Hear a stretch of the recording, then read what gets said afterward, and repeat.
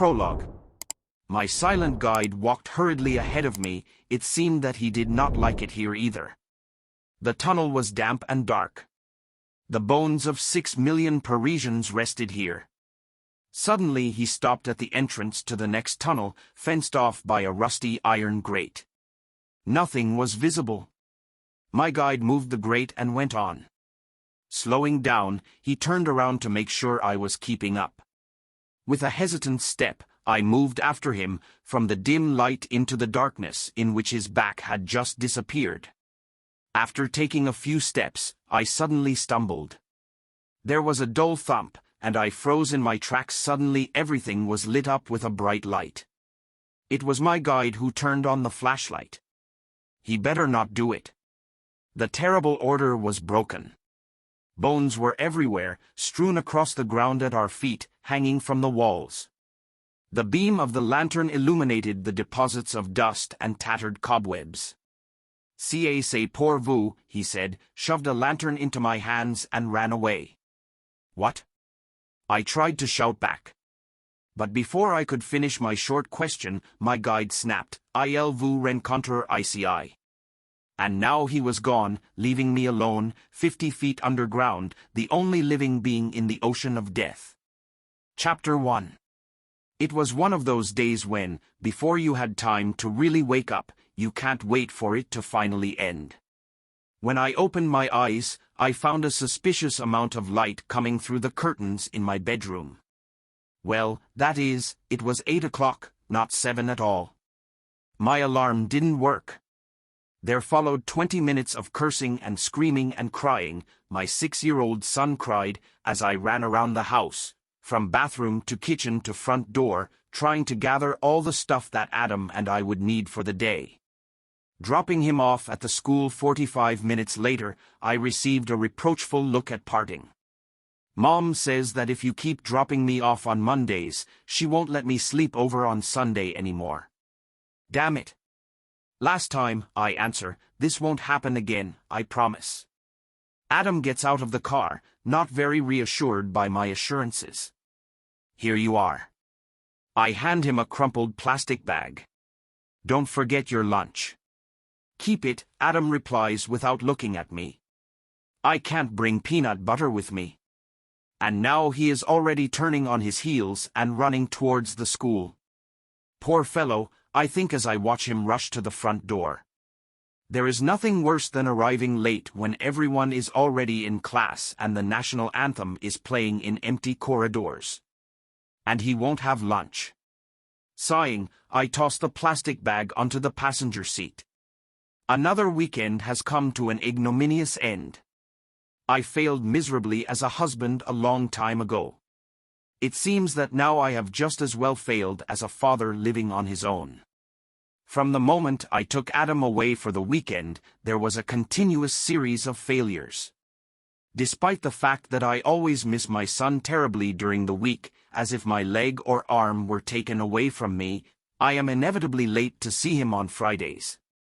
A promised lunch at a pizzeria and a trip to the cinema are missed, and in the end, Adam has no choice but to eat a tuna sandwich for dinner, which Anisha prudently prepares for him. And besides that, my phone rings non-stop, as if suffering from an incurable hiccup. He called during the movie and while I put Adam to bed. Called for breakfast while we ate slightly burnt pancakes, and when we walked in the park. The phone didn't stop ringing while we were picking out burgers to eat at home, and even when it was time for bedtime stories. Of course, the problem was not at all that he called, but that I could not answer. I read messages, dialed responses, talked on the phone. And with each such call, Adam became quieter, farther away from me. My heart was breaking, but the mere thought that the phone could be ignored or simply turned off made me uneasy. And with each such call, Adam became quieter, farther away from me. My heart was breaking, but the mere thought that the phone could be ignored or simply turned off made me uneasy. And with each such call, Adam became quieter, farther away from me. My heart was breaking, but the mere thought that the phone could be ignored or simply turned off made me uneasy. As I rushed to work, I thought about the ruined weekend. The day Anisha said she wanted to try living on her own, I got hit on the head with a butt. She complained for years that I didn't give her and Adam enough time, that I was always so busy with my work that there was no place left for them in my life. But, I tried to argue, how can a breakup fix this? If you want to see me more often, why are you doing everything to meet less often? In the end, she said that she still loved me and wanted me to have a good relationship with my son. I was depressed and broken. I promised myself to stay at home more. I even took time off from a golf tournament with colleagues and cancelled lunch with a client. But Anisha said that I was not serious and that I did not have to change anything. I grit my teeth every time I remember those words. Doesn't she see how difficult my job is? Doesn't he understand how important it is for me to move forward? If I worked less, we wouldn't have such a luxurious house, our cars, big TVs. Okay, I admit, Anisha doesn't care about TVs.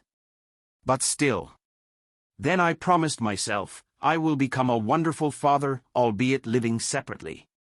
I will surround Adam with care, I will go to all his holidays at school, take him to the pool and karate, I will read books to him. If he calls me at night, I will spare no time and will talk to him as much as he wants. I will listen to all his problems and help with advice, and we will laugh at common jokes. I'll help him with his homework and even learn how to play those stupid video games he likes so much. I will have a great relationship with my son, even if I could not keep it with my wife. And I will prove to Anisha the seriousness of my intentions. For the first few weeks of my life apart, I did pretty well. You can even say that it was not so difficult. But I was amazed at how much I missed them both. Waking up in my apartment, I listened in the hope of hearing their voices, although I knew that they were not around. At night, I wandered around the house thinking, at this time, I could read a book to my son at night, and now I would put him to bed, but now, at this very moment, I could go to bed next to Anisha, hold her in my arms. I lived from weekend to weekend. But as the months passed, such thoughts tormented me less and less. Or it would be more correct to say that they were crowded out by other concerns. Every day I took work home or stayed late. When Adam called, I most often worked at the computer and listened to him half-heartedly. For weeks I did not think about how they were doing and how they spent the day. When the holidays came, I realized that I could not find time to spend with my son. I once scheduled a lunch with a client for the night Adam had a spring concert at school.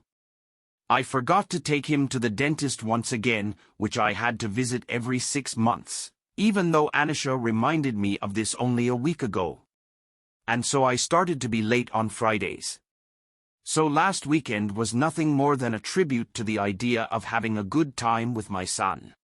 With a wave to Danny, our security guard, I pull into the parking lot.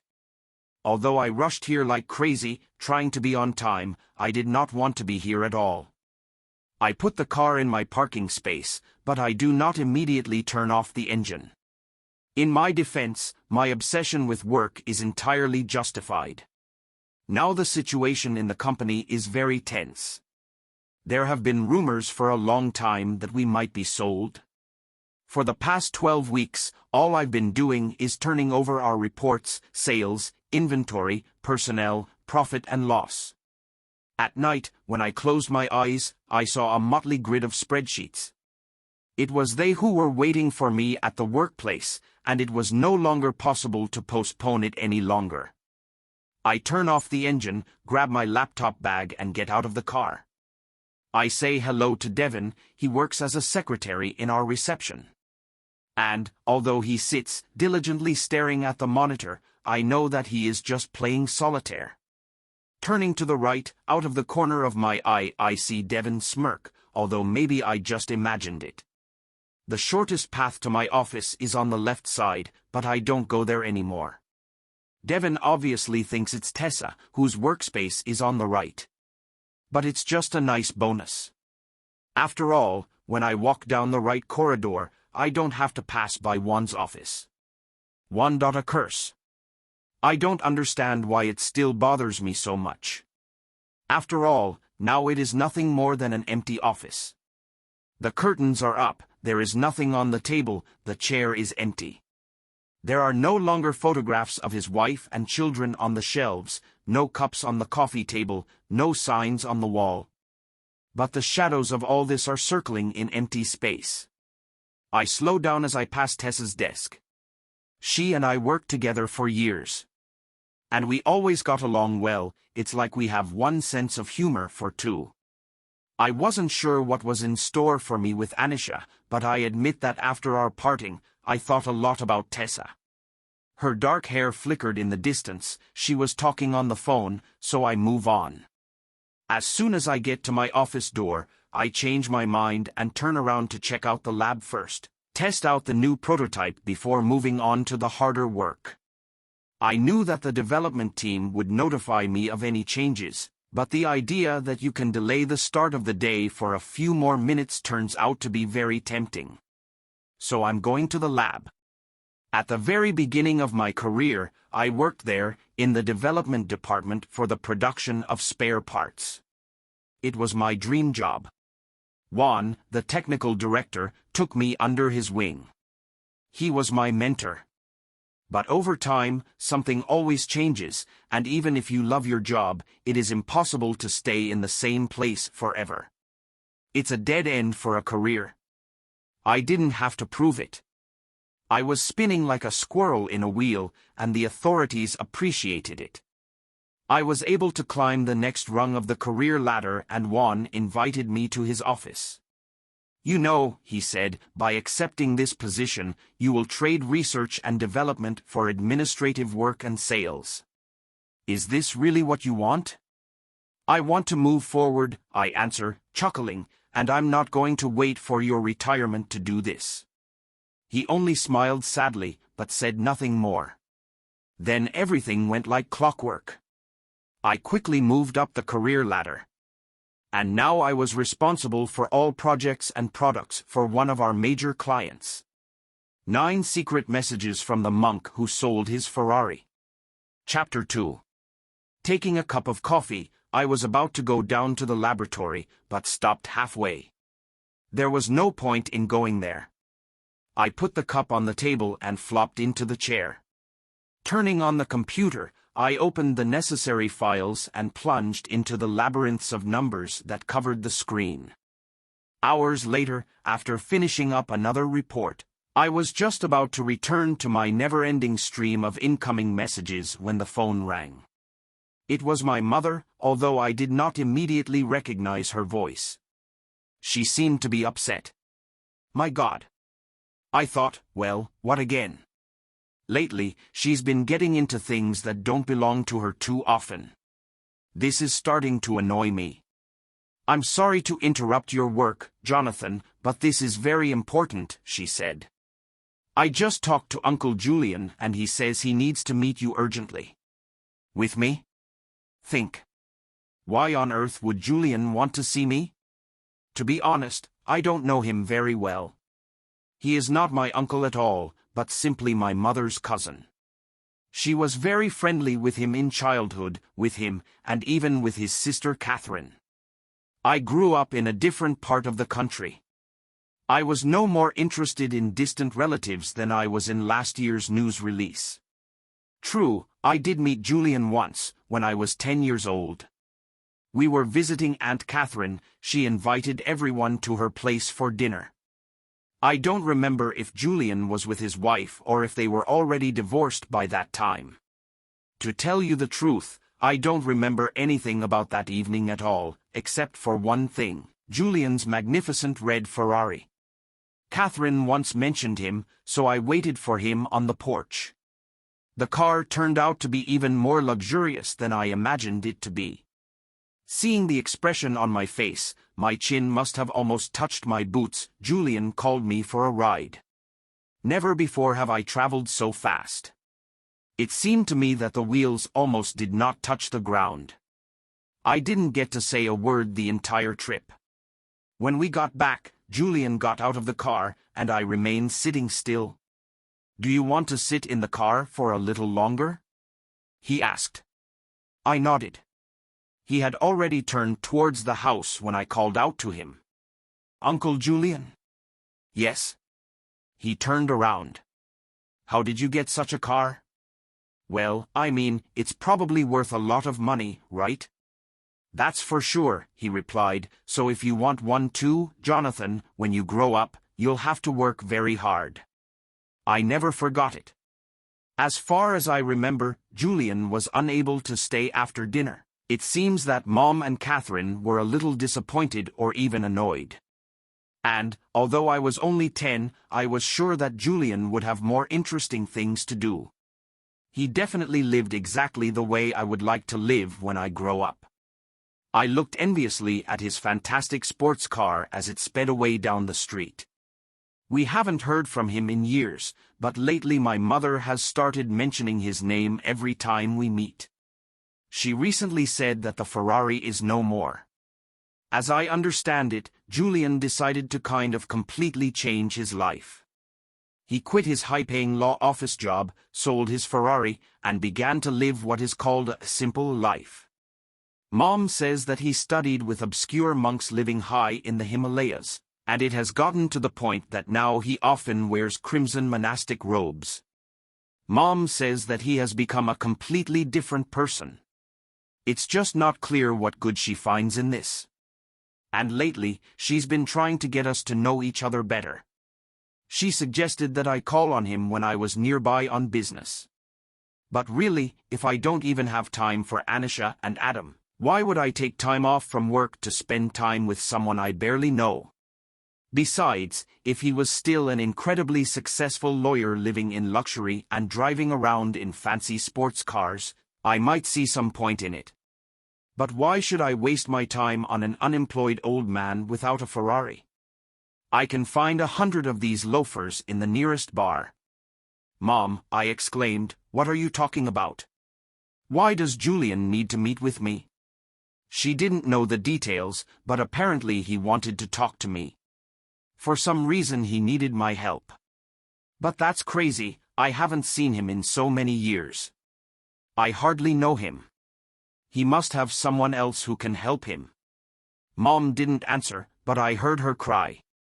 The last few years, since my father died, have been very difficult for her. Mom, I said, are you all right?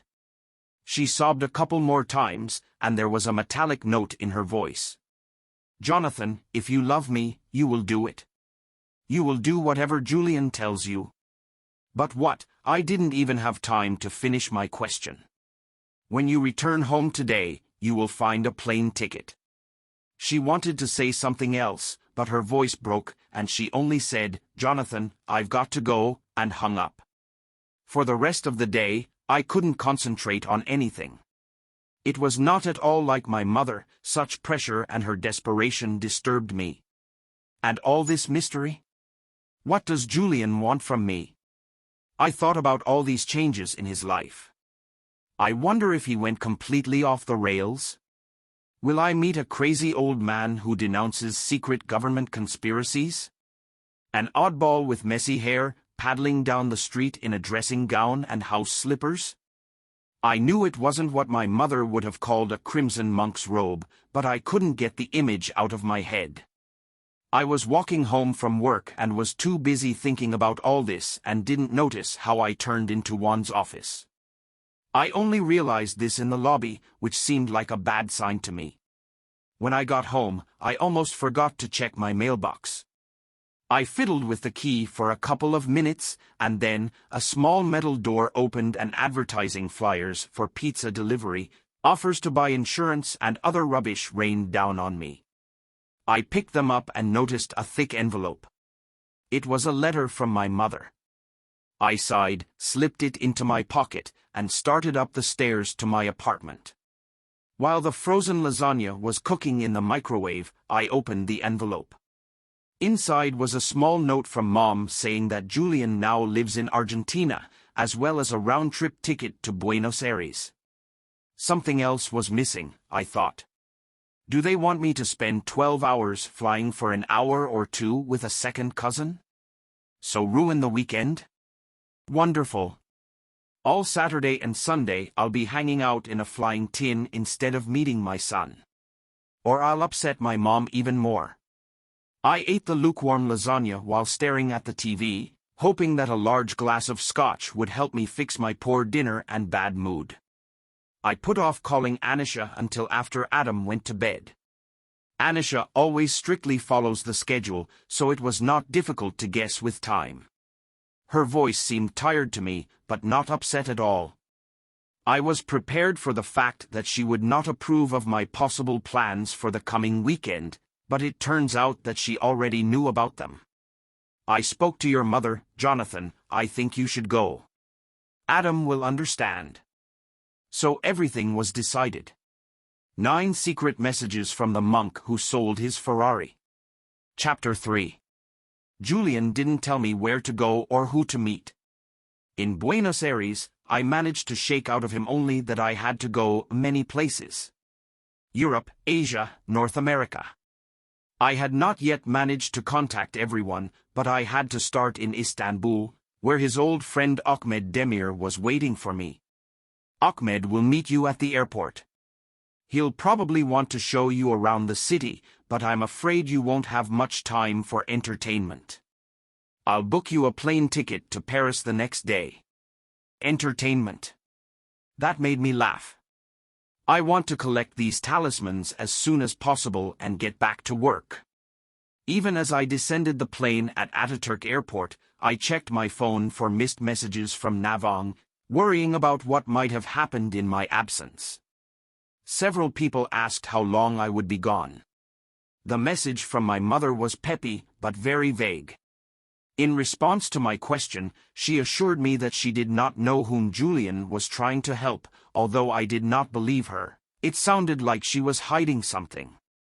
I was so busy on the phone while I went through passport control and collected my luggage that it was only when I left the arrivals area, with a suitcase in my hand, that for the first time I wondered how I would recognize this Ahmed and how we could find each other in the crowd. Looking around the arrival hall, among the drivers, large families and other greeters, I noticed a tall man holding a sign with my name in his hands. He had silver hair, a short gray beard and a warm smile. I waved to him and began to make my way towards him. As I approached, Ahmed removed the tablet and firmly shook my outstretched hand. Hoyu Geldiniz, he said, I am very pleased to meet Julian's relative. I am very flattered. I mumbled something unintelligible in response, amazed by his enthusiasm. Have you already received your luggage? Ahmed asked. Are you ready to go? I nodded, and he, grabbing the tablet and taking my elbow, headed for the exit. We walked through a crowded parking lot and pulled up in front of a shiny silver Renault. Here we are, Ahmed announced, taking the suitcase from me and putting it in the trunk. Before I could open the door and plop down in the passenger seat, my phone began to buzz. I beg your pardon, I said to Ahmed. I buckled up and started reading the messages. Navang wrote that one of my clients called her. He said he had received a lot of complaints about a new part we had developed specifically for their most popular sedan model. My heart sank into my heels. In such a situation, they may withdraw the product or even file financial claims against us. Nawang will have to contact the quality control department so that they conduct the necessary tests and identify the source of the problem. Excuse me, I said to Ahmed as we pulled out of the parking lot, I have some urgent messages to send at work. He nodded graciously. Do whatever you need to do and don't worry, we'll be friends soon. The car raced forward, but I did not notice anything around. My eyes were fixed on the phone screen. I hardly noticed how we drove along the congested highway and then across the bridge over the water. But by the time I finally looked up from the phone, the car was winding through the narrow streets, nimbly up the slope. Ahmed seems to have noticed that I've finished my work. I thought after a long flight you might want to rest a bit before we move on. So we're heading to my apartment in Beyoğlu. Now we were driving much more slowly, and I could see cafes and shops flashing past the window, pedestrians hurrying somewhere along narrow lanes, low buildings of grey and yellow stone and brick. Ahead, on top of a hill, rose a tower, a blue-grey spire directed to the sky, below 2 rows of windows. Above the top, people strolled along the terrace. "This is the Galata Tower," Ahmed said. "It offers a beautiful view of the city." He slowed down and parked the car at the curb. "Here we are," he pointed to the 3-story building opposite. We stepped onto the sidewalk, and opening a massive wooden door, Ahmed invited me inside. Before us was a wide marble staircase. "Do you mind going up?" Ahmed asked. "Not at all," I replied. Ahmed's apartment was tastefully decorated, with patterned carpets on the floors, multicolored cushions on the brocade sofa, and paintings of seagulls and boats, plants and animals on the walls. But everything seemed surprisingly impersonal. Julian told me that Ahmed works as a ferry captain. I thought his dwelling would be much more modest. "You can probably guess that I don't spend much time here," Ahmed said. "I bought this apartment a few years ago as an investment, and I usually rent it out to foreigners who work at the consulate or come on business. But a few years ago my wife died and I sold our house in Besiktas. So now I use this apartment when I'm here on the ferry or when I'm showing people around the old town. The rest of the time I spend in the village where I grew up, very close to the Bosphorus." "Come here," said Ahmed, going to the window. "Let me show you the city." I had no idea how high we managed to climb in the car, and did not find out where Ahmed's house was located, but looking out the window, I thought how well he had invested his money. Before me opened one of the most amazing cityscapes that I have ever seen. "Over there," Ahmed said, pointing to the bay below, Kalik, or the Golden Horn. Ataturk Bridge and Galata Bridge can be seen in the distance. Not far from it, in the harbor, is my boat. Right there, to your left, see? This is the Bosphorus. The city continues on the other side.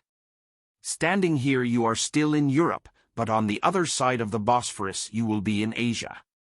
I looked into the distance at Asia, and then at the horizon line in front of me. "Ah," said Ahmed, "beauty, isn't it? Old city. Sultanate. Big bazaar. Cape Saraburnu." In the distance I saw 2 huge buildings with domes and minarets, gardens and high walls. Hagia Sophia? It was the only thing I knew about Istanbul. A huge cathedral with a dome, built by the Emperor Justinian, when this place was still Constantinople, the center of the Roman Empire and the refuge of the Christian Church. Later it was converted into a mosque, the minarets were completed and the interior was changed, but the mosaic remained unchanged. "Still as great as I've heard." "Yes, it's the one on the left," Ahmed replied, pointing into the distance, "and behind it is the Blue Mosque. As well as the Hippodrome, Topkapi Palace, Basilica Cistern, museums, there is so much to see." Ahmed waved his hand at the view before us. "But tonight, before leaving for the boat, I will take you to the Spice Bazaar and the Grand Bazaar." "To the boat?" "Excuse me," Ahmed replied, moving away from the window, "I don't keep my talisman here. He is in my home village, in the Anadolu-Kavaga region. And I completely forgot about the purpose of my visit. Of course we can go by car, but why?" Ahmed continued. "The best way to get there is by water. My son picked up the boat this morning to do a private tour for tourists so we can go in the evening and be back tomorrow morning." Ahmed gestured for me to follow him. "Now I will show you where you can refresh yourself, and then we will have tea and a snack before going to the market." The first thing I noticed when we arrived at the Egyptian bazaar was the variety of scents. We walked through a whirlpool of scents, changing with each step, mingling and interrupting each other. The stalls stood close to each other. There were piles of dates and other dried fruits, all kinds of nuts, pyramids of halva all around. We passed stalls of nougat, past an unthinkable variety of Turkish delight, as they call it here, shimmering like gems. The stalls were full of tea boxes, ground spices, stall after stall of turmeric, cumin, cardamom, paprika, nutmeg, cinnamon. Ahmed bought some dried apricots, dates and figs, after which we headed towards the huge stone complex that hid the thousands of shops of the Grand Bazaar. The Egyptian bazaar was fascinating, stunning with exotic aromas. I walked, completely immersed in my feelings, forgetting about everything in the world. But suddenly my thoughts switched to those people whom I had lost. Walking through the endless vaulted corridors, I noticed how many things Anisha might have liked: mosaic lamps, thin silk scarves, ceramic dishes with intricate patterns. And all this riot of color. That was what struck me the most when we first met her. Whatever she wore, there was always some bright detail that caught her eye: green earrings, a purple scarf in winter, a gorgeous orange beret. And her apartment was like that too, full of a wide variety of things of all colors and shades, which surprisingly combined with each other. Of course, I understood that there are still a few weeks of travel ahead and I cannot afford large purchases. There were so many things around that my eyes ran wide, but I still bought Nazar for Anisha. There is a belief that this glass amulet protects from the evil eye, and for Adam, a small embroidered vest, which I was sure he would like very much. Most of all, my attention was attracted by the carpet sellers, who called the buyers with loud shouts. Every time I passed by them, I caught myself thinking that I involuntarily stopped to admire their magnificent goods. Ahmed noticed what caught my attention. "You should come back here when you have more time, and then you can bargain heartily. Choosing a carpet is not an easy task. You need to understand the art, weaving skills, types of weaving, know everything about the fiber from which the carpet is made, and how it was dyed. But besides all this, you will have to learn how to evaluate carpets and bargain. I would be happy to help you deal with all this." Ahmed's willingness to teach me everything reminded me of my parents. They were very energetic people and enjoyed learning all their lives. Mom read books in one gulp, and while my sister and I went to elementary school, she got a job working in a small bookstore. She brought home so many books that I'm sure she was hired just to catch the most active buyer.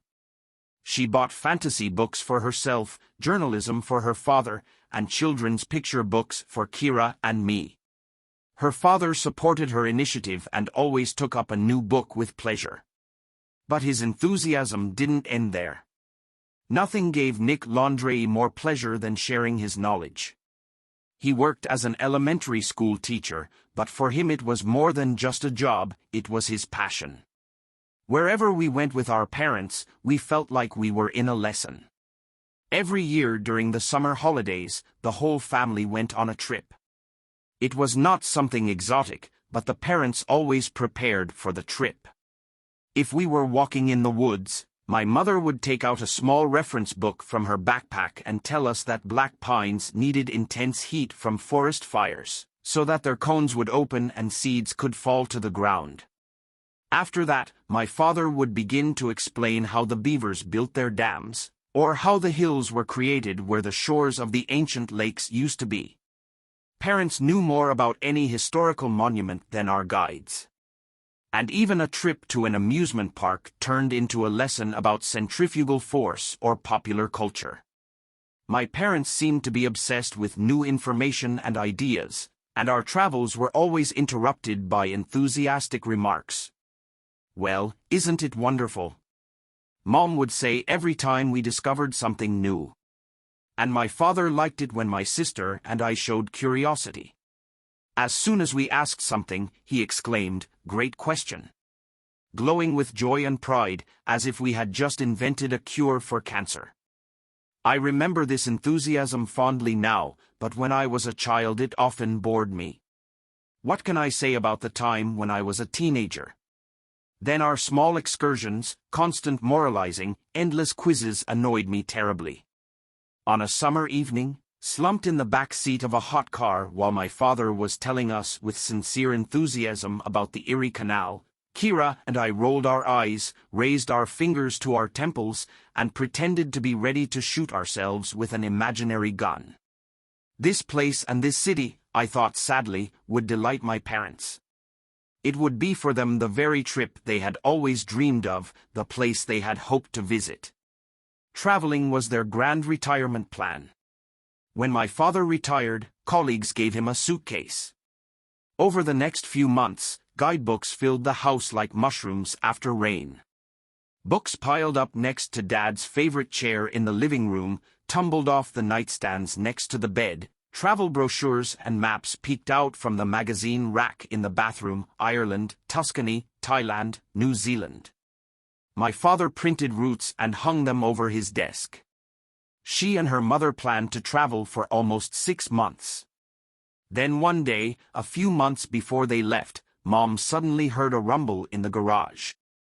My father was clearing furniture off the porch for the winter when he had a heart attack. He died before he fell. For many months after the funeral, my mother moved like a sleepwalker. One by one, the directions disappeared from the walls, the guidebooks were put away in the basement cabinets, and my mother went back to her job at the bookstore. Kira thought that someday she would want to travel again, but now it was too hard for her to think about going anywhere without her father. The loud exclamations of the carpet merchant distracted me from my thoughts about my parents. We headed for the exit from the market, illuminated by the evening rays of the sun. "Dinner time," Ahmed said, turning the corner. We walked along the alley, then turned again and again, winding through the narrow streets of the old city. Eventually Ahmed stopped next to a bright red canopy stretched over the entrance to a low stone building. "Here we are," he said. I followed him inside. It was cool in the cafe, but even in the semi-darkness that reigned inside, the eyes distinguished a variety of colors and shades. The walls were covered with red and gold carpets, and low benches below were adorned with huge blue and orange cushions. Small square tables covered with bright red striped tablecloths stood in front of the benches, each adorned with a brass lamp. Over dinner, which included peppers stuffed with rice and pine nuts, lamb with eggplant puree, and sesame bread, Ahmed and I talked about work and life. Several times we fell silent, like old friends, only Ahmed's quiet voice was heard: "Try this," or my remarks: "How delicious." At other times, we just sat silently, letting the flood of sounds from the street overwhelm us. I felt infinitely distant from my life and everything I was used to. The sun was just beginning to go down when we arrived at the pier. The aroma of salt water filled the air. The harbor was crammed with large and small boats and huge commercial ferries. As far as I understood, Ahmed was not just a ferry captain. He was the owner of one of the major shipping companies, but sold it a few years ago. He is currently working part-time. Of the entire fleet, he kept only one boat for himself, a vessel that was originally a fishing vessel, one of the first with which his business began. "I can't part with him," he admitted to me. "Now I use it for private tours of the Bosphorus." When Julian called, I already had one tour booked, so I asked my son to go for me. We walked along the wharf, where large passenger ferries bobbed, and past tourist boats. Next to one of the dais stood a long, low craft with an ornate prow, trim at the stern, an elaborate canopy, and a gunwale shimmering with gold. "A copy of the imperial cake," Ahmed said, "for tourists." Finally, we reached a place where smaller boats were tied with ropes. Ahmed walked over to a modest white boat with a blue stripe. "Here it is," he said, laughing, "my pride and joy." It was a strong boat, similar to a tugboat. There was an open wheelhouse at the bow, and behind a small partition of wood and glass, the control panel and steering wheel were visible.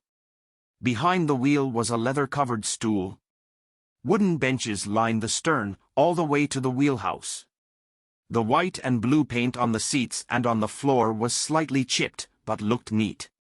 The old boat was well taken care of. "It seems that we missed Yusuf." "That is okay. Perhaps next time you come I can introduce you to my family, Ahmed said, untying the boat. It didn't take long for us to get out of the harbor and into the channel. We sailed slowly, but it seemed that at this time everything was working at a leisurely pace. A huge ferry, flickering with lights, sailed towards the Asian coast, foaming the smooth surface of the water, and small boats could be seen in the distance.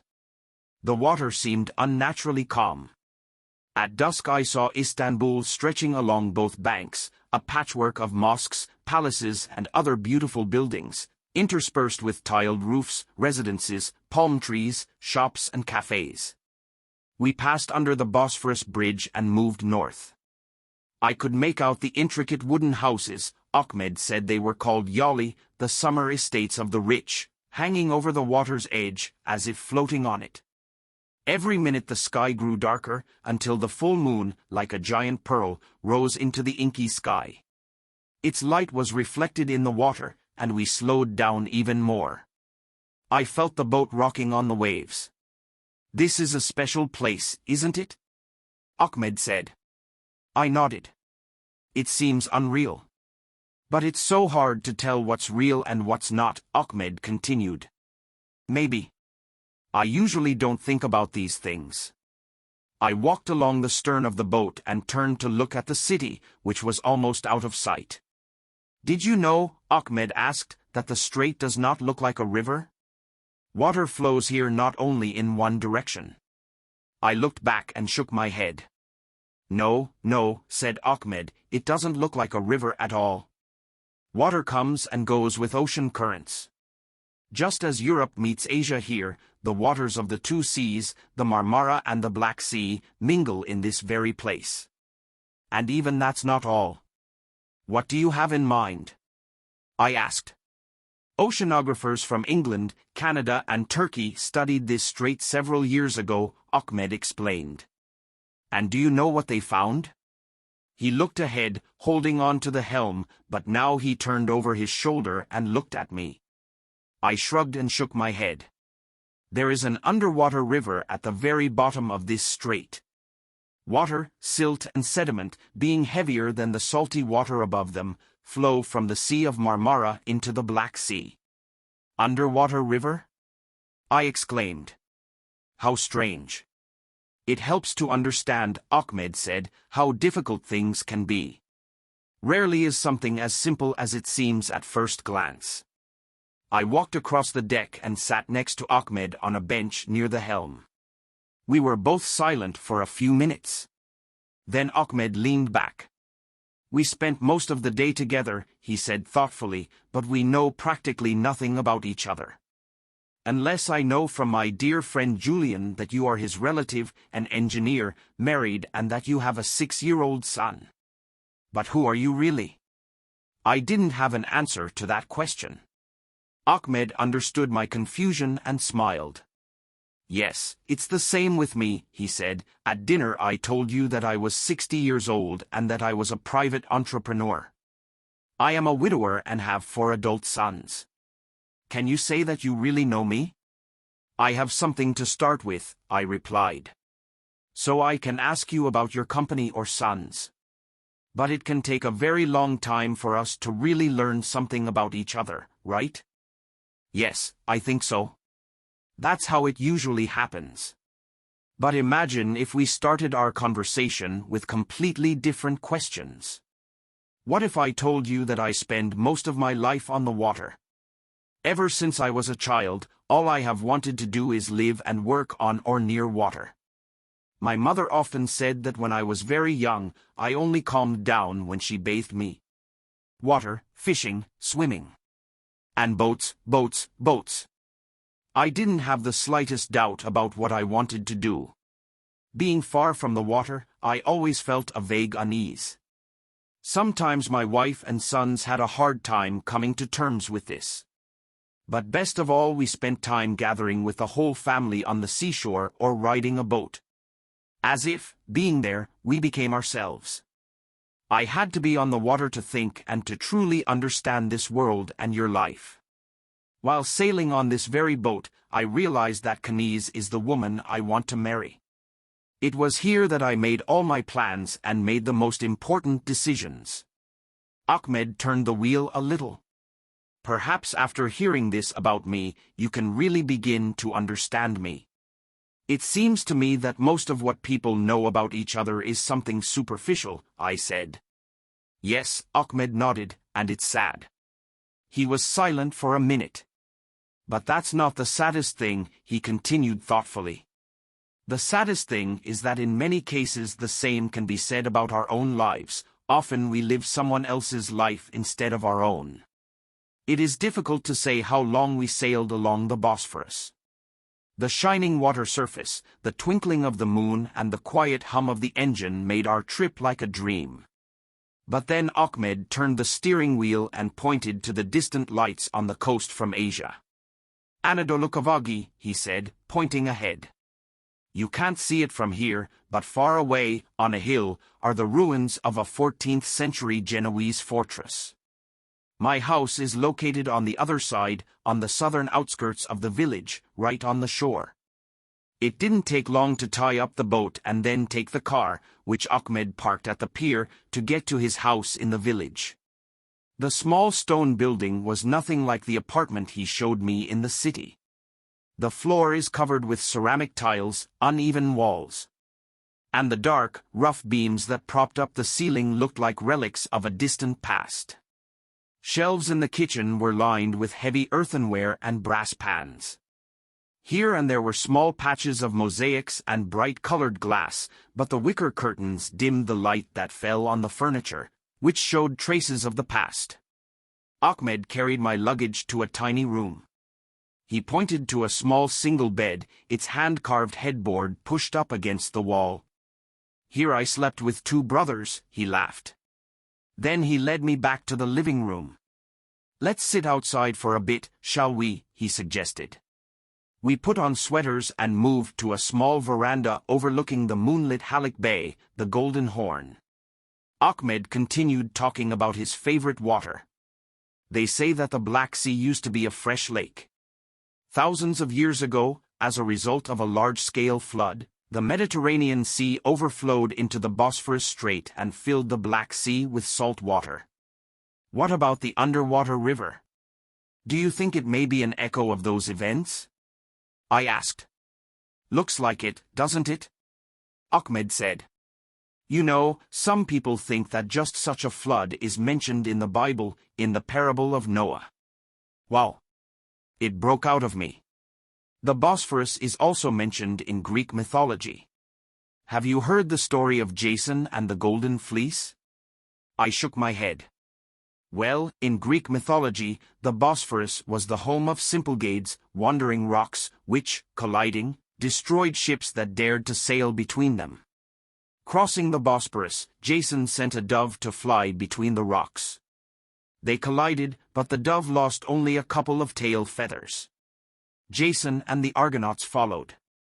The stern of their ship was pinched, but the ship did not sink. After that, the rocks stopped moving, and the passage to the Black Sea was finally open to the Greeks.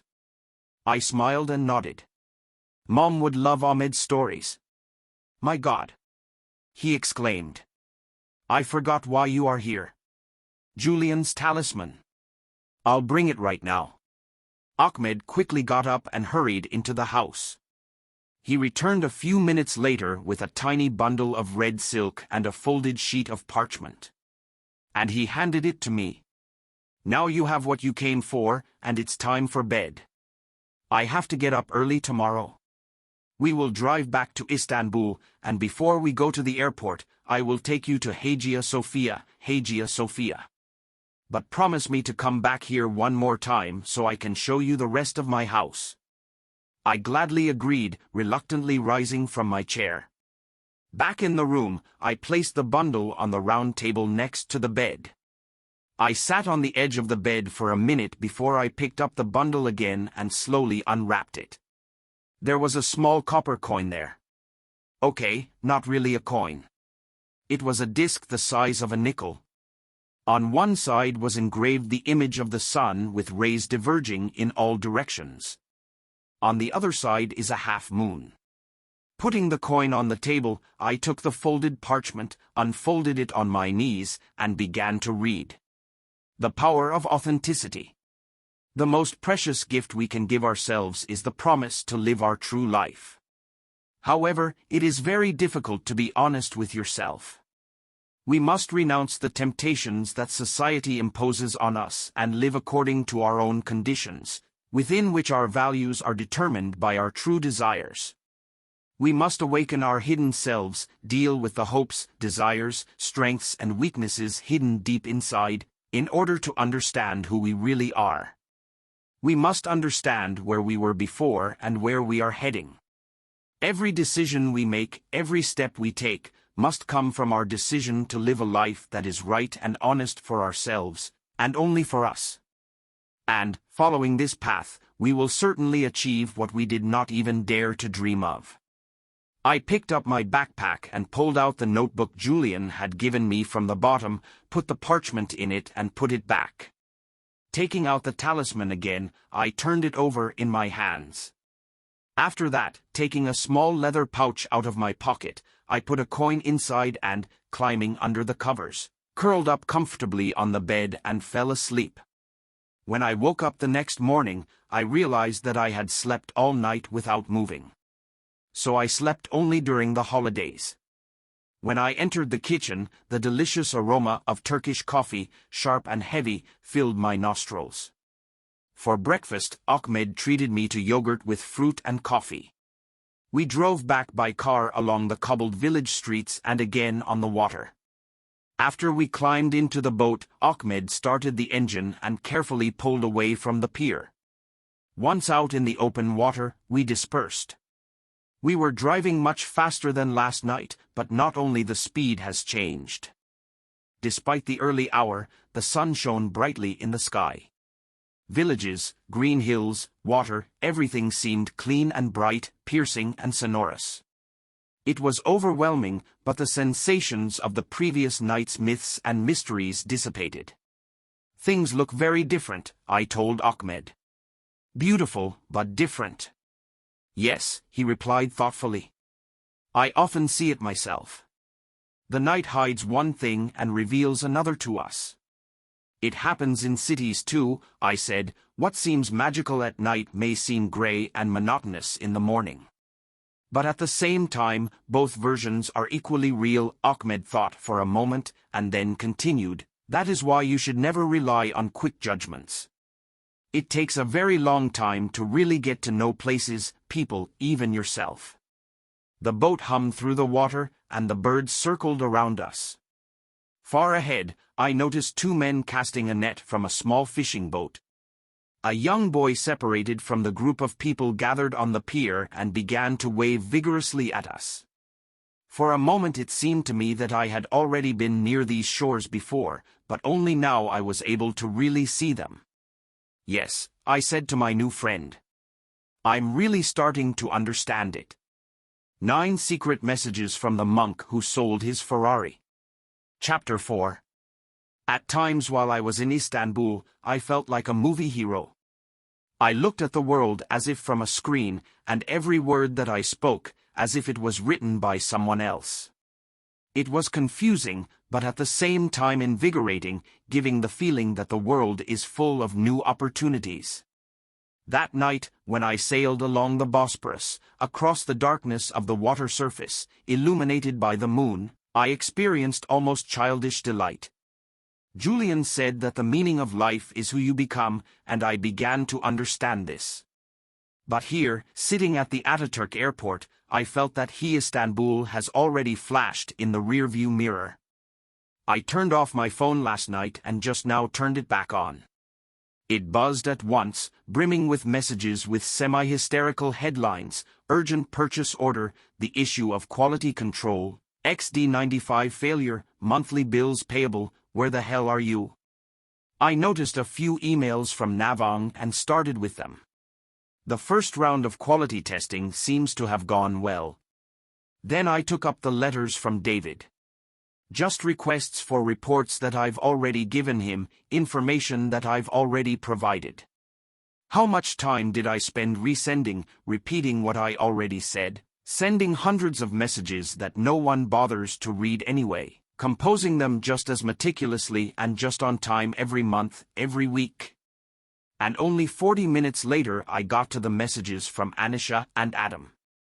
Anisha asked if I was okay and how I got to Istanbul. Crap. I should have texted her as soon as I landed. Adam was talking about the play at school. I quickly answered them and began to call the office, hoping to find Nawang. By the time I got back into my seat on the plane, my life was back to normal. I couldn't ignore her or my work, each time landing in a new place. What if the next time I turn on my phone, I don't see a bunch of new messages? What will it mean? Certainly nothing good. I pulled a few things out of my carry-on and stuffed the rest on the overhead shelf. I heard someone vomit and thrash from behind, dissatisfied with something. The child in the tail of the plane was yelling for the whole cabin. I gritted my teeth and took a deep breath. Squeezing into the childlike seat that the airline tries to pass off as modern and comfortable, I felt the veins in my neck bulge. The leather pouch Julian had given me for the talismans hung on a long strap. I put it around my neck in the hope that it would be harder to lose it that way. But now I could feel it digging into my skin. It seemed unnaturally heavy. Too heavy considering it only contained one tiny amulet. I fastened my seatbelt and removed the pouch from under my shirt. I took out the coin and turned it over in my hands. Sun and moon. Yin and yang. Heart and head. Heaven and earth. Hidden and clear. And I hid it again. Then I took my notebook out of my jacket pocket. Julian's authenticity note was inside. I forgot about it after I read it. In Istanbul, I felt like I was not living my life. Or, better to say, as if I stepped aside and looked at her from the side. Now I began to doubt whether what I saw was real. What is my true I? Who am I really? I remembered my conversation with Ahmed on the boat. I told him that I am an engineer, married, that I have a son. All this is true, but it is also true for thousands of other men. How could I describe myself without using these three patterns? I lowered the folding table and opened the notebook. Again, I'm not the kind of person who can spend hours delving into himself. Usually I don't see any point in it. So, taking a pen out of your pocket and writing "Who am I" on the first page, I felt very stupid. I stared at the blank page until the flight attendant's question if I wanted something to drink brought me back to reality. The girl smiled at me and walked on down the aisle. I took a sip of coffee and was about to close the notebook, but restrained myself. That's funny. Am I unable to answer the question? But even after finishing my coffee, I still saw a blank page in front of me. The flight lasted almost 4 hours. And I promised myself to write at least something before we land.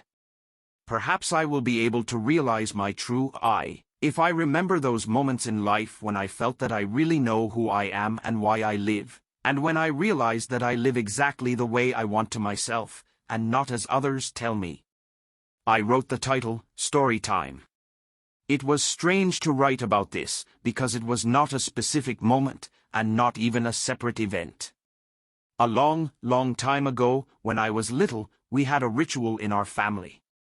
After dinner and a bath, my mother took me and my sister to one of our bedrooms, and when we all three got into bed, she began to read. When I was very young, they were picture books. Later, short stories and, in the end, huge volumes, such as Kidnapped or Gulliver's Travels. Such gatherings lasted longer than I could admit to my friends.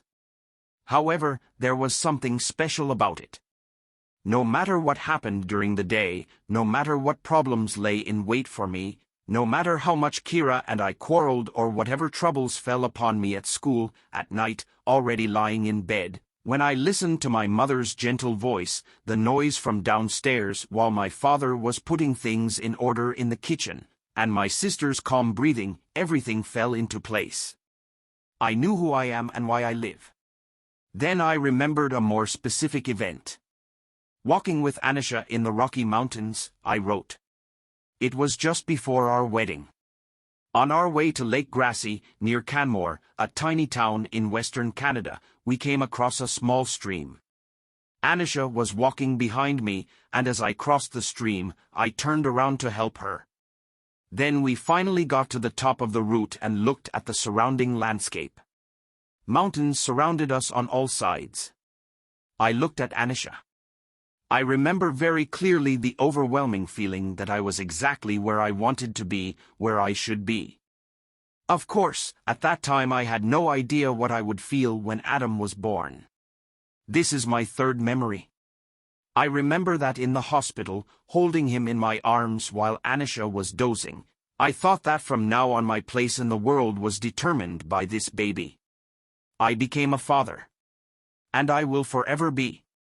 There was a certainty in it, sobering and at the same time soothing. And at the end, I wrote, test of the fuel injection system. After the previous record of the birth of a son, this event seemed too mundane and purely mundane, but still. This was my first independent project that I worked on myself. Juan asked me to try and come up with a new fuel injection system. Don't even try to redo previous projects, he said, you told me to do things differently. So do it. Start with an outline. Come up with a completely new project. I have been working on this project for several months. I forgot about time. I sat down at the table early in the morning and hardly looked up from it at 18 o'clock. Leaving the car in the evening, I suddenly stopped, not understanding where I was. I was so absorbed in ideas and overflowing with energy.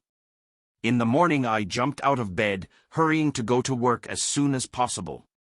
When I finally showed my designs to Juan, he said thoughtfully, there is only one way to test how this will work. Let's build your system. So we did. And then we launched it. In the end, having built it into the car, we decided to test it. I didn't sleep all night. Watching the speed of the car during testing, I heard every beat of my heart. 4 memories. Enough for one day. I closed the notebook and put it back in my pocket. Leaning back in the seat as far as possible, I closed my eyes and tried to sleep. At the Charles de Gaulle airport, immediately after landing, my pulse began to accelerate like crazy. There seemed to be no end to the queue at customs, and I waited forever for my luggage. Finally jumping out through the glass doors of the airport onto the street, I rushed to the first taxi, like a child running to an ice cream stand. I loved Paris and really wanted to walk along its streets as soon as possible. But we got to the city very slowly. Around 6 p.m., the highway was packed with cars. Unlike the time spent in Istanbul, living in traffic jams was a familiar thing for me. I was surrounded by people for whom traffic jams also became part of their daily routine. Drivers looked ahead without enthusiasm, burdened with thousands of thoughts about the past day, what they managed to do and what they will have tomorrow. So was I, only on the other side of the globe. Instead, here I was a passenger, gazing at a landscape so familiar yet alien, with a wall of grey suburban high-rises along the road reminding me that I didn't know a living soul in this city of millions. Julian booked me a hotel on the Champs-Élysées, but when the taxi stopped in front of the entrance, I didn't want to get out. I almost asked the driver to drive on. Nothing seemed more tempting to me at that moment than the opportunity to ride through the streets of Paris until the sun sets, and the lights of the Eiffel Tower come on, which can be seen from anywhere in the city. However, according to Julian, I was to see a man named Antoine Gaucher, but it was not yet clear when exactly. Antoine was supposed to leave a note for me at the hotel desk, specifying where and when we could meet, and I thought, you never know, maybe he is already waiting for me. Finally, Julian said, Antoine is a very interesting person. This may be an unusual meeting. The taxi rolled on along the Champs-Élysées, and I went to the hotel. The hall was packed. Dozens of people in business suits, badges on their chests, lined up in front of the reception desk, and even more gathered in small groups in the lobby. Next to the concierge desk, a little girl was crying as she sat on her suitcase. A dejected woman stood next to her, trying to find something in her purse. Shouts, laughter, conversations, and tears were heard from everywhere. I guess the flight, the ride from the airport, and the noise had exhausted me completely, because when I finally got to check in, I was no longer thinking about the bright lights of Paris at night, but about a chair in a cafe and a strong drink. When the porter handed me the key with the words, "Room 1132, he could not stand it, not even trying to speak French. No, it is absolutely impossible. No higher than the 5th floor. The porter looked at me questioningly. I can't, I began, but stopped. I didn't want to explain anything. The real I? Well, here's another part of the real me. I am claustrophobic, afraid of small enclosed spaces. And hence the problem with the elevators. Few people know this about me. I pretend that my love of stairs is a tribute to a commitment to a healthy lifestyle. One even nicknamed me the stair lover after I went up to the 18th floor reception office during a conference. In fact, it was easier for me to appear sweaty and out of breath in front of my colleagues than to endure a few minutes of panic. The receptionist took a while to find me a room on the 5th floor. Along with the key, he handed me a small envelope. It must be from Antoine, I thought, and put it in my pocket. I left the luggage to the messenger and headed for the stairs. Once in the room, I finally kicked off my shoes and, falling on the bed, took out an envelope. It contained one piece of paper with a short note, Antoine Gaucher, curator of the archives. Catacombs of Paris, 1, Avenue du Colonel Henri Roltanguy. Let's meet at my work, s'il vous plaît. Wednesday at 5:30 p.m. after the museum closes. Certainly, Antoine was not particularly talkative. Wednesday meant tomorrow. That is, I had a whole day in Paris. My first reaction was delight. A whole day to wander around one of the most fantastic cities in the world. Where to go? Notre Dame? Mer? Montmartre? Louvre? But then another thought began to itch in my head. All day. I took out my phone from my pocket. I had been away from work for 2 days, and I still had 8 talismans to collect. If we continue at the same speed, how long will I be away? 3 weeks seemed like a realistic, but rather optimistic estimate. What if something goes wrong? I tried to breathe more slowly, relaxed my muscles. There's nothing I can do about time right now, so why worry about it, I told myself. Relax. Calm down. Take advantage of the opportunity that opens up for you. I took a deep breath and went to the bathroom to freshen up. Walking along the Champs-Élysées, illuminated by the rays of the setting sun, I felt dreary. Paris is a city that requires a couple. I looked at couples holding hands, men and women, sitting side by side at small tables in street cafes. If Anisha were here, we could talk about our relationship. What went wrong, how I offended her, and how I disappointed Adam. Crap. The magic of Paris has evaporated. I'll change course. What would happen if I came here with Tessa? That's better. Romance of the unknown. I walked to the park before turning back down the wide avenue. In the distance one could see the magnificent silhouette of the Arc de Triomphe. I stopped at a tiny bistro for dinner. I was very hungry, so I ordered a carafe of red wine and salad, then duck and cheeses for starters. Traditional French dinner. The bistro was packed with people. I tried to listen to the conversations around. Mom and daughter definitely came to relax. What will they do tomorrow? Will they go shopping or take the train to Versailles? Some businessman was talking about a presentation they were going to do at the end of the week. The couple discussed the annoying neighbor's dog. I slowly finished my cheese, paid the bill, and walked on into the night. The sun had already set, but the city around was full of light. I reached the Arc de Triomphe and climbed the 300 steps to the observation deck on the roof. I wasn't going to the Eiffel Tower because of the elevators, so this was my best chance to get a glimpse of the city. At the top, I walked around the observation deck. The Eiffel Tower shone in the west. The lights of cars and taxis lit up the streets from Place Charles de Gaulle. Tiny figurines walked the sidewalks, hiding in stores and reappearing. So many people and so many lives, all different, all moving and changing. Are they all living their true lives? And, if not, do they realize it?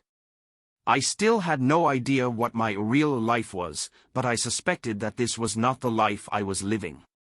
It is unlikely that there could be so much of what I tried not to even think about. Anisha? My father? Juan? If I lived an authentic life, I would probably feel happier.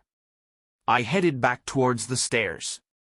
Down and down the stairs, cold and silent stone walls all around. With every turn, I felt the energy drain. It was a long day. Long few days. From the moment I met Julian, my life has been in a whirlwind. My home, my work seems so far away to me now. And the weeks ahead loomed ahead like a huge question mark. Time to go to bed, time to fall asleep. The next morning I took the metro to the Marais and found a tiny cafe that I remember from my last trip. Ordered coffee au lait and pain au chocolate. Sitting down at a small table, I took out my phone. Answered a few messages and then went online and typed in, Catacombs of Paris. I had heard of the catacombs before, but had never been in them. Now, having read about them, I realized how wise it was of me. Like all Christians, the Parisians buried the dead in the sacred grounds of the cemeteries. The problem, apparently, was that over time, the cemeteries began to overflow. Time passed, and the number of people living around them grew. By the end of the 17th century, the cemetery land was overflowing with victims of plague, epidemics, famine, and wars. For decades, corpses were piled on top of each other, and on the burial grounds, bones and decaying flesh mixed with mud. The air around the cemeteries stank, the spreading mud polluted water and food. Infectious rats have infested houses and public buildings, and it has come to that one day the walls at the base of a certain restaurant collapsed under the pressure of the rotting contents of the cemetery of the innocents. The corpses and bones ended up in the storerooms of the restaurant. I read that a bricklayer who was inspecting the scene contracted gangrene just by touching the collapsed wall. All those years the public must have protested, but it was this collapsed wall next to the cemetery of the innocents that gave impetus to the decision of the authorities to close the cemeteries and led Lieutenant Alexander Lenoir to invent a solution to the problem. 5 years after the incident, government representatives acted on Lenoir's proposal. It was decided to transfer the bodies from the city cemeteries to underground medieval quarries. The tunnels located south of the city gates were chosen, and the bones were transferred in procession from the Parisian cemeteries to the new consecrated crypt. There was no way to leave the skeletons intact, so the bones were sorted by type and stacked along the walls of the tunnel, along with grave markers taken from cemeteries. The catacombs, I learned, held the remains of 6 million people. As I continued reading, I looked at some of the photos and was glad that Antoine invited me to meet after the catacombs closed. I would never agree to go on a tour there. Not only would I have to spend time among piles of bones, but also narrow, dark tunnels. I felt dizzy as soon as I thought about it. After breakfast, I decided to wander the streets. By noon the sun began to bake mercilessly. Its brightness and warmth reminded me of the talisman of authenticity, this tiny coin with the sun and moon. It was supposed to have some sort of restorative power. How exactly does it work? Can it help a person to find his true I? And if so, how can it help someone heal? I walked, peering into the faces of passers-by.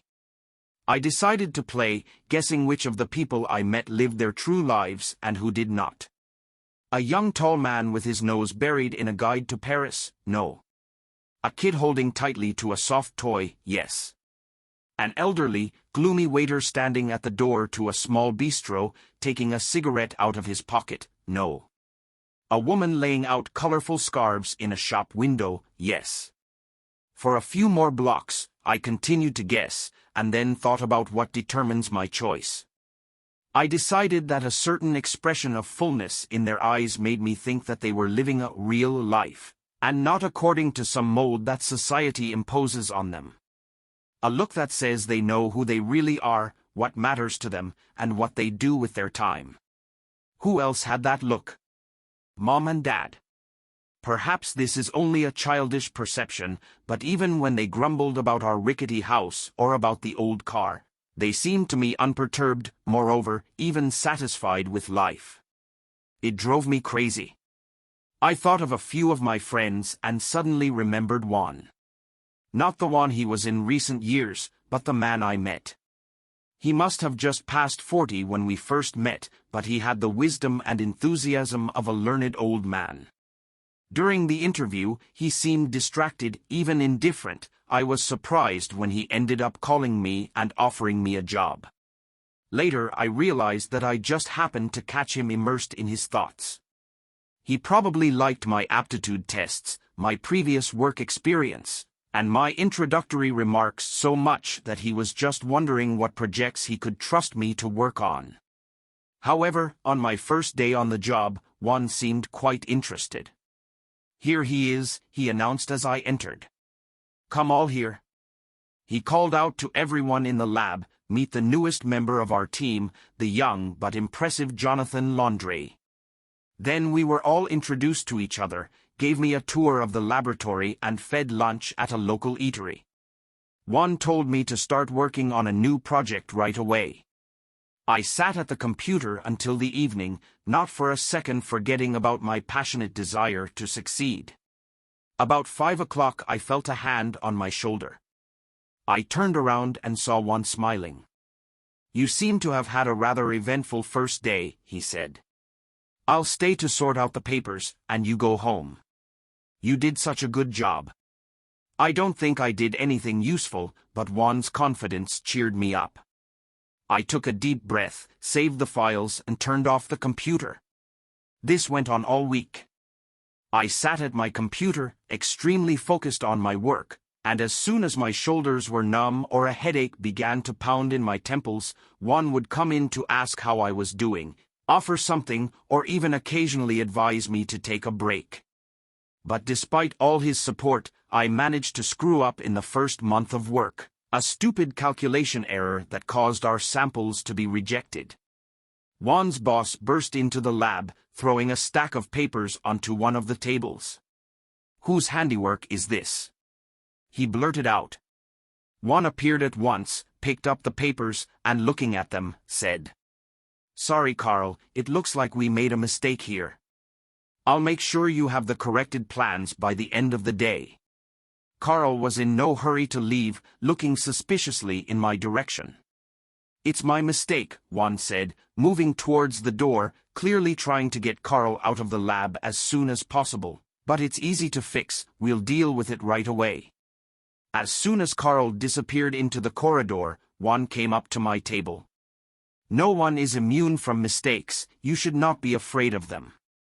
He added, "We learn from our mistakes." This was Juan, as if in armor.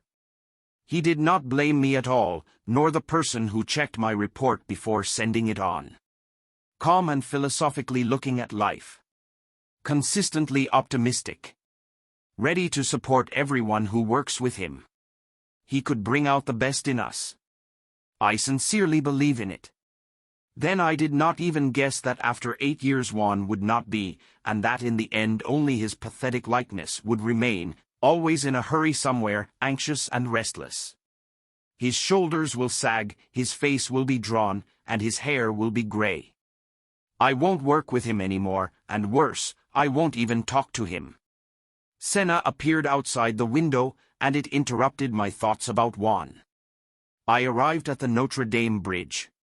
Crossed the bridge, wandered through the streets, went out to the cathedral. I stood for a long time in front of its magnificent doors with figures of saints and gargoyles on stone walls, stained glass windows shining in the rays of the sun. Exciting work. What a great creation. I took a couple of photos with my phone to show Adam when I get home. Then he went inside. I spent the rest of the day walking around the city, taking the metro to yet another attraction, exploring the streets of the Latin Quarter, and finally, in the late afternoon, I settled down to relax in a bistro called Les Deux Magots near Saint-Germain Boulevard. The sky was overcast, but I still chose a table outside. Ordered citron pressy and leaned back in the wicker chair. I put my hand on the cherished bag that hung under my shirt and looked at the passers-by. It was a fine day, but I felt my heart tighten in my chest. I was left to my own devices and had no idea how long it could take. I wanted to go back home. Spend the weekend with Adam. Work together with colleagues. And maybe even pluck up the courage to invite Tessa to dinner. Or for dinner. It would be a good way to avoid loneliness in an empty apartment. The thought of her dark hair made me smile. I could have sat like this until sunset, but my phone rang, reminding me that it was time for me to go to the catacombs. I paid my bill and reluctantly made my way to the subway. After passing a few stops, I got off at the Denfert-Trochereau stop and climbed the stairs. In the square, I came across a sign and immediately went to a stone building, which I read was part of the former city gate Barrière d'Enfer. A small grey closet adjoining the gate turned out to be the ticket office of the catacombs. But the small door was tightly closed, and there was no one around. I knocked, but no one answered me. I knocked again, this time pounding harder on the dark wood. I thought I heard footsteps from the other side, and then the door slowly opened inwards. A pimply-faced youth of about 18 stood in front of me. "Antoine?" I asked uncertainly. "No," he replied in French, rolling his eyes. "Antoine is working. Follow me." He turned and walked away, and I had no choice but to follow him. He was walking fast, so I had to hurry to keep up. "Where are we?" I began in broken French, but my guide only waved his hand dismissively and repeated, "Follow me." After walking a little more, he disappeared behind the door. Once on the threshold, I saw with horror that the passage leads to a steep stone spiral staircase leading down.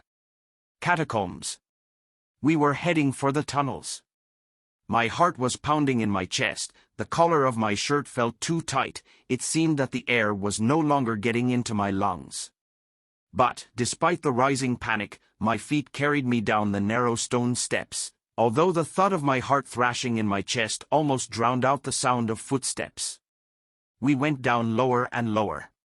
His head was spinning, and from constant turns he began to feel sick.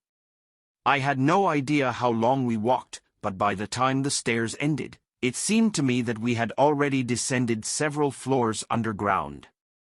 My silent guide hurried ahead of me, it seemed that he did not like it here either. The tunnel was damp and dark. The bones of 6 million Parisians rested in this place. There were no skeletons to be seen yet, but they didn't frighten me at all. But the tunnel, with its low ceilings and narrow walls. I hurried behind my guide, feeling that I was beginning to breathe faster and more often. Beads of sweat broke out on my forehead, although I myself was shaking. Waves of dizziness rolled over, and I hardly moved my legs. I wasn't sure I could hold out for long, but the fear of losing sight of my guide kept me moving forward. I had to try to relax. And just then we passed by a small niche covered with plexiglass. Behind the railing was a battered wooden chair and a small sign lit by a candle. It talked about World War II. I remembered something else that I managed to read about the catacombs. During the war, the partisans hid in this winding network of tunnels lived here for years.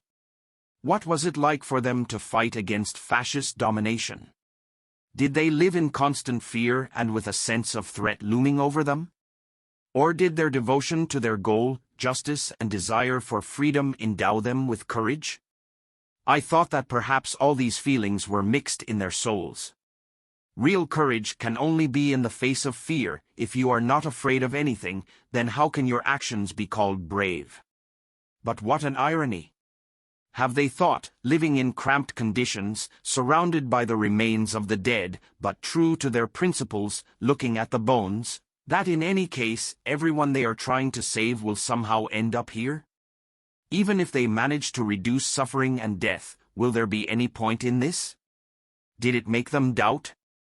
The bones in the tunnels belonged to people, they lived their lives and died, someone with meaning, someone not. Does it matter, by and large, how they lived? My guide continued to wind through the corridors. I quickened my pace just as we turned a corner and hit a pile of bones. I stopped. My panic has passed. The long, sloping walls were covered with bones, neatly stacked femurs, lower leg bones. Complex ornate patterns are made up of clavicles and ribs. Directly in front of me was a column of grinning skulls. I thought of those who hid in the catacombs. Of course, it is important how we live our lives. The partisans understood this. They must have looked at these bones and thought that the horror of these tunnels is nothing compared to what is happening above them, on the streets of occupied Paris, Lodz, Berlin, Amsterdam. All guerrillas, wherever they lived, must have understood that it is better to face fear than to ignore it. Suddenly my guide stopped at the entrance to the next tunnel, separated from the one through which we had just walked, with a rusty iron grate. There was nothing to be seen ahead. He pushed back the grate and walked on. He turned around to make sure I was keeping up. With a hesitant step, I moved after him, from the dim light into the darkness in which his back had just disappeared. After taking a few steps, I suddenly stumbled. There was a dull thump, and I froze in my tracks. All of a sudden, everything was lit up with a bright light. It was my guide who turned on the flashlight. He better not do it. The terrible order was broken. Bones were everywhere, strewn across the ground at our feet, hanging from the walls. The beam of the lantern illuminated the deposits of dust and tattered cobwebs. C'est pour vous, said the young man, thrust a lantern into my hands and ran away. What? I tried to shout back. But before I could finish my question, my guide snapped. He will meet you here. And now he was gone, leaving me alone, 50 feet underground, the only living being in the ocean of death. Now nothing could distract me. Everything around me froze, but the walls of the tunnel seemed to press on me from all sides. It seemed that the ceiling began to tremble, and it seemed to me that it was about to collapse. This is unreal, I tried to convince myself. It's a fit of fear. But waves of panic rolled over me, threatening to tear the pieces apart. I wanted to lean on something to gather my strength, but I was afraid to even move, surrounded by all these bones. It seemed to me that an eternity had passed, although in fact only a few seconds had passed, and I heard footsteps. A short man stepped out of the shadows. "It's me, Antoine," he said in French. And then I staggered. "Oh my God!" Antoine exclaimed. He grabbed my arm and helped me to my feet. Then he walked forward, past the piles of bones piled up against the wall, brought in 2 small folding chairs and placed them in the middle of the tunnel. "Sit down, please." He appeared to be in his 50s. Curly gray hair framed a pale, wrinkled face. He was wearing round glasses and what looked like a dark lab coat. Like Ahmed, he had a very kind face, but at the same time, there was something feigned in his behavior. "I'm sorry you had to wait for me here," Antoine apologized. "I have work tonight, I'm a restorer. Bones after all gradually settle down or simply fall." and sometimes they are destroyed by vandals. You have to constantly fix something. My breathing gradually returned to normal. The good thing is that my panic attacks don't usually linger. It's like my body can't feed them the necessary amount of energy. I wiped my forehead and mumbled, "It's okay." Antoine nodded and smiled softly. "I'm not surprised you don't feel comfortable here.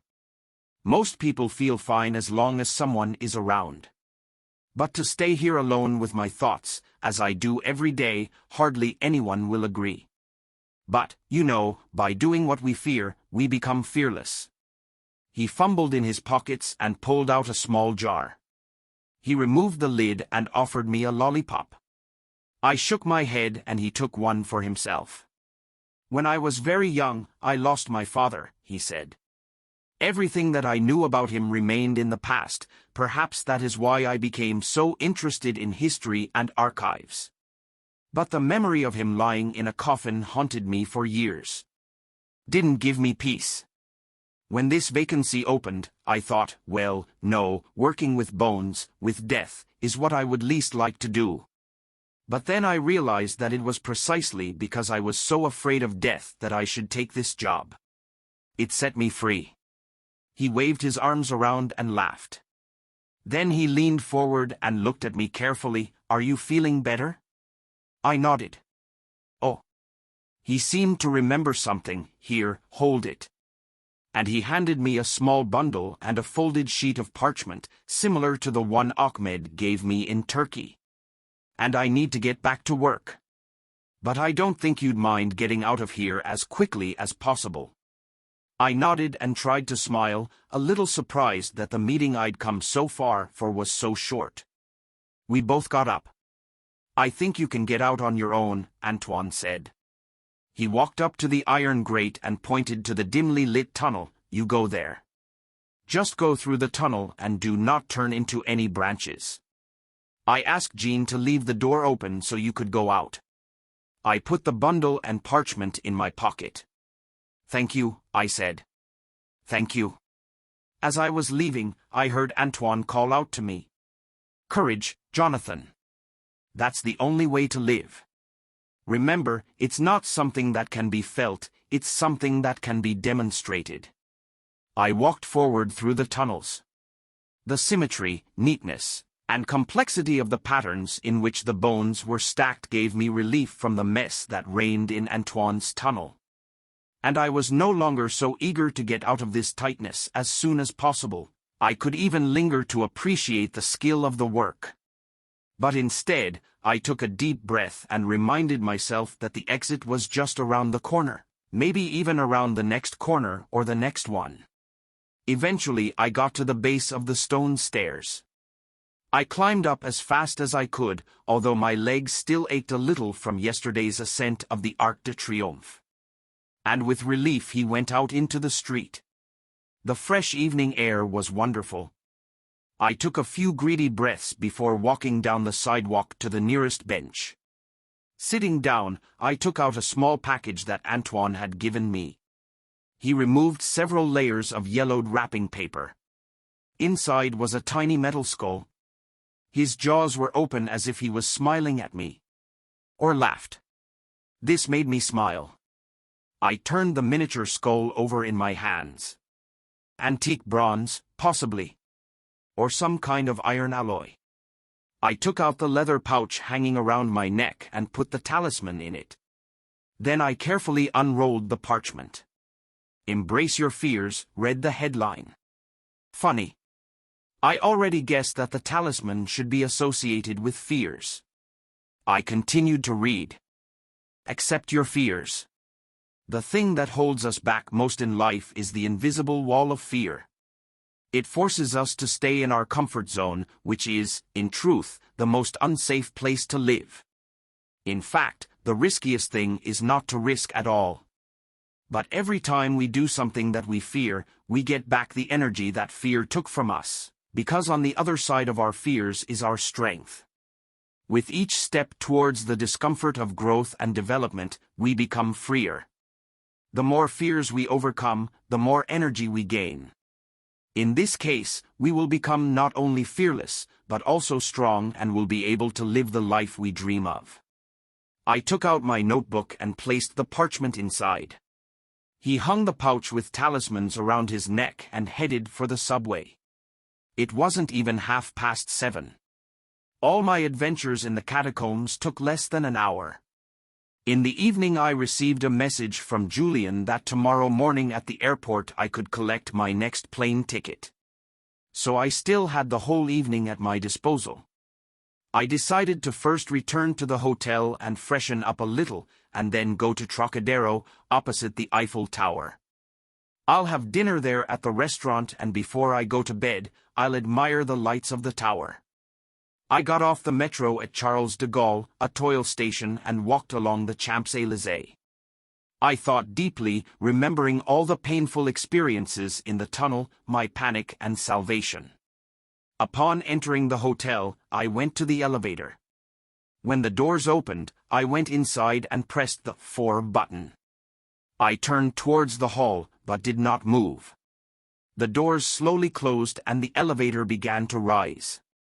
For the first time in 20 years, I used the elevator. Despite the panic, I felt that everything was just wonderful. 9 secret messages from the monk who sold his Ferrari. Chapter 5. Even from Paris, I tried several times to get through to Julian, but his phone was switched off all the time. No explanation about where I'm going to go, who I'm going to meet, or how long it's going to be. I clenched my teeth. Actually, I had the right to know the details. I called him again, but to no avail. So the next morning, I felt like a complete idiot standing in front of a confused Air France employee who was checking me in for a flight. I could not believe my eyes, and shrill notes slipped through my voice. "Osaka?" I exclaimed. "Japan? You must be joking." I didn't know why this particular destination caused me such confusion. Apparently, the idea of spending the next 12 hours on a plane did not really appeal to my already exhausted body. My head began to hurt at the mere thought that I would again have to fly to a city unknown to me, to a country where I don't know anyone and in whose language I can't say anything at all. With difficulty making my way along the aisle of the plane, I was horrified to find that I got a seat in the middle. On one side was a huge man who had already managed to seize control of the armrests. On the other is a slender woman who has placed a book on a folding table in front of her, making it clear that she does not want to talk to anyone. I didn't mind. I myself did not feel like talking. Probably, one could read or watch a movie, but thoughts about what happened to me over the past few days did not give me rest. And the problem wasn't that my roommate was taking up a little more space than he was supposed to, or that a stream of cold air was blowing right into my right ear, thanks to my neighbor on the other side, who was trying to adjust the air conditioner. My clothes felt tight and prickly, my throat was dry, and the strap from the leather pouch of talismans dug into my neck again. With some difficulty, I pulled it out from under my shirt and put it in my pants pocket, but it continued to interfere with me, digging into my thigh. The hand luggage was put away on the shelf, and I didn't want to put it in the net on the chair in front of me. I was sure that I might accidentally forget her there, getting off the plane. I rummaged through my pockets, spun in my chair, and the woman next to me sighed loudly. It was unpleasant, but she was right.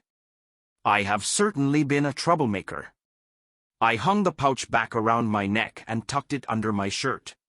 After 6 hours of flight, I began to worry about what lay ahead of me.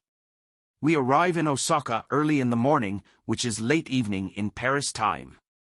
I have a night without sleep. Moreover, there are 6 hours of flight ahead, 6 hours in this cramped, enclosed space. I had no choice but to try to take a nap, hoping that a few hours of sleep would help me pass the time and make it possible to last a whole day in Japan. My neighbors seemed to think the same way. The man was already snoring, and the woman, having finished her book, leaned back in her chair and closed her eyes. Everyone around was quiet. all but two young ladies behind me. They chatted in English. At the very beginning of the flight, I accidentally overheard one of them say that she was going to Osaka to teach English. The second girl replied in English with a French accent that she had relatives living in Osaka. She was going to stay with them at the beginning of her 3-month trip to Asia. At first they just exchanged short phrases, but in the middle of the flight they reached a new level of acquaintance. Their conversation, now much louder, became more energetic and emotional, which was more appropriate in a nightclub than on an airplane. I tried to ignore them, but I couldn't.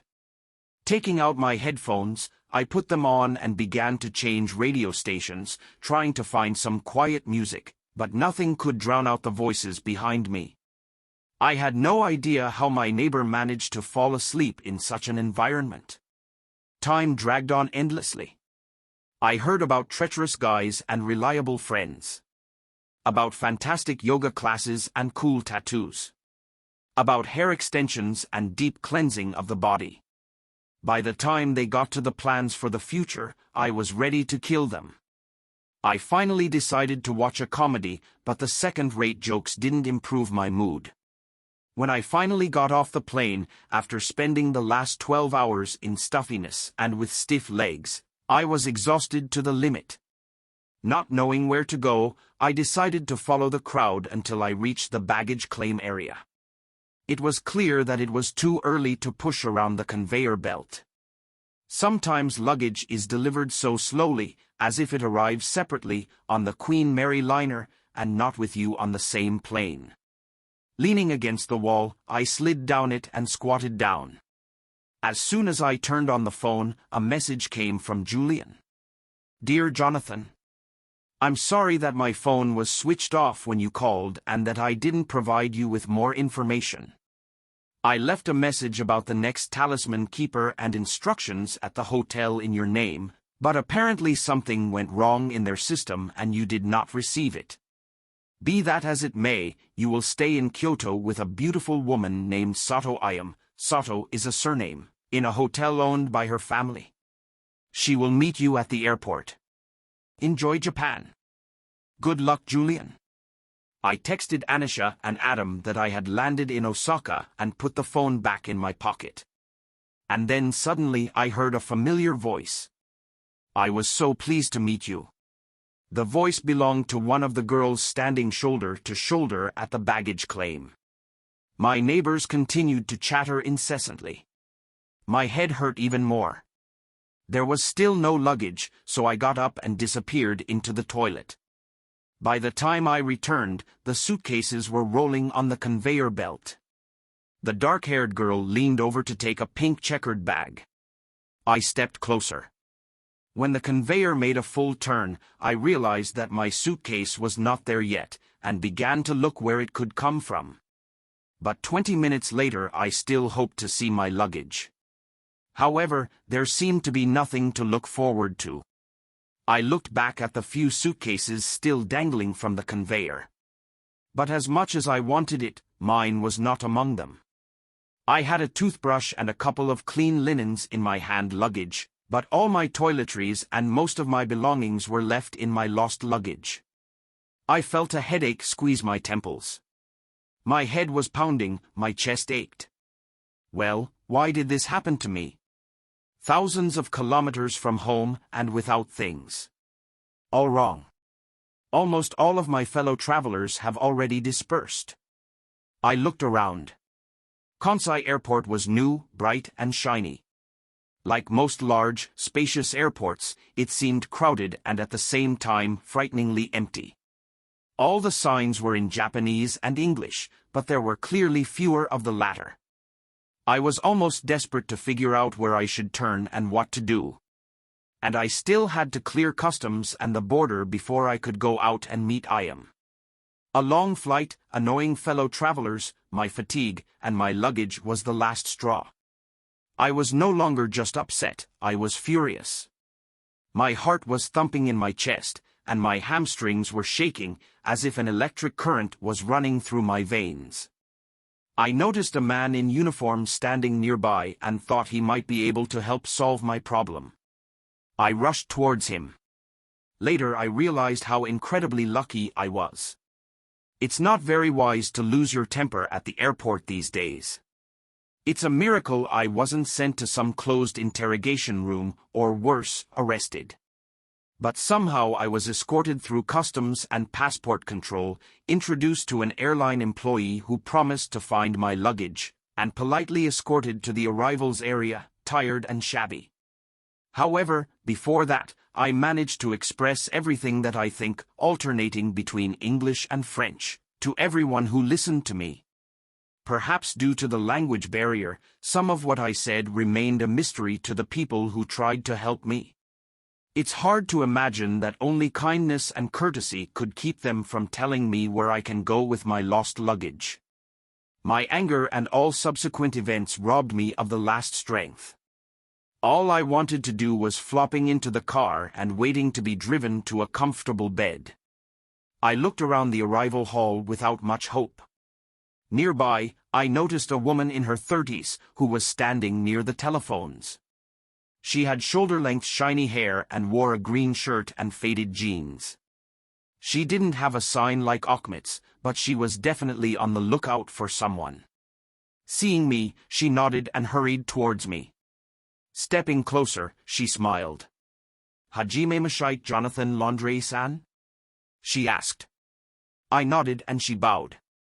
I remembered that when I moved to the sales department, the company sent me to a seminar on etiquette in other countries. I forgot almost everything they taught me there, but now I realized that in my hour at Kansai Airport, I probably violated almost every one of the rules of conduct adopted in Japan. It was truly a miracle that I was treated with such patience. In response, I tried to bow a little lower than I am. "Welcome to Japan," she said. "I am very pleased to meet you." "Oh, thank God. You speak English," I blurted out involuntarily. I bowed again and smiled. "Yes," she said. "I teach English literature at Kyoto University, so it couldn't be otherwise." I tried to correct the impression by apologizing for my remark about her English and explaining my relief. "It's just that my luggage was lost," I said. "So I need to go back to the airline desk and give them an address where they can send it to when they find it." Ayam went with me. She asked permission to speak for me, to which I gladly agreed. My nerves were still on edge. I was afraid that I might not be able to restrain myself again. Ayam spoke to an airline employee in Japanese. Turning to me, she said that my luggage was found, and it was already flying to Osaka on a late flight. It will be sent by courier to my hotel in Kyoto as soon as it arrives at the airport. Then she went down a long corridor with glass walls. I thought we were going to the parking lot, but Ayam said that we would take the train to Kyoto and then take a taxi to her parents' ryokan in the east of the city. A ryokan is a traditional Japanese inn, she explained. I hope you enjoy it. Many travelers love this alternative to Western-style hotels. There were quite a lot of people on the train, but Ayam and I found 2 places in the neighborhood. She said the trip would take about an hour and a half. I couldn't help but sigh. Ayam looked at me in surprise. "Sorry, I'm not trying to be rude on purpose. I'm just so tired from this whole trip. I can't even imagine what time it is and what day of the week it is. And all this still seems ridiculous to me. I don't understand why all the keepers, or whatever Julian calls you, just couldn't mail their talismans. I think that Julian must have some pretty good reasons for organizing things that way," Ayam replied. "Perhaps you should just try to be more philosophical about your adventure. After all," she added, "our whole life is a journey." Yes, I couldn't help it, but it doesn't feel like a trip. It's more like a pointless attraction. Over the past couple of days, I managed to visit different parts of the world. Buenos Aires, Istanbul, Paris. And God knows where I will be tomorrow or next week. Yes. This must be very difficult, I sympathized gently. But do you know what they say? It doesn't matter where you go, what matters is who you become. I was in no mood to listen to sermons. What's wrong with you all? I blurted out.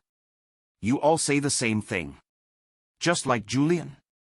Looked more surprised than offended. What's strange about that? We are all good friends of Julian and have learned a lot from him. Thanks to him, we all changed our lives. Well, I was still annoyed. My life is also changing, but I'm not sure for the better. At work, everything goes to hell. And my wife. Here I fell silent. I didn't want to talk about it. I didn't want to think about what I had lost in my life. My wife. Son. Baggage. After a pause, spoke again. You must be worried about Julian too, she asked. What? I was surprised. Since he asked you to collect all these talismans, he probably needs them very much. Are you not bothered by the thought of why he needed them? Thought of a person who needs help? I haven't thought about it at all lately. What if Julian didn't tell me the whole truth about my mother? What if she's sick? Mom is one of those people who seem to live carefree. I only realized at the age of 12 that she, too, could get sick, like everyone else. But even if it's not my mom, it could be my sister, Kira. And although she is 2 years younger, I always thought she was more responsible. It was she who helped my mother when my father died. She reminded me of my mother's birthday or told me to call her or come. She kept in touch with me. She dealt with all the problems in our family. Would she tell me that she was sick or that she needed help? And besides her, there were also my aunts, uncles, and cousins. And even if the person who needed Julian's help wasn't a member of our family, does that mean I shouldn't take the task with the same responsibility? In recent days, I have been completely absorbed only in my experiences. Yes, I said, though without the proper degree of frankness. Of course I'm worried too. Several minutes passed before spoke again. It's almost 8 in the morning, she said. Perhaps you would like to rest a little. The train was very quiet compared to the plane. Only a muffled hum of voices came from somewhere far away. I closed my eyes, relaxed, and did not notice how I fell asleep. I never looked back at as we rode in a taxi through the streets of Kyoto. Already at the railway station, we found ourselves in a modern city. I expected that only Tokyo could be like this. High ceilings, spacious arches of glass and metal, everything is shiny and clean, bright and spacious. And the cityscape in Kyoto looked familiar, glass skyscrapers against the background of hills on the horizon, interspersed with inconspicuous buildings and towers of different heights. One of the towers even resembled the Space Needle in Seattle. It also ended in a small disc-shaped platform. But now, as we meandered through the streets, things looked very different. Small wooden houses sandwiched between modern brick buildings, some with curved tiled roofs, others with wooden towers or ornate trim. Climbing plants and bonsai were planted in front of many. Kyoto has a lot of history. You can see a lot of interesting things, said. This was once the capital of Japan. The city managed to avoid bombing and destruction during World War II. And there are a lot of temples here. Really? I asked, looking out the window. Maybe tomorrow I can show you one of them. Yes, that would be great if you have time. And tonight, said, my parents would like to join us for dinner. Traditional kaiseki meal. I hesitated before answering. With pleasure, I said, but I must warn you.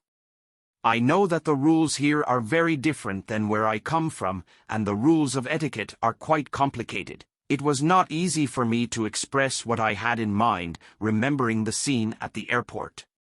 I'm afraid that I might accidentally offend someone. Please don't worry, replied. My parents and I understand this very well. I'll tell you everything if you want. I nodded, and at that moment the taxi stopped at the side of the road. "We'll have to get off here," Ayam said. "The hotel is located a little further down the street." She pointed ahead to a small alley. "This is a very old street, it is too narrow for cars." We got out of the taxi and turned into a small alley. The pavement stones were a little damp, and the air felt warm and damp, like after rain. Modest shops and tiny doors lined up on either side. After walking quite a bit, we reached a small wooden house sandwiched between two other buildings. Its curved roof was covered with dark brown rounded tiles, and the windows were covered with dark wooden shutters. Low stone walls covered with ivy rose from either side of the carved door. "This is one of the oldest ryokans in the city," Ayam said.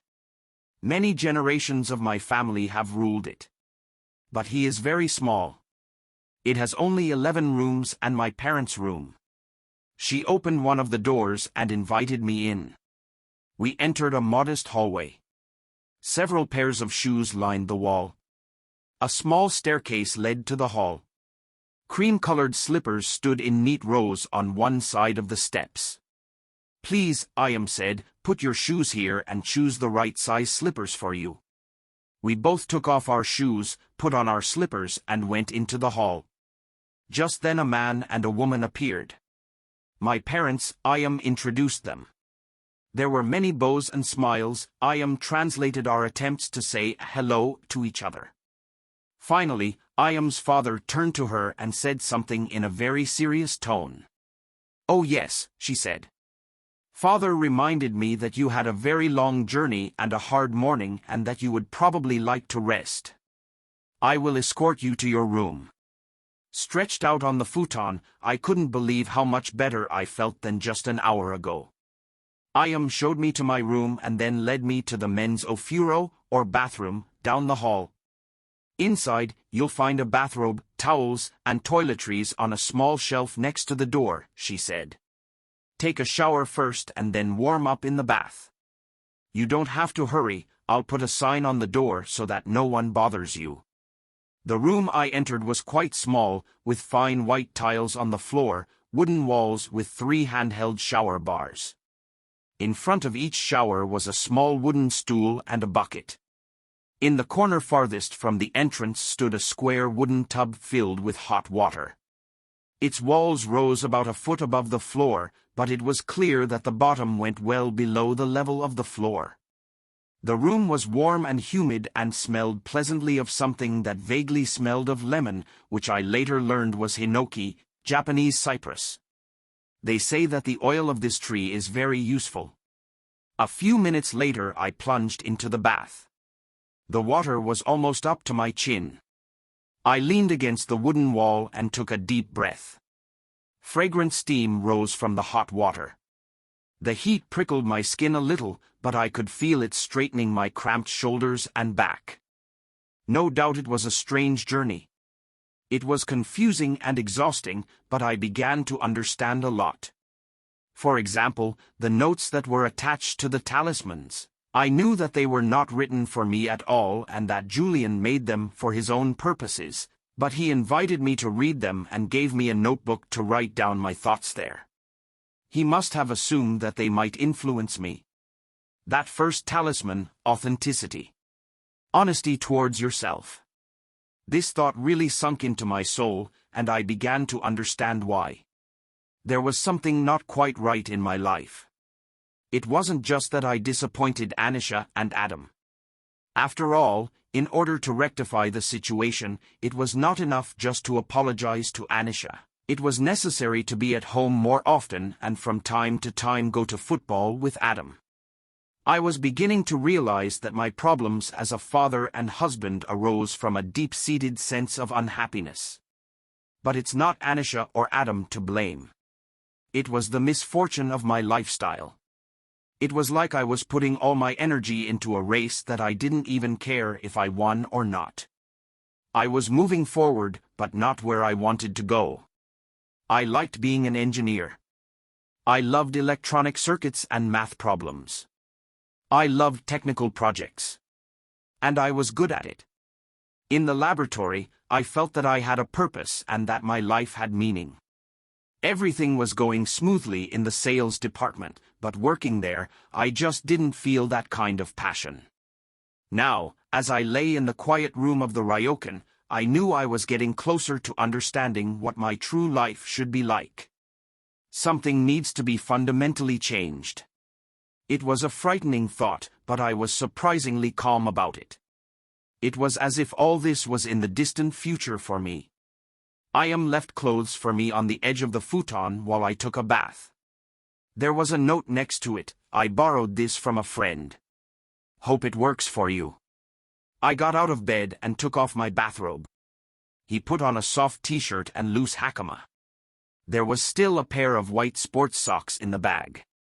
I put them on too, before putting my feet into the slippers. Taking a notepad and pen from my nightstand, I walked to the far end of the room. My room was small but free. The floors are covered with tatami. The white walls were supported by a dark wood frame that made them look like the paper curtains in the lobby. Next to the bed was a small low table, surrounded by chairs without legs, seat and back, located right on the floor. Behind them are floor-to-ceiling arched windows, with a sliding door leading to the garden. I opened the door and stepped out onto a small wooden veranda. Although I could see part of the garden from the window as I lay on the futon, it was not at all what I expected. A veranda framed a lush garden on 3 sides. It looked like every room in the inn opened onto the garden. In the center of the garden was a tall stone pagoda. There were sculptures everywhere, a few cranes, a Buddha, an angry toad. At the far end of the garden, I noticed a tiny waterfall cascading down from a rock ledge. The sound of water suggested that there was a pond below, but it was not visible behind the leaves and branches. In fact, they almost completely hid the land from me. Each of the trees was surrounded at the roots by bright green ferns, rounded branches with tiny flowers adorned neatly trimmed bushes. There was a wicker wooden chair next to me. I sat down comfortably and, putting the notebook on my knees, thought, peering into the greenery, and the minutes went on and on. The toad seemed to be smiling sinisterly, reminding me of the smile of that tiny skull I received from Antoine. Accept your fears, the note said. Well, I've already done a lot of what I was afraid of, even leaving my family and work for the sake of this hunt. I threw myself headlong into the pool. But all the time he continued to whine and complain about what was happening. I think that when he said, accept your fears, Julian meant that a person should be positive when leaving the habitual harbor, that he should be invigorated by the feeling of the unknown, and not lead to a hysterical state. Not too long ago, I rode the elevator for the first time in 20 years. But what else should I do? So, my biggest fears are losing Anisha or Adam. I definitely didn't want to accept them. And I don't think that's what Julian was talking about in his note. But I couldn't help but notice the irony. The thing I feared most had already happened in my life despite all my precautions. And that's my inaction. Maybe if I had agreed to make a change, as Anisha had suggested, to turn down a promotion, change jobs at work, or at least say no sometimes, although I was always afraid to do so, I would not be facing this crisis now. What if we dig even deeper? What did I really want to do but couldn't because of fear? I began to understand that if you do what you are afraid of, the future is not so scary.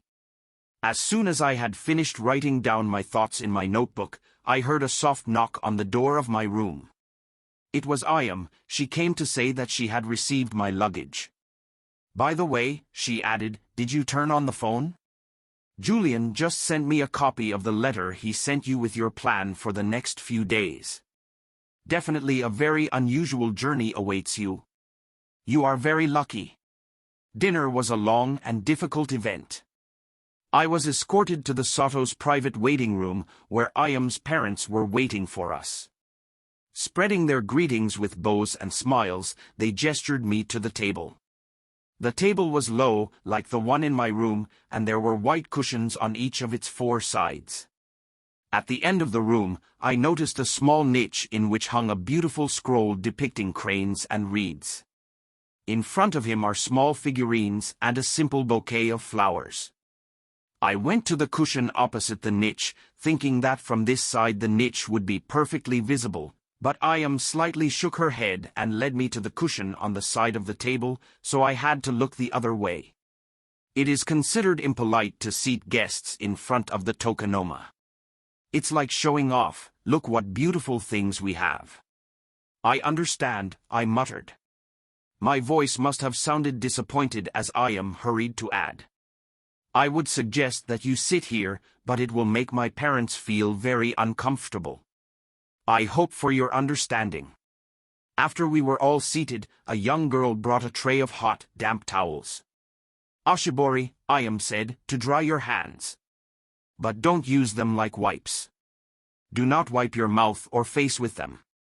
When the first courses were brought, Ayam and her parents said in unison, "Itadakimasu."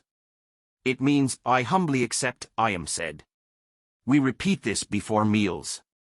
And at the end we say, "Ji, otiso-sama deshita," which means, thank you for the treat. Dinner lasted until late in the evening. I was treated to soup, sushi and sashimi, tempura and boiled fish, fried beef and pickled vegetables. The last course was a light clear soup. Throughout the dinner, Ayam continued to teach me the rules of Japanese etiquette. She showed me how to hold the chopsticks and explained that they shouldn't be stuck in the rice, so it wouldn't look like incense is placed in the sand during a funeral.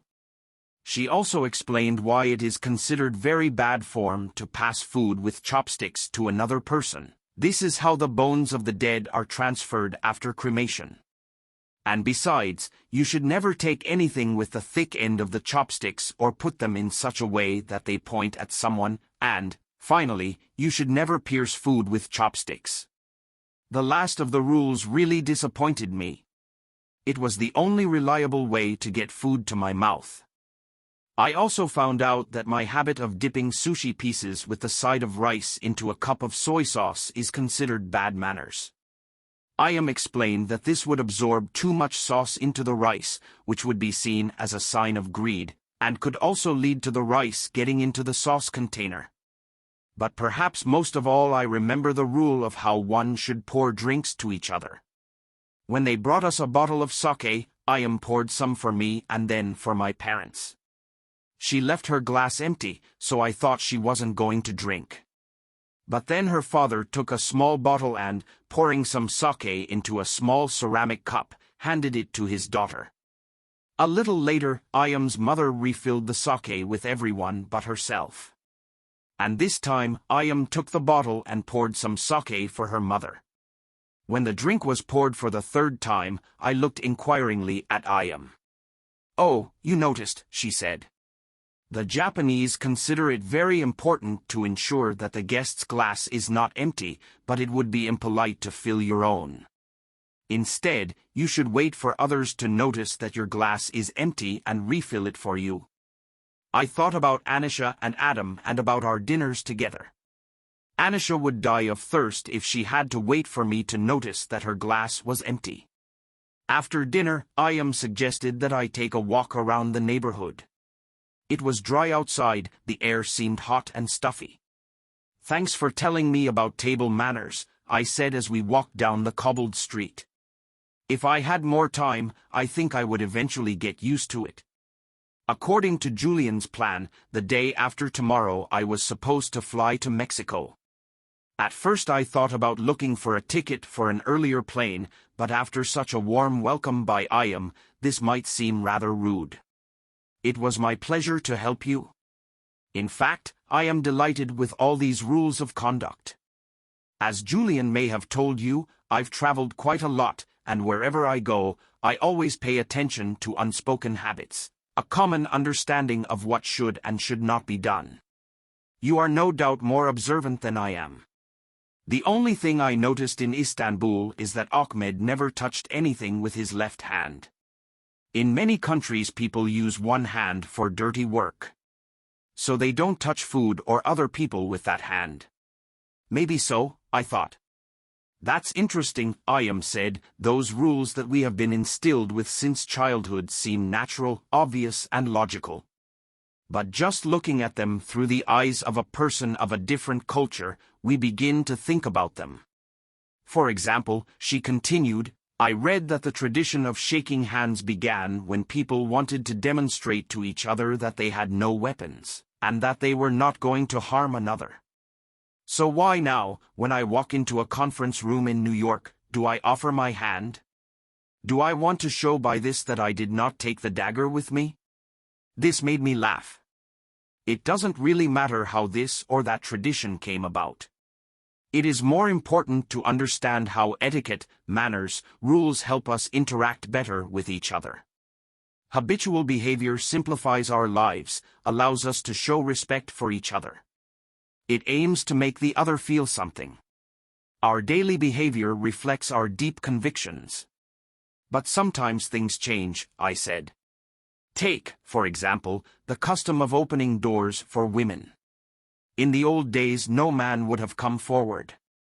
I should have held the door for her and followed her through. But I'm not sure that now everyone has to do this. Yes, this is one of the customs that are dying out in the West, I said. Initially, it served as a sign of respect for a woman, didn't it? But then some women began to perceive this custom as overprotective, as an indication of their weakness, that they needed help with even something as simple as a simple door. And now it is not clear how polite it is to continue to follow this tradition. Usually I just try to hold doors open for everyone, I replied. So I don't make an exception for women. Yes, that's a good option, I smiled. To tell you the truth, the last time I was in LA, I noticed that sometimes the men hold the doors for the women, sometimes the other way around, and sometimes the women hold the doors for the women. It seems that many people are changing their ideas about this tradition. We've been walking around for half an hour. In the dark, the streets looked very pretty, light shone through the rice paper curtains, golden lanterns hung in front of the entrance, and moonlight illuminated the tiled roofs. We turned into a small alley, and I realized that we were on the street where our hotel is located. I was very tired, but I wasn't sure if I could sleep. Nevertheless, I was impatient to be alone in my quiet little room. When we entered the hall, I said, "Allow me, I will give you Julian's talisman today." She led me to a door at the far end of the hall.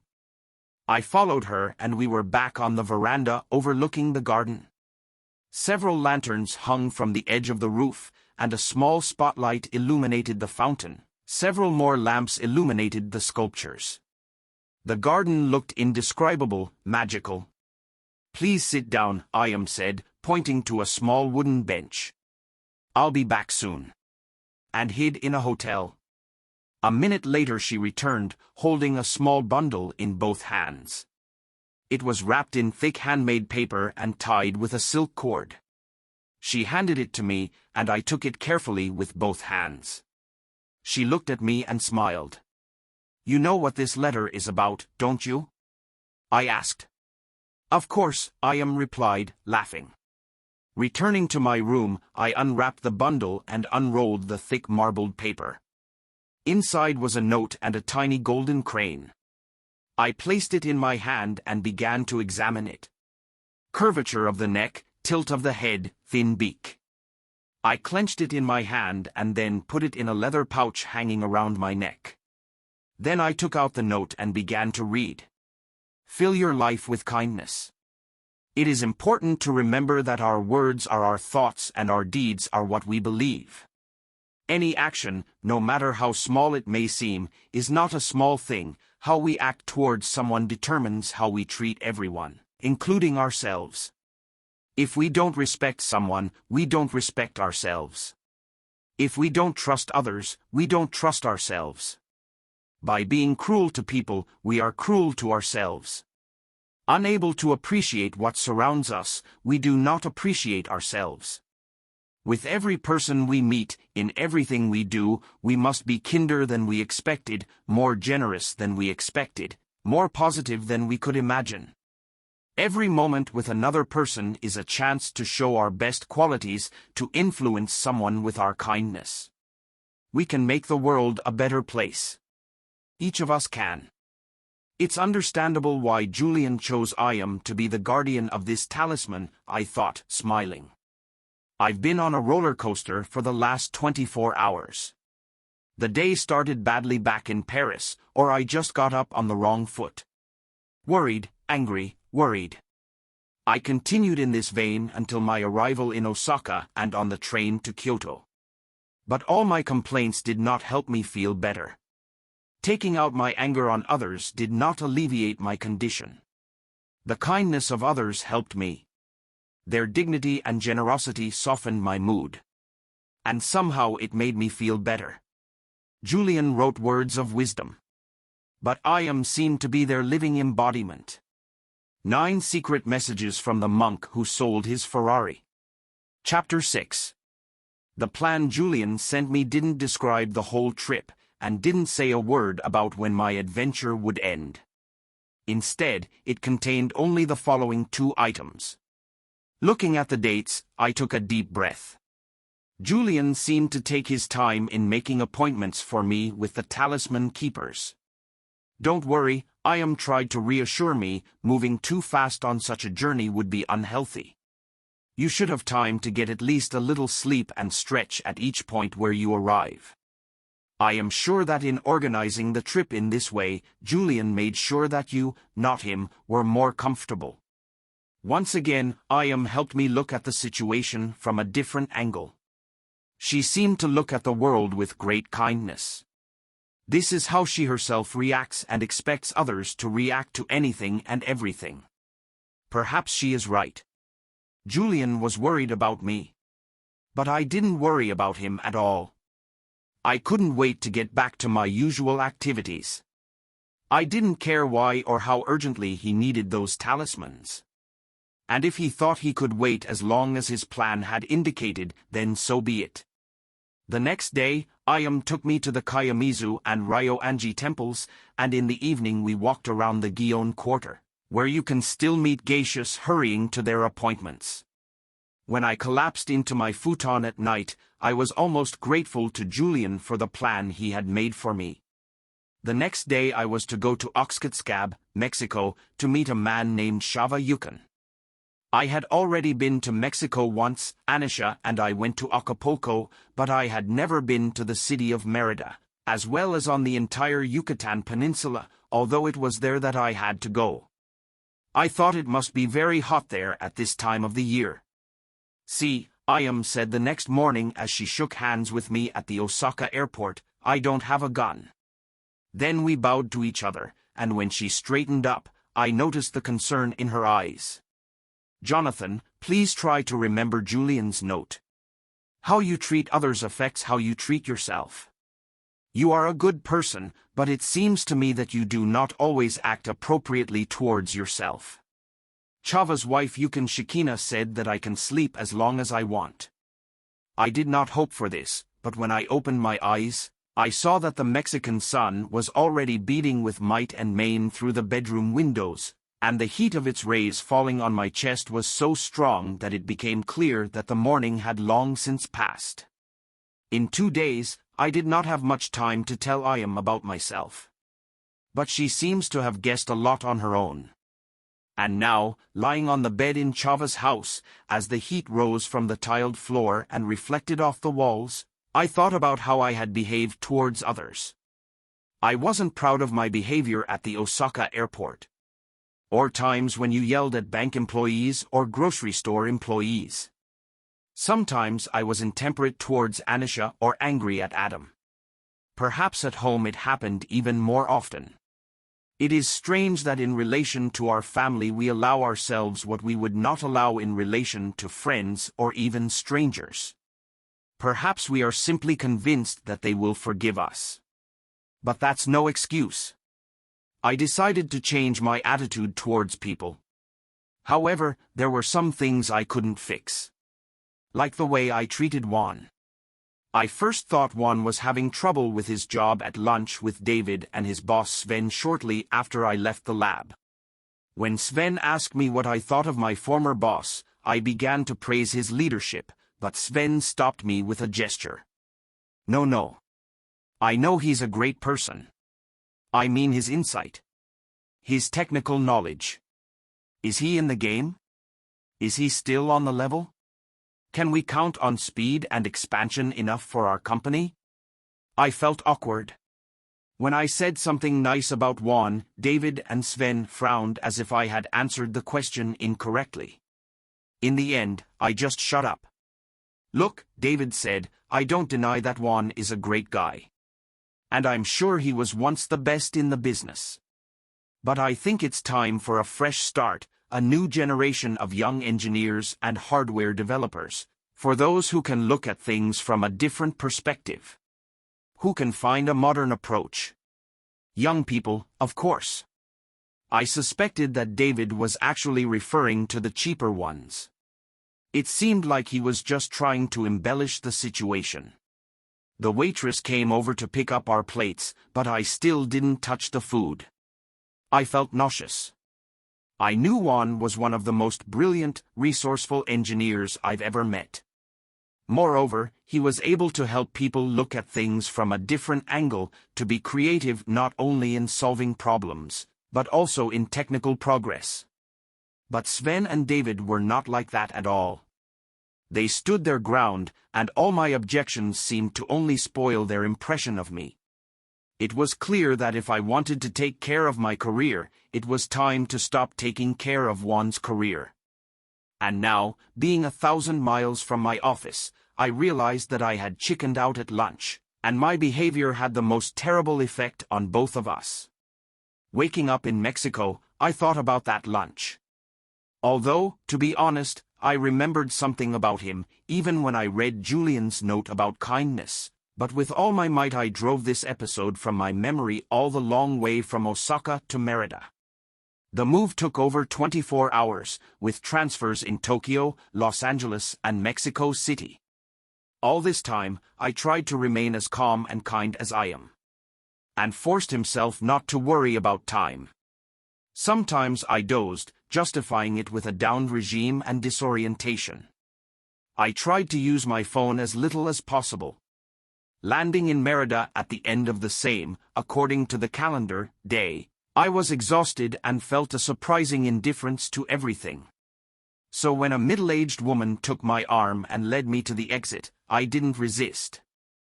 Shekina Yukon apologized that her husband could not come. He had to get up very early today and go to work. I said I would meet you. We both think you'd better get some sleep tomorrow, so Shava will borrow a friend's car and I'll drive you to him in the evening. While we were driving from Merida to Oxkutskab, Shekina told me that Shava was working on the excavation of Mayan ruins near Oxkutskab. He really wants to show you the excavation site and tell you a little about his work. Shekina spoke about Shava, about herself and about the children. She said they met Julian a few years ago when they traveled around the Yucatan Peninsula, visiting Maya heritage sites and learning about their culture. What an extraordinary person, Shekina said, tucking a lock of long black hair behind her ear. So smart and funny. She did not mention either the talisman or the purpose of my visit. I was beginning to appreciate that Julian had chosen his keepers so carefully. Each of them seemed to be somehow connected with the talisman and the wisdom that was hidden in it. According to Shekina, Shava wanted to share a part of his life with me. And, although I could just ask about the talisman, I decided to try to guess what the note might say and what lesson I could learn from Shava. When we got to Oshkutskab, it was already about 1 in the morning.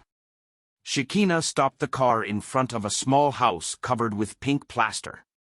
Inside, she pointed me to a door next to the kitchen. The bedroom was quite small but tidy.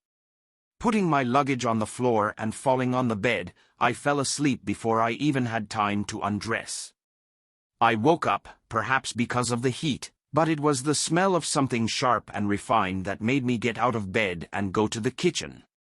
"Oh, how lucky," said Shekina, wiping her hands on her apron. "I was hoping you'd wake up for lunch." We need to leave soon. She seated me at a small table hidden in a corner of this cramped kitchen. The table was bright yellow and surrounded by 4 colorful chairs. Anisha would love that, I thought. I chose a turquoise chair, and Shekina placed a steaming plate in front of me. Cojitos, tiny tacos with meat and tomato sauce. And guava juice, she added, pointing to a tall blue glass in front of me. The food was very tasty and, climbing into the car an hour later, I even regretted that I had eaten so much. I washed and changed, but I still felt like I had overeaten.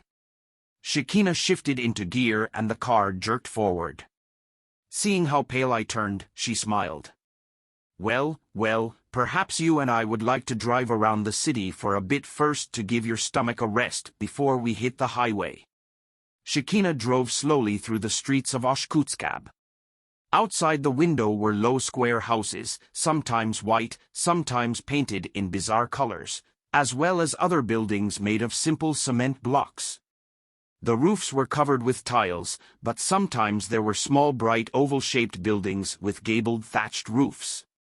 These are traditional Mayan huts, Shekina explained, pointing to one of them. Residential streets looked very unusual. Low stone or concrete walls surrounded courtyards that were sometimes nothing more than scorched, empty space, and sometimes overgrown with palms, hibiscus, and other plants and shrubs I didn't know about. Fancy cast-iron fences and gates alternated with ropes stretched to dry clothes. In the center of the city there were several churches, small restaurants and hotels, and other buildings, brightly painted in blue and yellow. The dusty streets were deserted, just a couple of cars, but quite a few bicycles, motorcycles, pedestrians and food carts moving slowly through such heat. The further we drove along the narrow asphalt road, the more trees and bushes became around, until the city was left behind and low hills appeared on the horizon. Puke Hills, said Zenina. There are a lot of Mayan buildings there, big and small. Tomorrow Shava wants to take you to Uxmal. Once it was a city with a population of more than 20,000 people. But now it is a small forgotten village. About half an hour later we turned onto a bumpy dirt road that seemed to run along a small valley. For some time we drove surrounded on both sides by dense trees until, finally, passing a wooden arch with some name carved on it, we found ourselves in open space. A lot of people were spinning around, and even some group of schoolchildren was heading for a low, modern-looking building. I noticed some Mayan thatched huts. I expected something completely different from an archaeological site. There are not only excavations here, Shekina answered my question. There is also a nature reserve and a research center. All this on an area of 4,000 acres. We got out of the car and a small, stocky man in a round hat, shorts, and heavy boots trotted over to us. Hola, Jonathan. I smiled and extended my hand to him. Shava shook it vigorously. Bixabil? How are you doing? After talking to Shava for just a minute, it became clear that history was his passion. He asked me about the trip, about Julian, about whether I liked Shekina's treat. But his voice came to life only when he started talking about work. Shekina went to one of the offices to say hello to friends who worked here in the reserve, and Shava led me through an open area and a hill overgrown with forest, explaining why excavations are now concentrated here. I wondered if this was somehow connected with the talisman and whether I really needed this excursion, but I soon realized that everything was going on as usual and I could hardly influence anything. Archaeologists have been working here for decades with varying success, Shava said as we made our way through the thickets, but only in the last few years or so have we begun to realize that this is where we can find the key to unraveling the death of the Mayan civilization. It was as if my father had moved into this middle-aged archaeologist.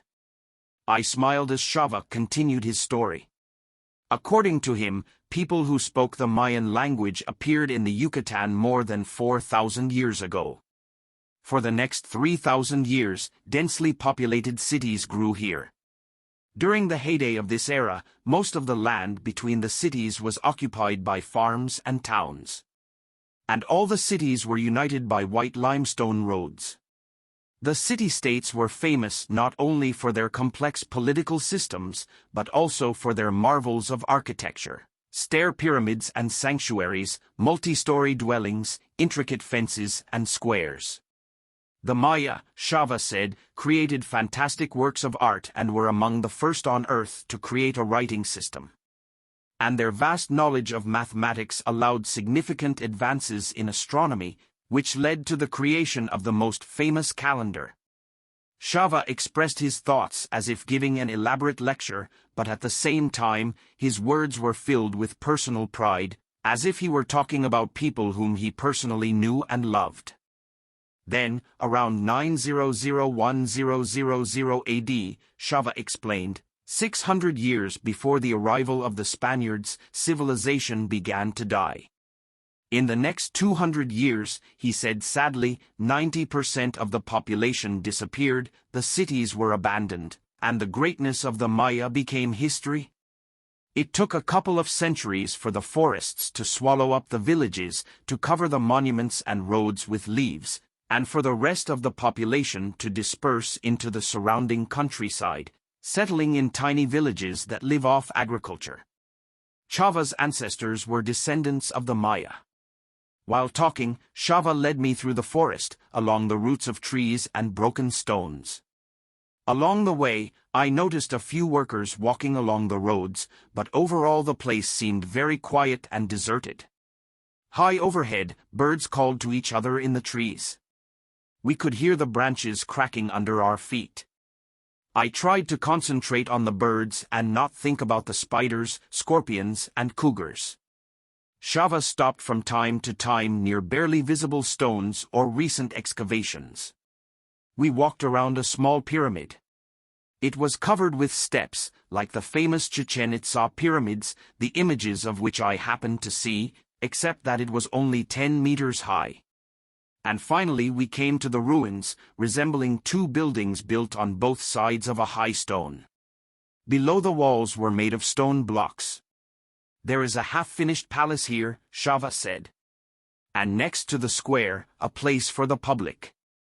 I walked around the foundation, peering into the stone blocks of the building. You said they didn't have metal tools? That's right, Shava confirmed, only granite, flint, obsidian. I ran my hand over the foundation. Unbelievable. Maybe we can take a break? Shava suggested.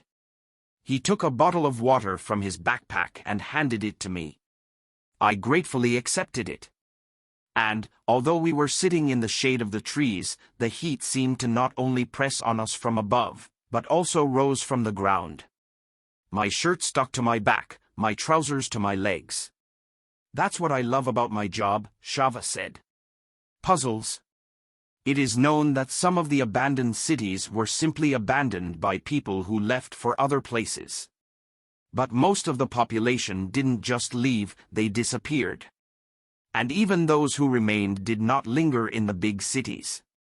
Shava went on to say that scientists who have studied Mayan skeletons say that the bones, even the bones of the rulers, suggest that food was scarce in the last years of civilization.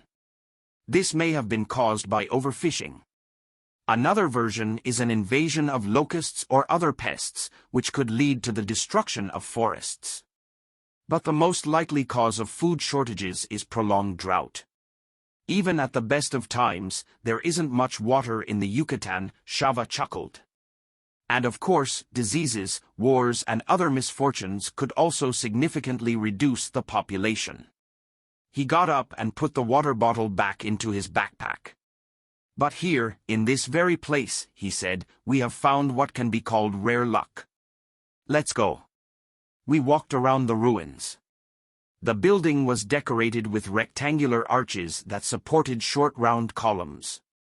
But Shava was looking at the ground at the entrance to the building. So, he said, pointing to the stones in front of us. They weren't stacked very neatly, but they didn't seem random. Try to guess what it could be. I don't know, I admitted, moving closer. Grasses were growing through the cracks. A lizard ran along the edge and disappeared behind the stones. Is this the foundation of another building? Or something dropped from above? That, my friend, is nothing but a wall. But it did not fall from above, it was collected and placed here, so that later it could be raised to the second floor. Everything was ready, but the work remained unfinished. You will not see this in a city abandoned due to a long drought or disease. Work not only stopped, it was interrupted. At first, his story seemed to me like a somewhat disjointed crash course in archaeology.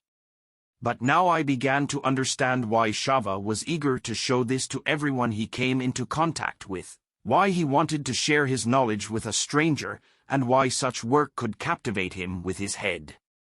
It had so many questions to be answered. What do you think it could be? I asked. Were they attacked? War or attacks seem like very likely causes, don't they? Shava asked. We found quite a few spearheads. But no burnt buildings, no walls and fortifications for protection. But now, if the attack was unexpected? Well, perhaps you should see something else. Shava gestured for me to move away from the wall. Do you mind going up a little more? He led me down a winding path. Here and there we climbed the ruined stairs. Shava stopped near the top of the hill and walked towards a flat area of stakes and stones. It was clear that now the excavations here are in full swing. The stone foundations of the walls, cleared of thickets, surrounded by dry, dirty pits, opened up to us. In one of them, a young fair-haired woman was crouched in a corner, carefully brushing dirt off an object with a small brush. In another corner of the pit, various pieces of stones and broken dishes were stacked, with marks and numbers on them. Jonathan, Shava said as the woman came up to us. This is Helen. Ellen, this is Jonathan. Helen also worked on the excavations, helping a team from an American university. I was just telling Jonathan about our latest discoveries.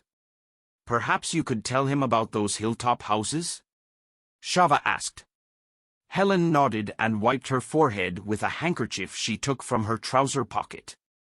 Like Shava, she didn't seem to need to be coaxed into sharing work news. She explained that in front of us was a cooking place.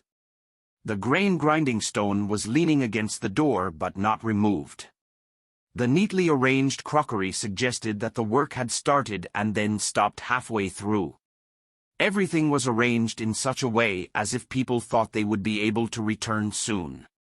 They left quickly, but it didn't look like a stampede. Everything was in order and there was no sign of chaos or attack. Oh, Shava sighed, we still have so much work to do before we can solve these mysteries. By the way, Helen said, I hope you'll let me go back to them.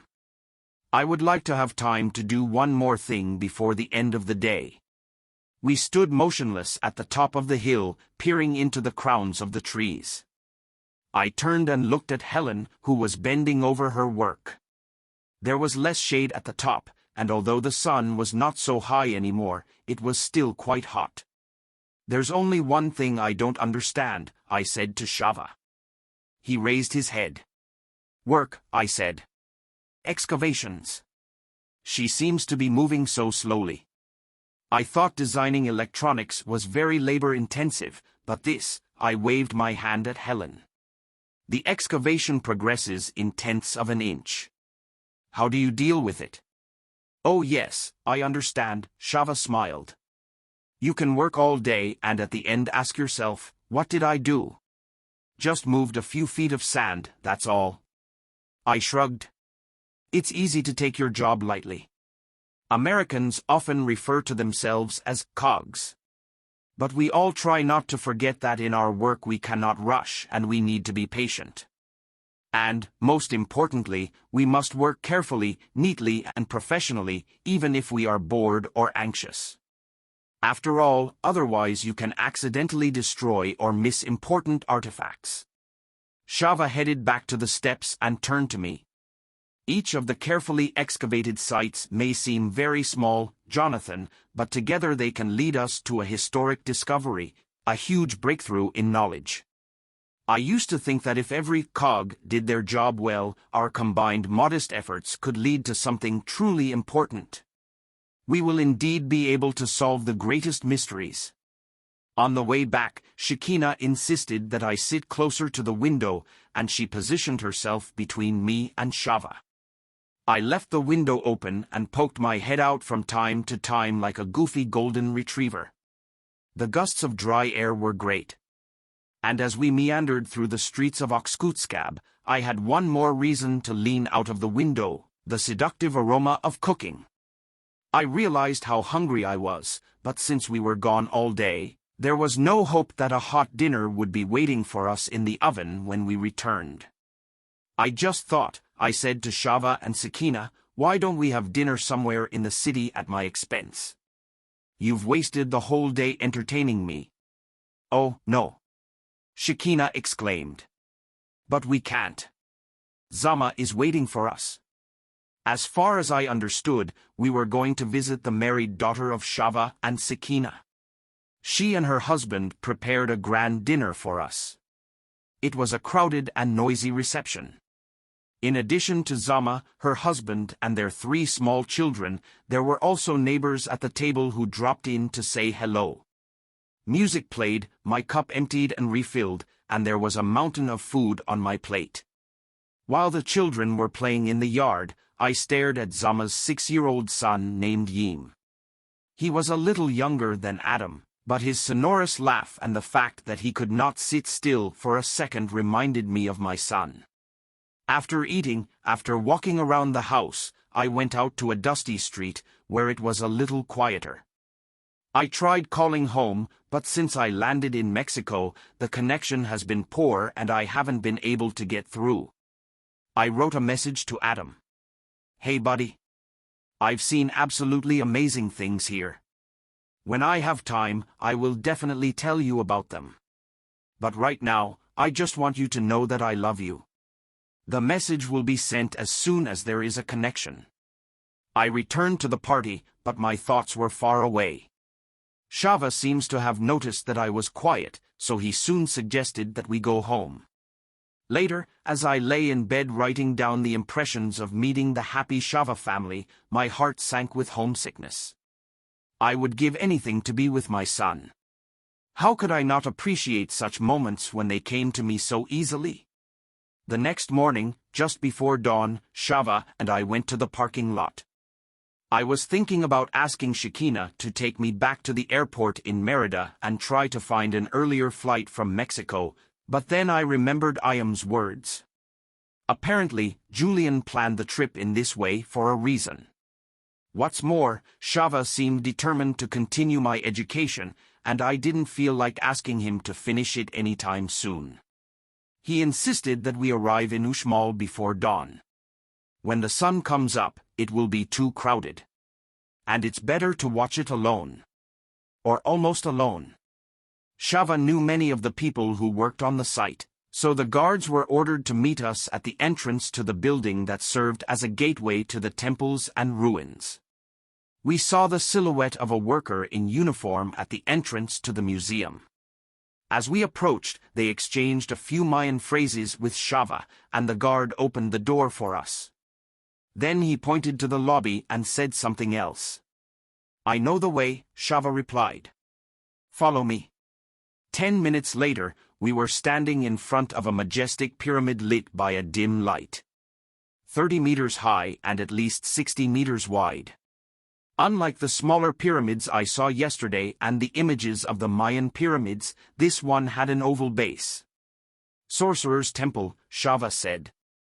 As we looked at her, the sun was rising behind us.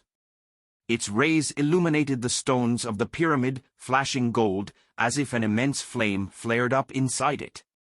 Shava leaned towards me and said quietly. Incredible, right? To know that people have created such a miracle. Ordinary people like you and me are capable of such accomplishments, such magnificence. I nodded, taken aback by the beauty before me. We admired the pyramid while the sky gradually brightened.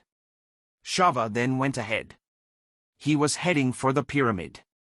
Tourists are not allowed to climb higher on these steps, but we have a special permit. Shava did not go to the nearest staircase, but went around the pyramid. The thought that we could climb up was very exciting. I was glad that Shava decided to take my education so seriously. On the other hand, it's more convenient to climb, he explained. Standing at the base as the whole stone structure towered over me, I felt how staggeringly tall it was. It will be a tough climb. Shava went first and I followed him.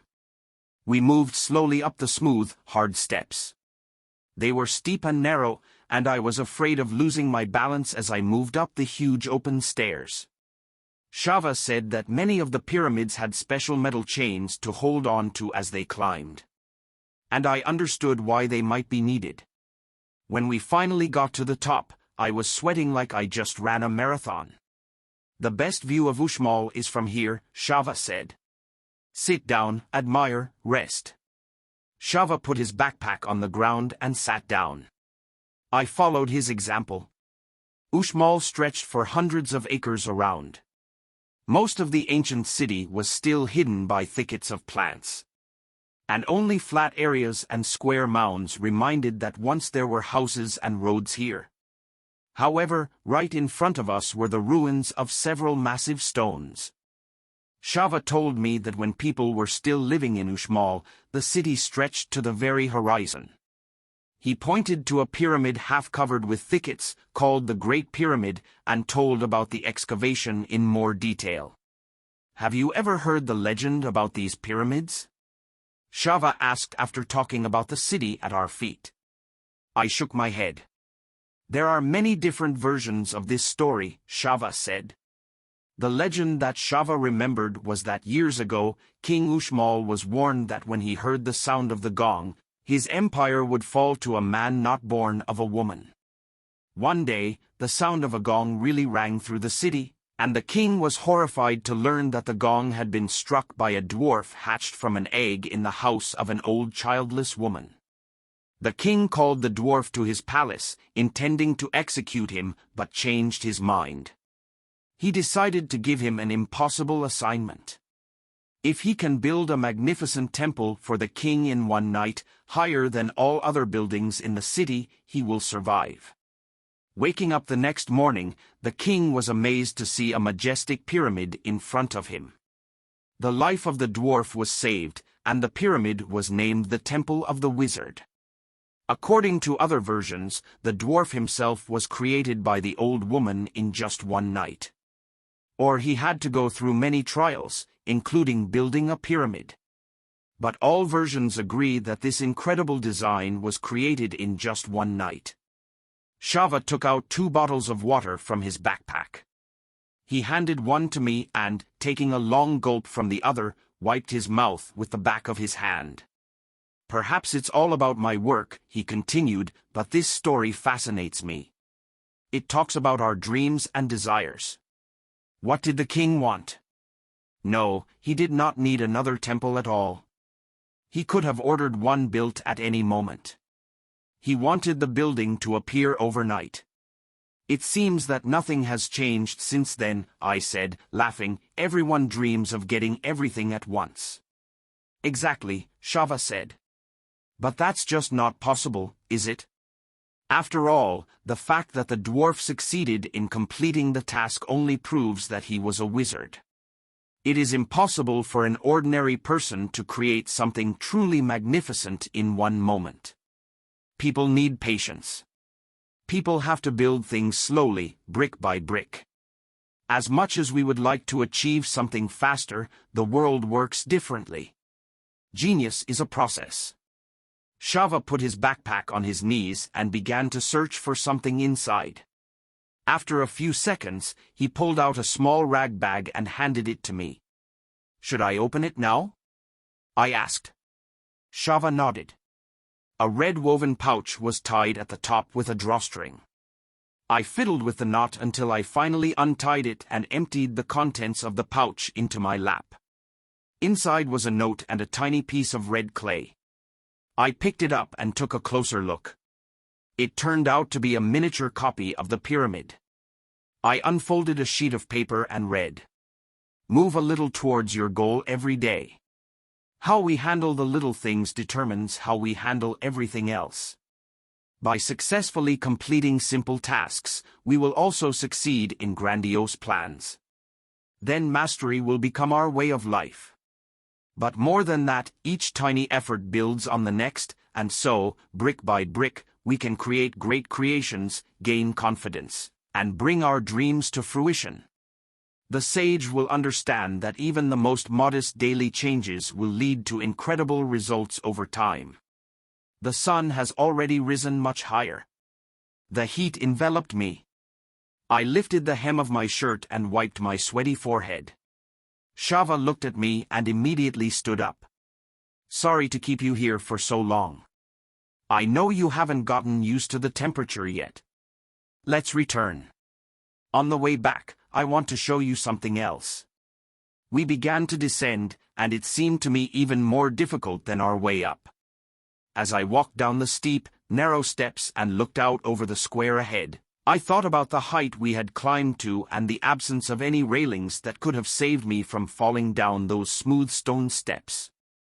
I breathed a sigh of relief when Shava told me not to go down further, but to go through the side passage. He walked ahead of me, but eventually stopped at a large archway on one side of the pyramid. Here, Shava pointed to the doorway, is the irony of that legend, as far as I know. Is it true? I exclaimed. This pyramid was supposed to be built in one night, but that's far from the truth, Shava said. Instead, it took several hundred years to build. And rebuilt again and again. 5 times. Each time building a new pyramid on top of the previous one. My ancestors believed that this endows the temple with the accumulated power and greatness of all its predecessors. This door is from one of the earlier pyramids located here. What is around was completed later. Wow! I was staring wide-eyed at the mystical creatures, or perhaps the Mayan gods carved into the doorway. It was complex and skillful work. It was unthinkable to do this in a few months, let alone one night. Yesterday I told you that my work might help unravel the mystery of the fall of the Mayan Empire, Shava said.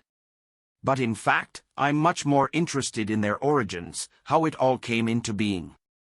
You say that the work of an archaeologist is very laborious, but think about building a civilization, building big cities, even these pyramids, that is what slow, laborious work is. I nodded, and for a minute we were both silent. It's important to remember, Shava almost whispered, that every big dream starts small. Shava drove me to Merida Airport the next day. It took about 2 hours to drive, but after talking for about half an hour, we fell silent. I took out my phone, but there was still no connection. I decided to scroll through the photos and lingered on a picture of Adam in a football uniform, resting his foot unsteadily on the ball. Shava turned to me. Are you bored at home? Yeah, I replied.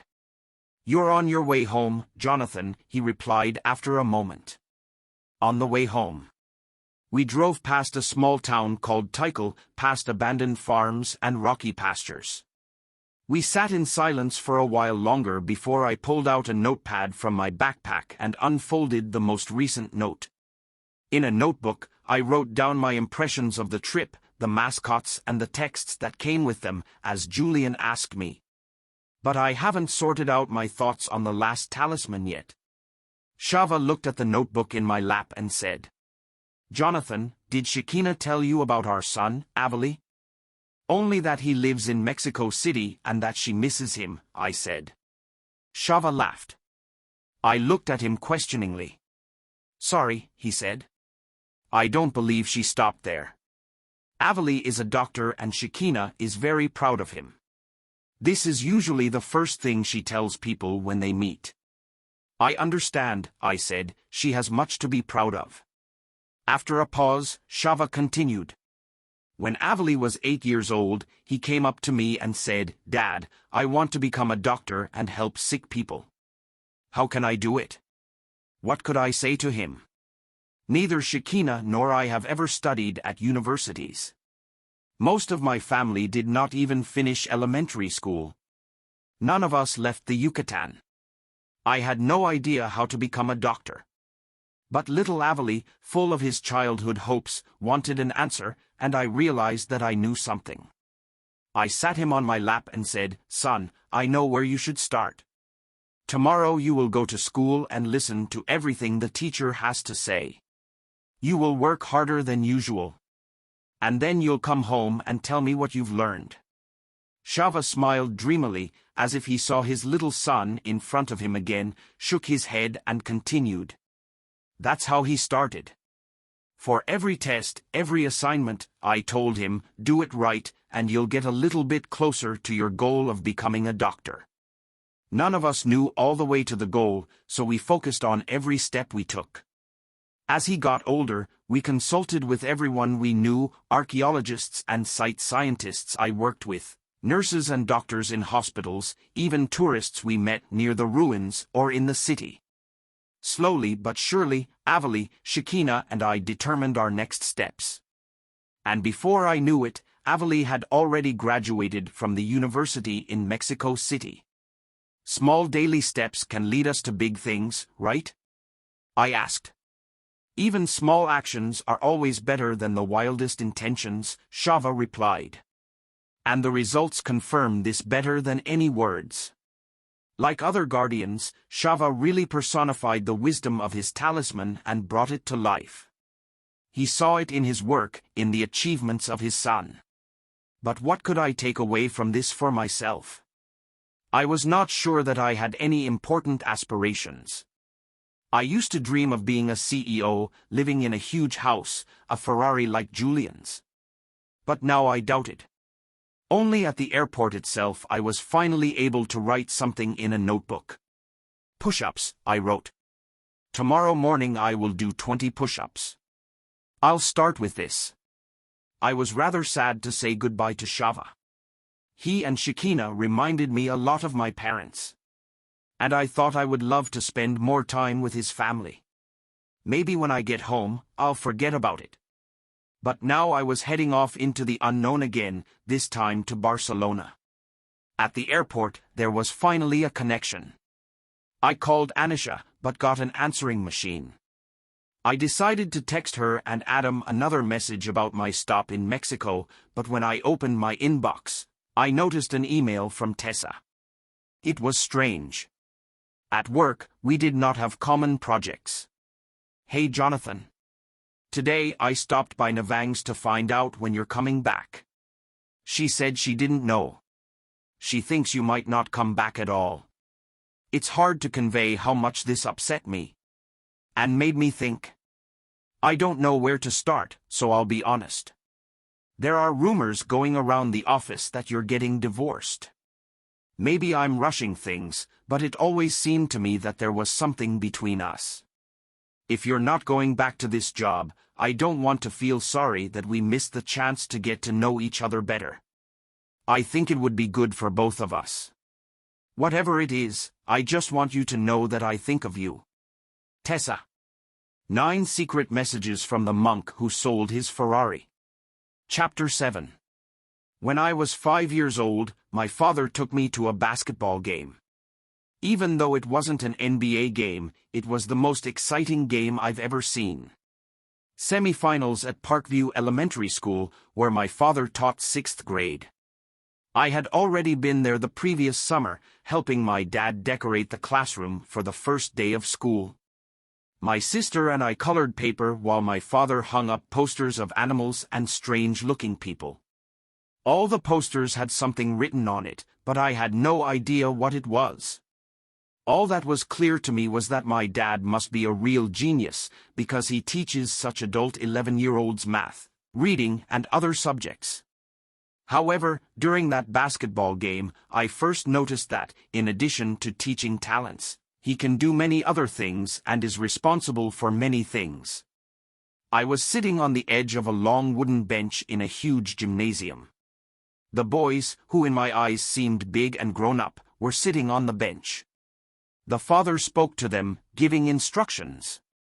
And they all looked into his mouth, greedily catching every word he said, as if he was sharing with them the secrets of the universe.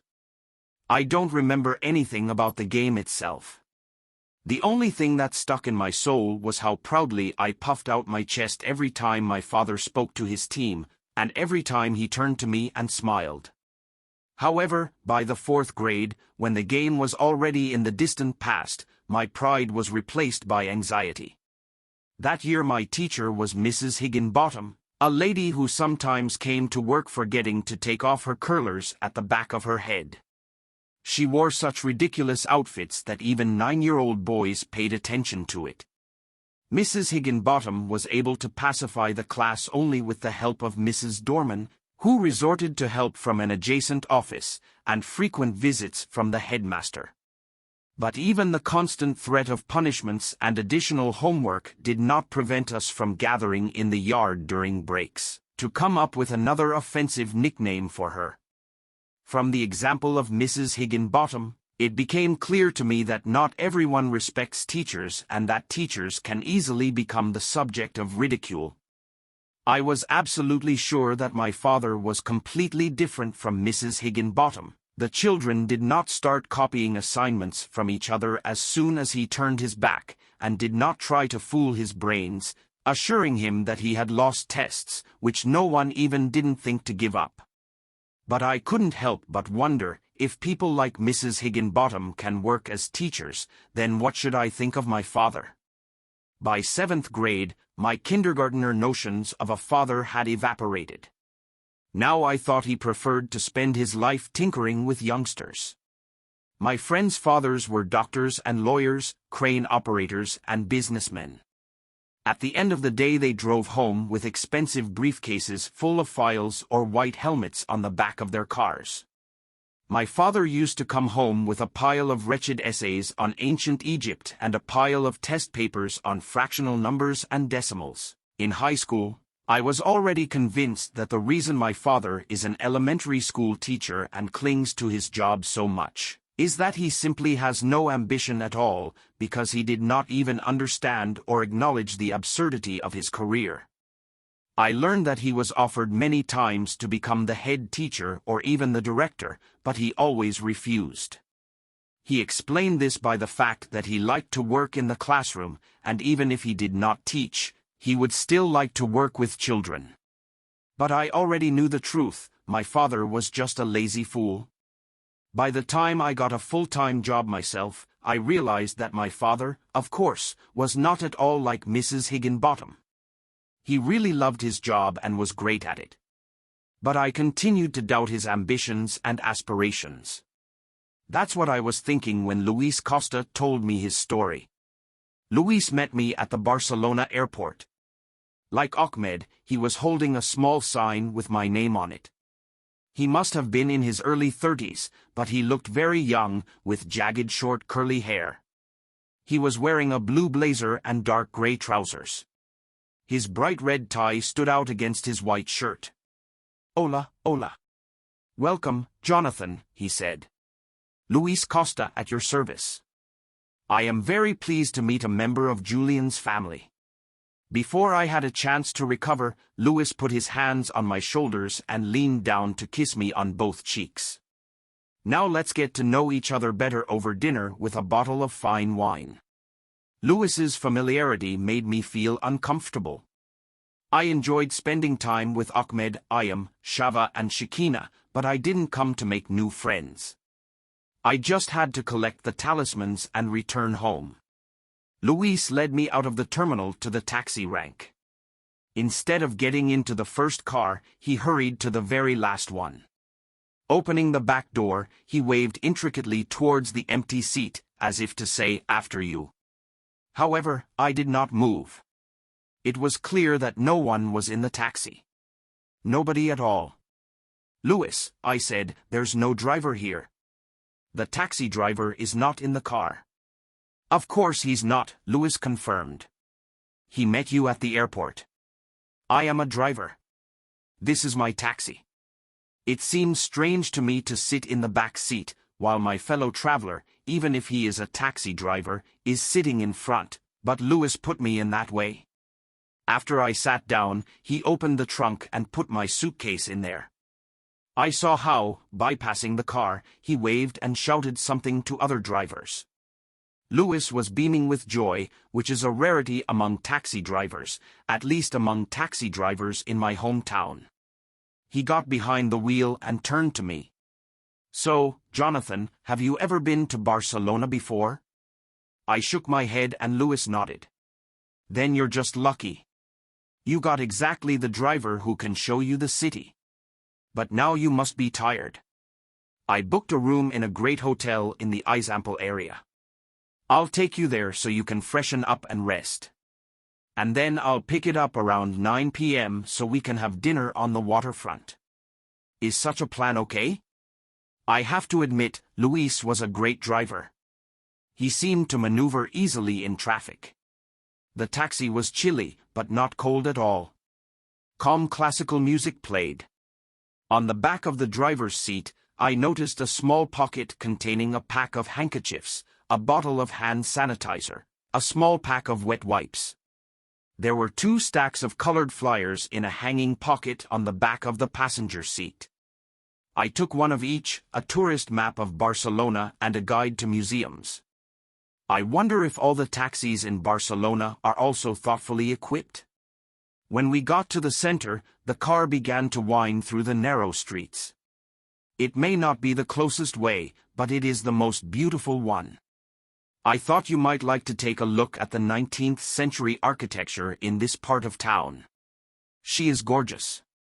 Louis was right. Many of the buildings reminded me of the Art Nouveau buildings in Paris and New York, with their ornate stone facades, wrought iron balconies, and tall arched windows. Wow! I exclaimed as we drove past the church, ornately decorated with spears and pointed turrets. Oh yeah! This creation of Antoni Gaudí is the Sagrada Familia, the most famous building in Barcelona. Tomorrow, if you want, we can come back here. No one should leave Barcelona without seeing the work of Gaudí. We drove past the church, turned the corner and stopped at a red one. As soon as the light turned green, Louis gently stepped on the gas. We didn't even have time to reach the center of the intersection when the roar of the accelerating engine made me turn around sharply. Another taxi raced through a red light down a transverse street. It didn't seem like it was going to slow down, and I was sure it would crash into the door right next to my seat. My heart sank into my heels. I jumped into the next seat and covered my head with my hands. Then he heard the squeal of brakes and the sickening clang of metal. But by some miracle, our car continued to move smoothly forward, perhaps much more slowly. I lifted my head and looked around. Louis braked carefully at the curb on the opposite side of the intersection. He managed to pass within a millimeter of a speeding car and avoid a collision. After stopping, he turned on the emergency lights and turned to me. "Jonathan, are you okay?" he asked. I nodded. We both looked in the rearview mirror.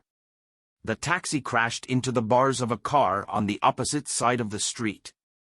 Tire stripes were left in the center of the intersection when the car swerved and skidded from a sharp blow to the brakes. Before I had time to come to my senses, Louis had already jumped out of the car and rushed towards the crashed car. By the time I caught up with him, he had already helped the woman and the frightened little girl out of the back seat. The woman held her head while Louis leaned over to talk to the child. The driver of the car into which the taxi drove, he himself was able to open the door and now hesitantly stomped around. He looked scared, but unharmed. I looked out the window of the wrecked car. Her driver fell forward, his face on the steering wheel. Blood dripped from his forehead. A few minutes later, the police and an ambulance arrived. By that time, the taxi driver was already awake and tried to explain to Luis what had happened. He seemed very young and very scared. In the end, doctors arrived and began to examine his injuries. Luis and I went to the police car to testify. Luis translated my words, and then we waited for the taxi passengers to tell what they saw. They were offered to call another ambulance to take the woman to the hospital for examination, but she said that everything was fine with her and her daughter. When the doctors and police left, Luis went up to the woman again and said something calmly to her. She finally nodded, and Luis turned to me. I managed to convince her to drive to the hospital to check if everything was in order. "I hope you don't mind another little hitch?" Luis asked. "Of course no," I replied. After putting the woman and her daughter into the ambulance, Luis returned to the car. "Jonathan, I'm sorry that your visit to Barcelona started like this," he said. "Don't worry about me," I replied. I have to admit, I felt completely exhausted after the accident, but if it wasn't for Luis driving me, things could have turned out much worse.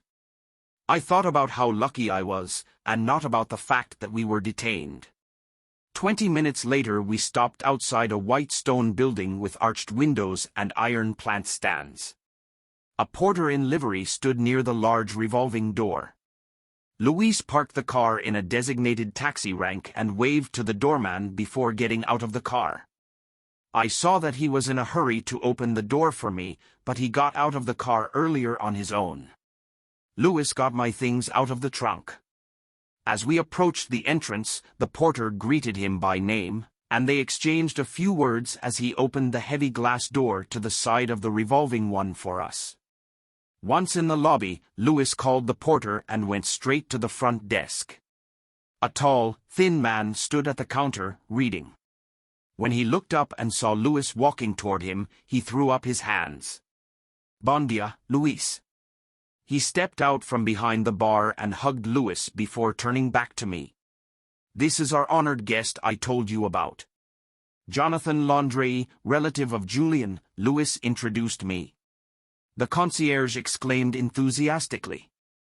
"I have a wonderful room prepared for you. If you need anything, just let me know." He handed me the key and waved to the porter. After saying goodbye to Luis, I followed the porter to the elevators. My room was on the 8th floor. I took a deep breath, and as soon as the doors opened, I quickly went inside before I had time to change my mind. When we got up, the porter opened the door, put my things down and took his leave. The room was first class, large and spacious, with tall windows overlooking the street and the park in the distance. Near the window was a vase of white tulips, and on the dressing table was a basket of fruits and chocolates. I kicked off my shoes, plopped down on the huge bed and pulled out my phone. When I received a message from Tessa, I responded immediately. But I wrote not to Tessa, but to Navang. What does she tell everyone? Of course I'll be back. I don't always have a connection, but I check my inbox as often as I can. Please keep me posted on any issues and progress. I will do my best to respond as soon as the opportunity presents itself. On the plane from Mexico, I often returned to the message from Tessa. It took my mind off my homesickness. At first I was worried about work. Can Navang use my absence to get promoted? Or is it David taking it out on me for the inconvenience caused to him? Did he tell my clients that they are now working with Navang? But while my head was full of paranoid thoughts, I seemed to be able to make out a faint echo of Julian's words. If we don't trust others, we don't trust ourselves. Perhaps I should be on the lookout, but empty worry will definitely not lead to anything good. I wasn't sure if I liked it. However, a personal message from Tessa gave me even more anxiety than my worries about work. Of course, something has been going on between us over the past few months. That's what cheered me up when things went wrong. After a fight with Anisha or a lonely night in an empty apartment, I would come to the office and see Tessa smiling at me. But it has always been something abstract. Now, after Tessa's message, it has become something real and concrete. As I walked back into the lobby at 9 p.m., I immediately noticed the figure of a neatly dressed Louis. He stood next to the entrance, hands clasped behind his back, swaying on his heels. He was obviously waiting for me, but the soft smile on his face seemed to say that this did not bother him. His taxi was parked in the street, next to the hotel entrance. This time he let me sit next to him in the front seat. All the way he chatted sweetly. "What a pity that you have so little time for this magnificent city. There is so much to see here. I always say that this is the city of great masters." We were obviously heading for a much older part of the city. The streets got narrower and darker. "Indeed?" I asked. I know, when talking about outstanding artists, people think of Florence, Rome, Paris. They remember the Uffizi Gallery, the Sistine Chapel or the Louvre. But Barcelona has been the home of so many great masters over the last 100 years. Juan Miró, Salvador Dalí, Pablo Picasso.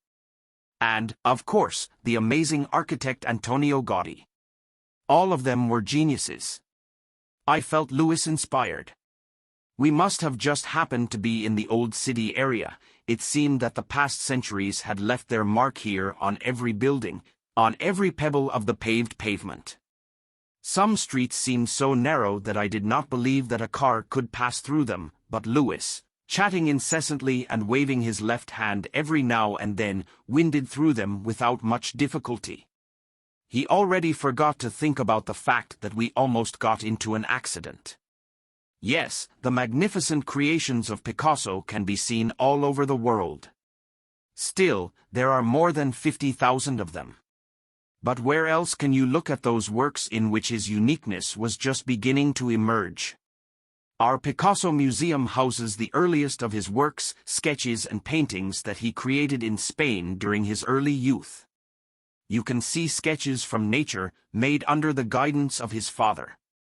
Even then, his talent was already clearly manifested. It's really something special to see the origins of his future masterpieces. We passed churches and cathedrals, low buildings with ornate latticework on balconies above archways below. There were shops closed with graffiti-painted corrugated steel doors. But in the end, the narrow streets were left behind, and we were back on the motorway. The sea was in front of us. I could make out the yachts in the harbor, their lights flickering against the dark surface of the water. Palm trees rose in neat rows along the street, and the air was filled with the life-giving, salty scent of the sea. "The Barceloneta is right in front of us," Luis said as we passed the port area. We turned away from the water. After wandering around the tiny streets for a while, Luis finally stopped the car in a small alley. "We'd better walk from here." The small intimate restaurant seemed to be crowded with patrons. For tourists, it's too far from the water. The menu was bilingual, Luis explained to me, Spanish and Catalan. I could make out a few points, but this was clearly not enough to choose anything. I looked up at the smiling Luis. "How about fish and oysters?" I nodded. "Great. It would be foolish to visit a Catalan restaurant and not try seafood. Let me make an order for both of us?" Our dinner started with a light fish soup and a platter of fried vegetables, followed by prawns in garlic sauce, battered squid and boiled perch. Louis ordered wine and refilled my glass as soon as it was empty. Even before the food was brought, he took the talisman from his pocket. "Maybe I'll give it to you right now. I'm afraid not to lose." Louis handed me a brown leather box with a hinged top no more than 4 inches long and only a couple of inches wide. I lifted the brass clasp and lifted the lid. On a small folded piece of parchment lay a thin, elegant brush. It was made of smooth dark wood, with a tuft of fine hairs. I picked up the brush and ran it gently across my arm between my thumb and forefinger. Then I carefully set it down on the table and took out a note written in black ink. I read, "To live life to the best of your ability, choose the best job for you. There is no pointless work. Any work is an opportunity to express your talents, create your own work of art and be realized in what you were created for. We must work as Picasso painted, with devotion, passion, energy, and perfection. In this case, our productivity will become not only a source of inspiration for others, but will really change the lives of those around us. One of the foundational secrets of a life well lived is to do the work that matters to you. And learn how to perform it so perfectly that people can't take their eyes off it. I put the brush back in the box and put it in my pocket. When I get back to the hotel, I'll put it in the talisman bag and put the note in my notebook. Interesting opinion, isn't it? Louis asked. Yes, I answered. Picasso. Just a genius. I suppose that's why you were entrusted with this talisman. You're into art, aren't you? Louis laughed. Maybe. But it's not only that. Louis said he met Julian a few years ago when he happened to be a passenger in his taxi on the way from the airport to the city. Then Louis drove a taxi to pay for his college studies. Julian happened to be passing through Barcelona, so he didn't have much time to see the city. He asked Louis where to go and what to see if he only had one day. Louis wanted to tell him so much, so many ideas to share, that they talked long after they got to the hotel. In the end, Julian invited him to have lunch together. I brought Julian to the same restaurant. And since then we have continued to communicate. I think that everything that has happened to me since we first met influenced Julian's decision to choose me as one of the guardians of the talismans. As we moved from one dish to another, Louis told me his story. He spent his childhood in a tiny village in the south of Barcelona, on the Mediterranean coast. When he was 14, his family moved to the city. It was a real adventure for me. After a calm little village, all this. He spread his hands in front of him. I know it's not very common for such a young boy, but I loved art galleries. And history. But most of all I loved the streets. Walk along the Rambla and see with your own eyes the Miro mosaic, right here, under your feet. Or stumble across a Picasso sculpture, a medieval church, or part of a Roman wall while walking through the Gothic quarter. I got on my bike and spent all my free time traveling around the city, trying to see as much as possible. When Luis graduated from high school, there were many arguments in his family about what he should do in the future. His father, a businessman, wanted him to become a lawyer. His mother, who did not have a university education, did not care at all, because he already graduated from high school. Eventually, his aunt encouraged him to apply his knowledge and love of the city by going to a college specializing in tourism and the service industry. My father was disappointed. No ambition, he said. My father really wanted me to become a lawyer, or at least an expert in some field. Let's say a neurosurgeon. Or an orthodontist. Engineer? I suggested. Yes, it is quite. But not a hotel employee. From my father's point of view, it was no good. A hotel owner, yes, but a mere employee, definitely not. Louis tried to ignore his father's opinion. He enrolled in courses, attended classes, and drove taxis to pay for them. After graduation, he was offered a job at the hotel where I am currently staying. He worked as a front desk assistant. Then assistant concierge. Then the main concierge. Not much time has passed, and I have already reached the post of senior management. I was the youngest hotel manager in town. But at the end of a very long day at work, Louis would leave the hotel and see his old buddies from his cabbie days opening car doors for hotel guests. They smiled and waved at him and then jumped into the car and drove off. And Louis watched them go until they were lost in the traffic, cats scratching at his heart. He came to work before dawn and left when the sun was already hiding behind the horizon. He rarely left the office during the day and never went outside. He felt as if his vital functions were temporarily suspended while he worked. But the earth keeps spinning. Clouds float across the sky, birds sing, people walk around the city. Everything around lives, and his heart seems to stop beating. While I was driving a taxi, this never happened to me. I always felt like a part of this world, alive, full of energy. And then, standing on the sidewalk in my expensive suit and polished shoes, I made a decision. I'll quit my hotel and go back to the only job I really enjoyed. I will drive a taxi. Louis paused and took a sip of his wine. Are you happy? Was it the right decision? Absolutely. Is your father still disappointed? Oh yes, Louis said. We don't talk about it anymore, but he treats me like a criminal. And, Jonathan, you know what's ironic? What really upsets me? This is a man who hates his job. He was forced into the family business by his own father to take over my grandfather's place after he retired. And every day in this business was agony for my father. He swore that he would never force any of the children to work in this company. He is literally counting down the days when he can quit and sell it. Louis was staring at the tabletop, but then he distracted himself and shook his head just as the waiter brought in our desserts. He gracefully placed them in front of us and walked away, and I looked at Louis. Why doesn't your father leave the company right now? It's hard to say, Louis said. It's clear that since he hates his job so much, he hasn't been particularly good at it. It's like a joke I heard from one of my clients. How do you make a small fortune in a bad economy? I shook my head. Start big, Louis said. We both laughed. Then his smile faded. The company is no longer worth anything, but my father continues to work day in and day out, hoping to rebuild it and retire rich. But right now, even I have a better chance of getting rich than he does. We were silent for a bit.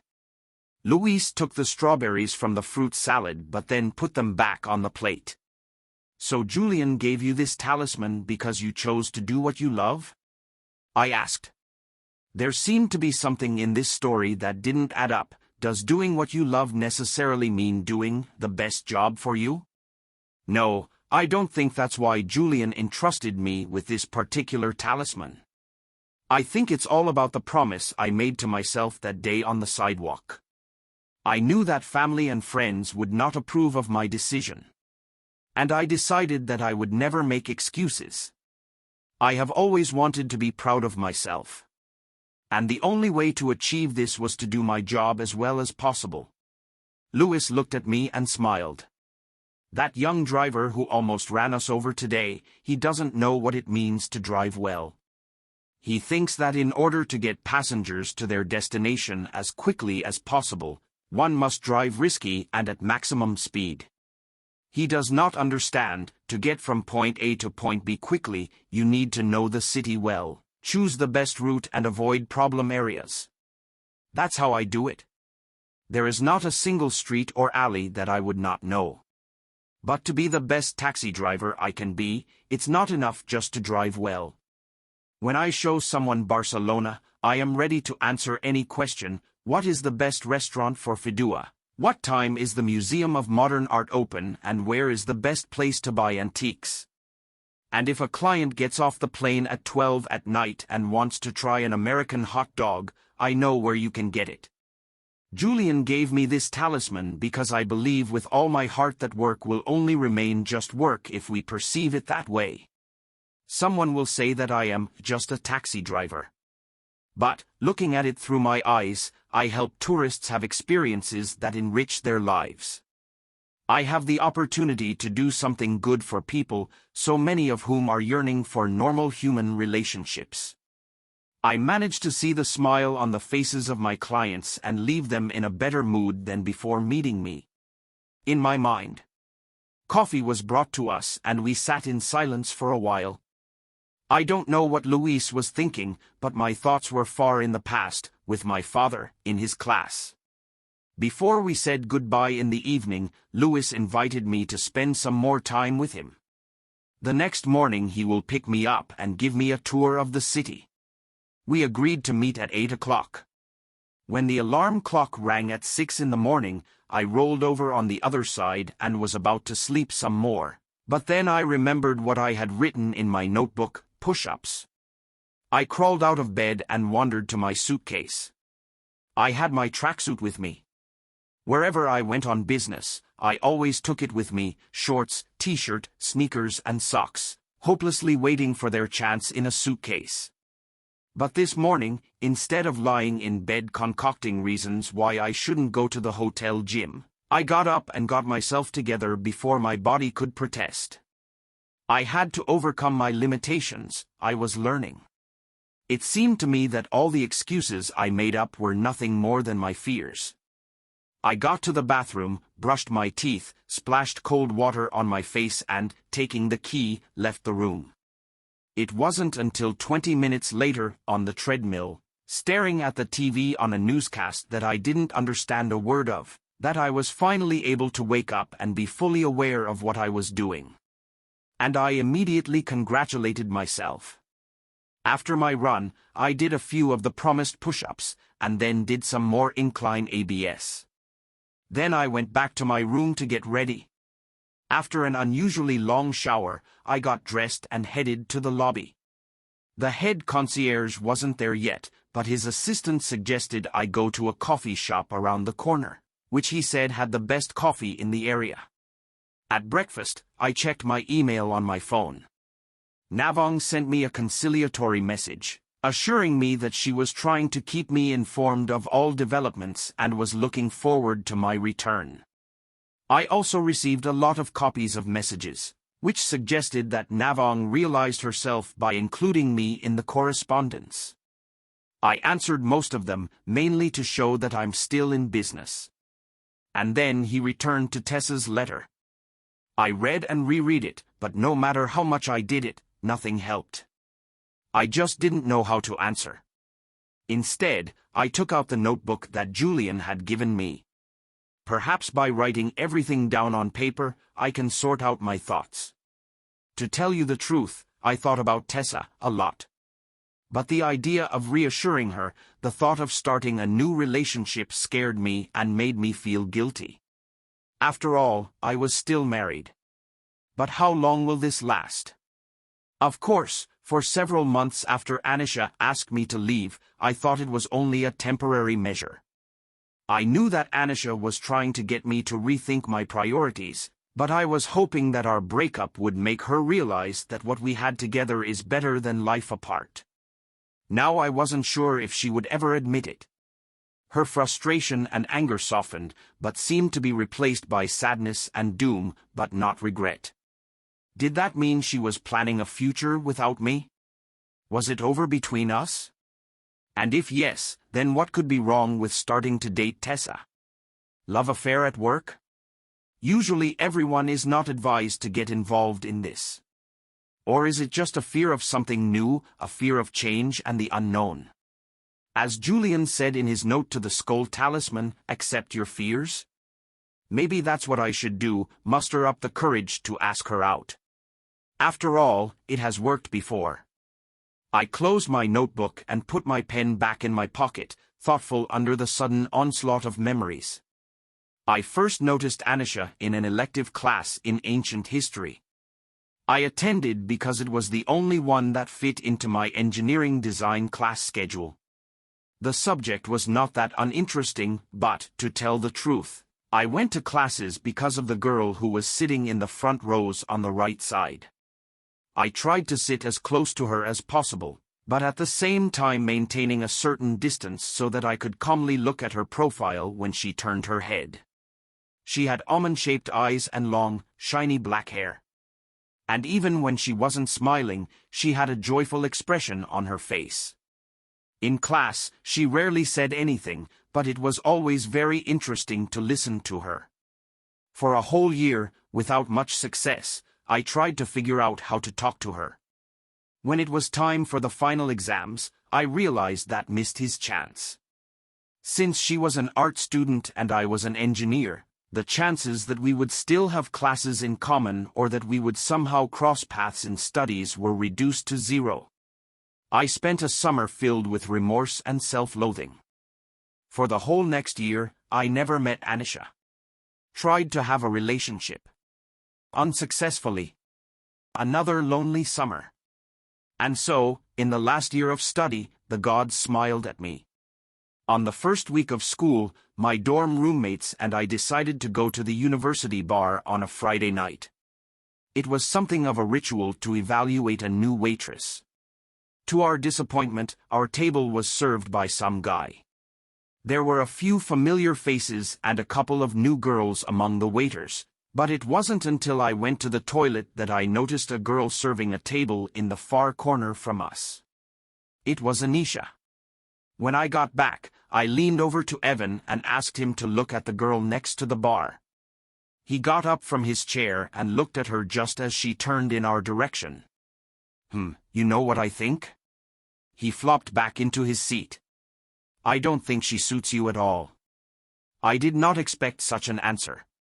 I was hoping that he would give me some pointers on how to overcome my fear, or something, after which it would become clear that I had to make my move or it would be his turn. But he collapsed into a chair with a beer in his hand and grinned. Seriously, Jonathan. Do not even think about it. I spent the evening buried in a beer glass and trying to gather my strength. When my neighbors were about to leave, I told them not to be expected.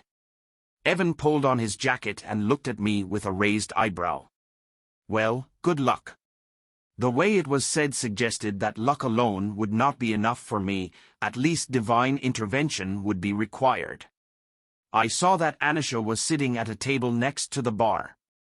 The part of the room she was in charge of was empty. Turns out she's counting tips. I approached and hovered over the table, but she did not notice me. Finally I said, "Hello." "Oh, hi," she smiled, looking up and continuing to smile. Either she was very kind, or that was a good sign. Perhaps both. "Sorry to interrupt," I said. "I think we took classes in ancient history together in our sophomore year?" Anisha tilted her head as if in thought. After a while she asked, "Engineer, right?" She spoke slowly, as if still remembering.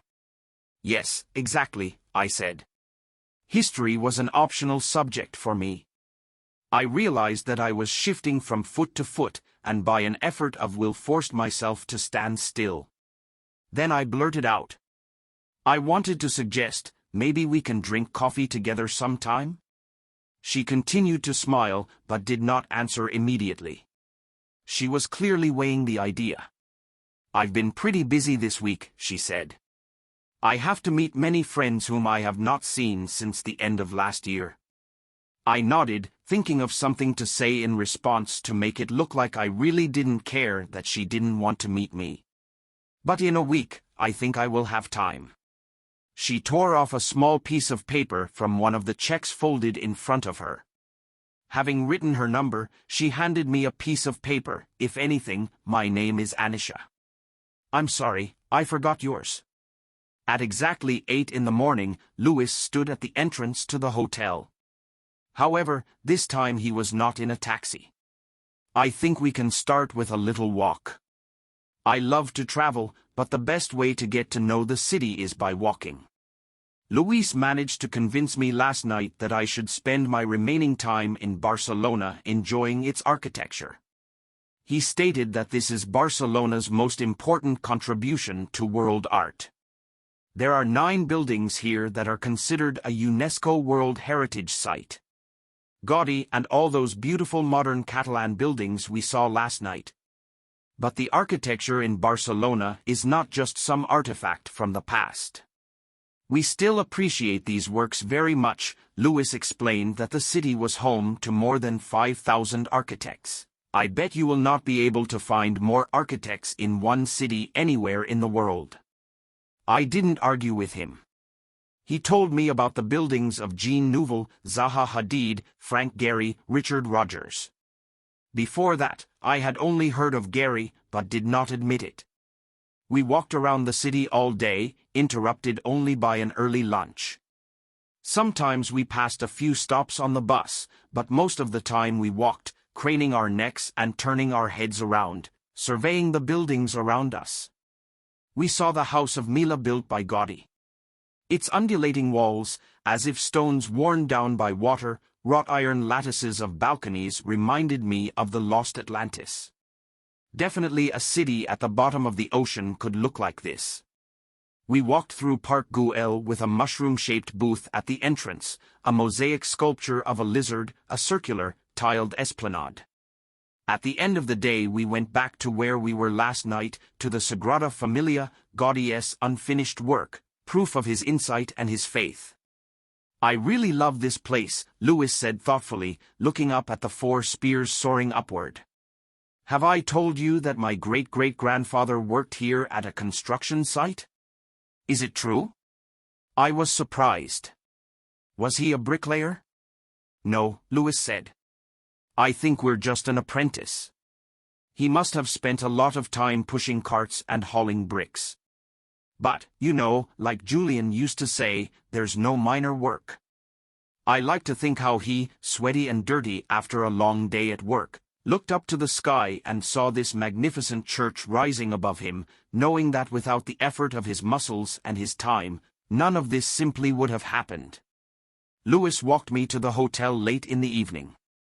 He had other things to do, so we both didn't want to stay up late. My plane was leaving at 8 a.m. the next day, and Louis insisted on picking me up at 5 a.m. and taking me to the airport. Once in my room, I ordered dinner, wrote a couple of notes in a notebook, and then took out my phone to send a message to Adam. I missed him as much as I did in Mexico. It amazed me how I could spend so much time without calling him or stopping by when I was at home. I started the message with complaints. I miss you so much, buddy. But then I thought about the sadness in Adam's eyes when I kissed him goodbye before the trip to Istanbul, and deleted the message. I wanted to be close to him, even if only in the form of a message, and not emphasize my absence. So instead I wrote about the Temple of the Magician and the Mayan ruins that I happened to see. I wrote about the birds singing in the trees and the cougars that roam the forests of the Yucatan, and how terribly lucky I was that I didn't meet any of them. And then I wrote that today I spent in Barcelona.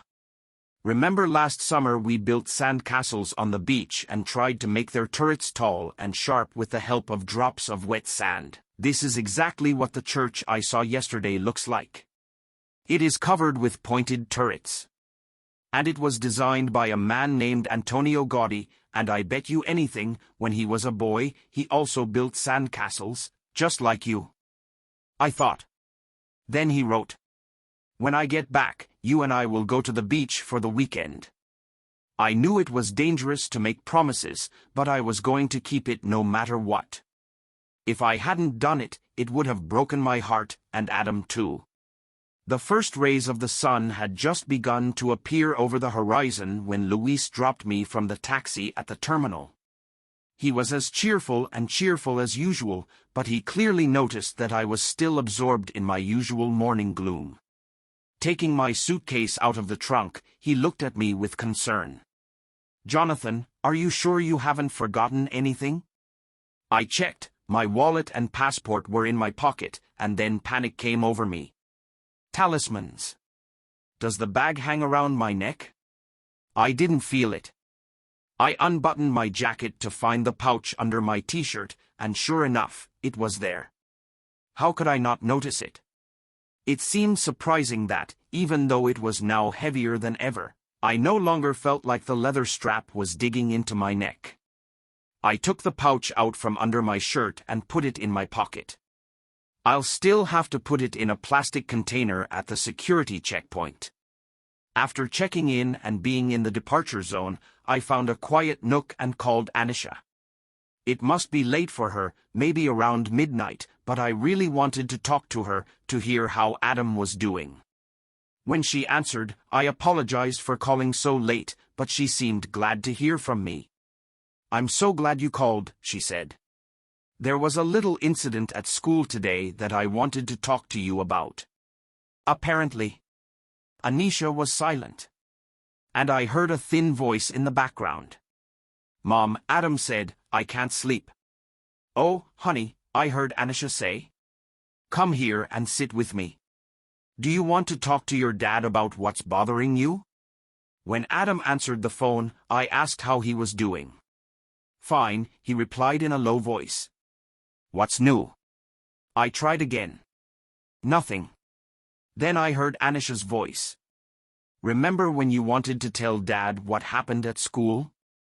After some persuasion from me and teasing from Anisha, Adam told me that one of the second graders tripped him, knocked him down and took his muesli bar during lunch. What did you do? I asked. Adam replied that he had told the teacher, Miss Vanderwees, who was on duty in the yard. Miss Vanderwees called the boy into her office. Has this happened to you? Adam asked. When you were little, were you ever bullied by other guys? I told Adam about Phil Stefik, who stole all my baseball cards and made fun of me because of my glasses. I said that Phil often followed me on the way home, shouting offensive remarks. I said that I was afraid to tell anyone about this, but one day, when Phil literally ripped the glasses off my nose and began to stomp them with his feet, I complained to the teacher. I never found out what happened. But after that, Phil just stared at me. He never touched me again. We chatted for a long time before Anisha took the phone from Adam. I looked at the clock. Sorry, I said to Anisha. You must both be very tired. It's okay. He really needed to talk to you. But now I will try to put him to sleep. Of course, I said. Just one more moment. Do you know how it ended with that other boy? Anisha told Adam to go to his room and that she would come to him in a minute. She then said that Miss Vanderwees called her after dinner. This was not the first time that the boy offended the other guys. The director called his parents to him. Ms. Vanderwees said she would take over the yard as often as possible over the next week to keep an eye on what was going on. And she talked to the whole class about how to stand up for others if you see that someone is being offended. She took it very seriously. I felt much calmer after talking to her. Anisha and I talked for a while about Adam and his school, and then I wished her good night. Now there were quite a lot of people in the departure area. Most of the seats were taken. Men and women with suitcases and laptops. Several couples with young children. And opposite me, a teenage girl, plugging her ears with headphones, fell into a chair, silently staring at her mother, who offered her chewing gum. I remembered what a gloomy teenager I was. About the patience of my parents. He felt a familiar pain in his chest. I missed my father so much. Sitting here in Barcelona airport, thinking about how Ms. Vanderwees watches over my son, remembering my father and my own childhood, I realized that at the age of 5 I got it right. My father was indeed a genius who chose a truly noble profession. He achieved the greatness that Louis so desired. And I still have a lot of work to do if I want to become even a little bit like the man he was. 9 Secret Messages from the Monk Who Sold His Ferrari. Chapter 8. While I was in Spain, Julian sent me information about my next 2 destinations. First, I had to travel back to North America, to Cape Breton Island in southern Canada. So after one layover in London and one in Halifax, and 16 hours after Louise said goodbye to me at Barcelona airport, I landed in Sydney, Cape Breton, Nova Scotia.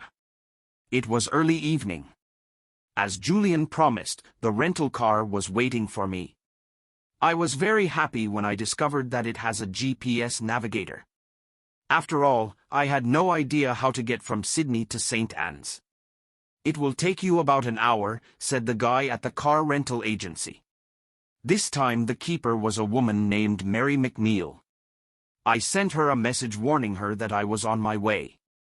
I left Sydney and headed for a fast lane similar to the one I was driving on the Yucatan Peninsula. But it wasn't the weather, the houses, or the vegetation. Not at all. The air here was fresh and cold. All around you could see firs, balsams and birches, thick and dark green, and water. Water was everywhere. The road was winding, the navigator showed that I was practically cutting circles, but after a few kilometers of forests and trees, a water surface appeared, a bay or a lake. I was reminded of the Yucatan by complete desertion. I drove past the desert plains. Scattered individual houses flickered along the roadside, disappearing into the rearview mirror, disappearing into an ocean of trees. However, there was something soothing in these deserted places, in the meeting that was waiting for me ahead, even with a stranger. It was nice to think that someone was waiting for me at the end of this journey. Mary McNeil and Angus MacDonald lived near a highway called the Cabot Trail. In the message, Mary said that I would see a mailbox and a sign with a number at the curb, but I would not be able to see the house until I drove forward along the alley. Luckily, the GPS did all the work for me, so I was soon walking down a gravel road with thick bushes on either side to a rooftop visible in the distance above the trees. She must have been looking out the window for me, because as soon as I stopped the car behind two trucks on the side of the house, a tall woman with graying black hair was already standing on the porch and waving at me. It must be Mary, I thought. When I got out of the car, Mary approached me along with a man, Angus, who was probably her husband. He was a little shorter than her, definitely fuller, but he smiled as warmly as she did. No one tried to hug me like Lewis did, but Angus patted me on the shoulder and Mary took my hand in both of hers and said her name. They seemed glad to meet me, but Mary's eyes were narrowed, as if something was bothering her. "You must be tired from the journey," she said. "Angus, Angus!" she exclaimed, pointing to the back seat of my car. The next moment, Angus and I were fighting over my luggage like two cartoon characters. Finally, I gave in and let him carry my suitcase home. "Julian told us that you've come a very long way," said Mary. "So we've got dinner ready for you, and after that you can go to bed right away if you want. It must be well after midnight in Spain now." Mary and Angus took me to the living room. What was not in it? A pair of immense canvases hung on the walls. One, a water landscape, bright turquoise, with tints of green and dark shades. On the other, there were some multicolored blocks that seemed to dance before my eyes. Mary pointed to a deep armchair facing the window. Sitting comfortably, I took in the scenery. A huge wave of green stretched out in front of me, and in the distance I could see a thin blue line, St. Anne's Bay and the waters of the Atlantic Ocean. "Sit down, have a rest," Angus said. "I'll just set the table and call you both right away." Mary brought me a beer and sat next to me. She asked me about travel. "You must have been very busy. You may want to rest tomorrow, but Angus and I were thinking about keeping you busy for a bit." I wasn't surprised. So far, only Antoine in Paris has left me to entertain myself. I experienced mixed feelings. After such long flights, it would probably be nice to do something. But I was not sure that I wanted to participate in a lot of entertainment. Mary said that if I didn't mind, she was hoping to host a small dinner in my honor tomorrow night. "It won't be anything special," she assured me. "Just a couple of friends and relatives. And lobsters. Since it's high season for lobsters, I think you'll like them." I smiled and replied that it all sounded great, although deep down I wasn't sure. Mary said that she was going to get ready for the party all day, while Angus would drive me along the Cabot Trail, around the Cape Breton tableland in the northern part of the island. "It's very beautiful there. I've lived here almost all my life and I just can't stop looking at it." I said that I had never been here before and would really like to look at this corner of the earth. "I have heard that many people compare the local landscapes with the green hills of Ireland." Mary nodded.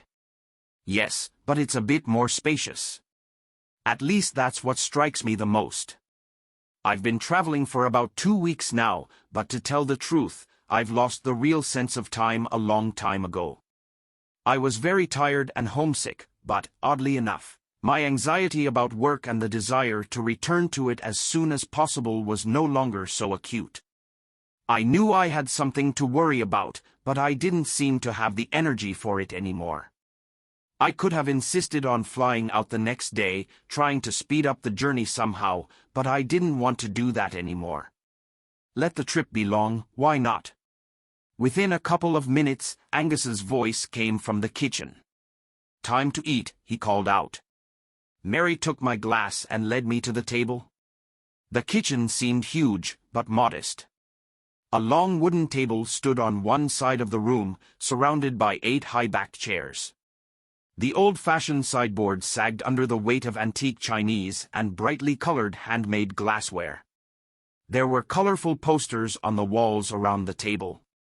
Angus placed the steaming pan of lasagna on a rack in the center of the table. A bowl of salad and a basket of bread were already on display nearby. "I don't know how hungry you are, Jonathan, so feel free to eat as much as you like," he invited. Not in the mood to talk about myself, I decided to use the most reliable method to avoid this. I began to ask questions. Angus, as it turned out, worked as a dentist in the city of Baddeck. He grew up in Glace Bay and his father was a miner. All the men in their family worked in the mines until his father's younger brother went to Moncton, New Brunswick, where he eventually became an accountant. Angus met Mary when they were both at university, but they didn't start dating until they were both in their 30s. Mary was an artist and worked in a small studio on the hill just behind the house. "The lighting is the best there," Mary explained. I asked how they met Julian. Mary said that she met him very, very many years ago in New York, when she was very young and worked as an artist. Julian bought a couple of my paintings then.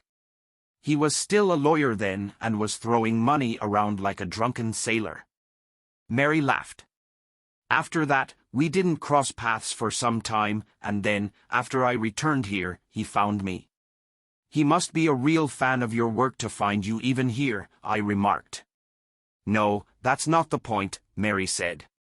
It was already after his return from Savannah. He wanted to meet me to talk. I thought of my old high school friends, my college roommates, all the people I had inadvertently failed to keep.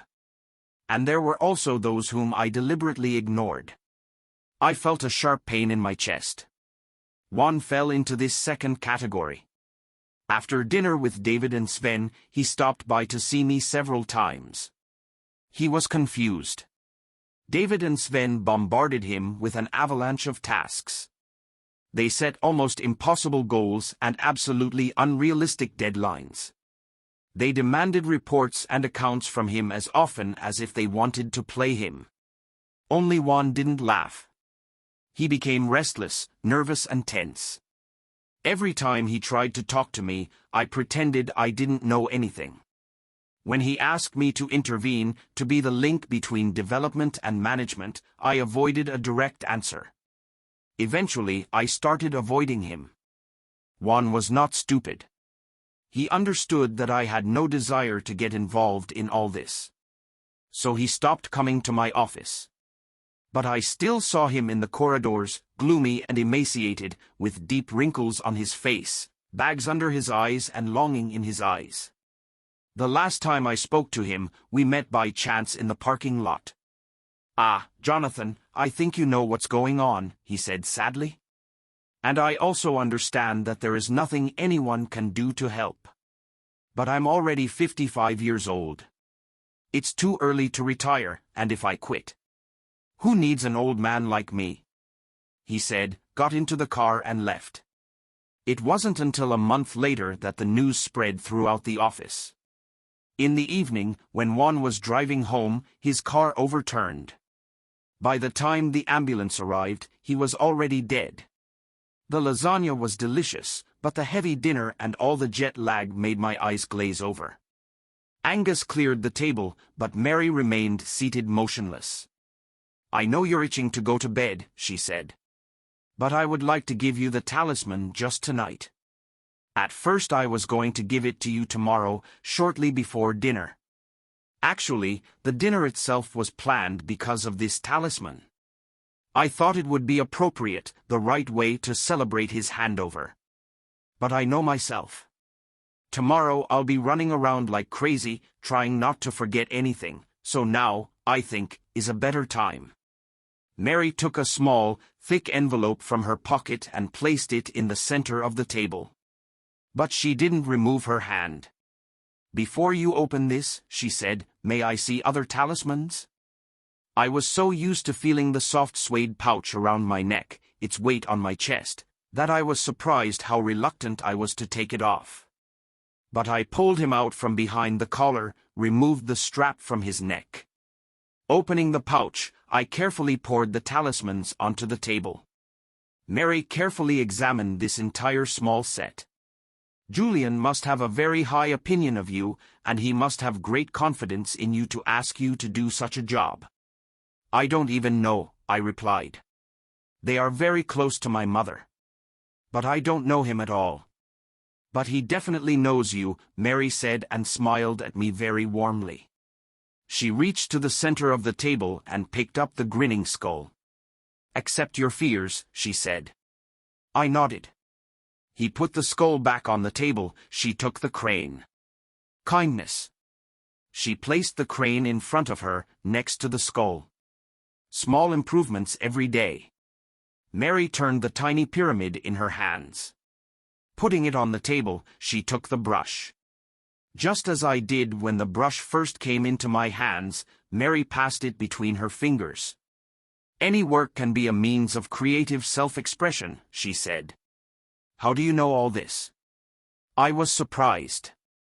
Mary looked at me, slightly tilting her head, as if trying to decide something for herself. "These talismans," she said, waving her hand around them, "they all exist in only one copy. But in the end, they are nothing more than just symbols. Julian has talked for years about the wisdom they hold within themselves. And I listened to him." Finally, Mary took the talisman with the image of the sun and moon. "Oh yes. Live your authentic life.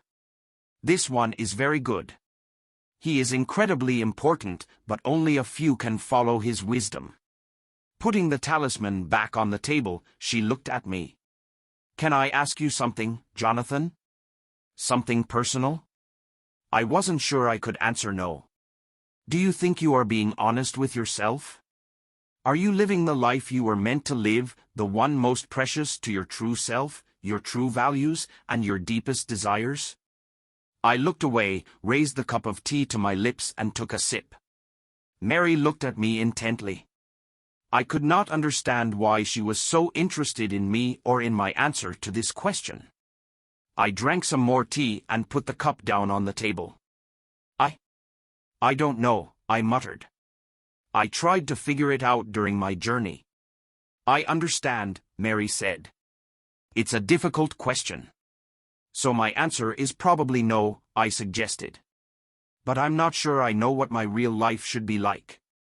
I started to rethink my career, but the rest is a blur." Mary nodded. "Since I'm getting involved in your life, I should probably tell you a little about mine."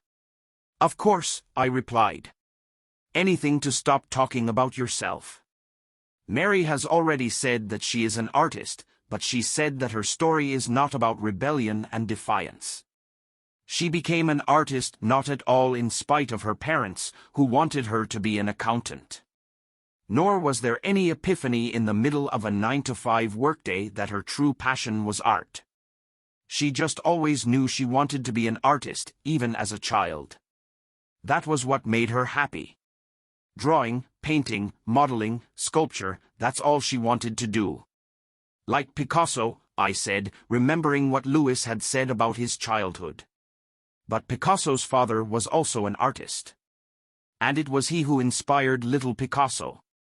I asked if Mary's parents were artists. "My God, what are you?"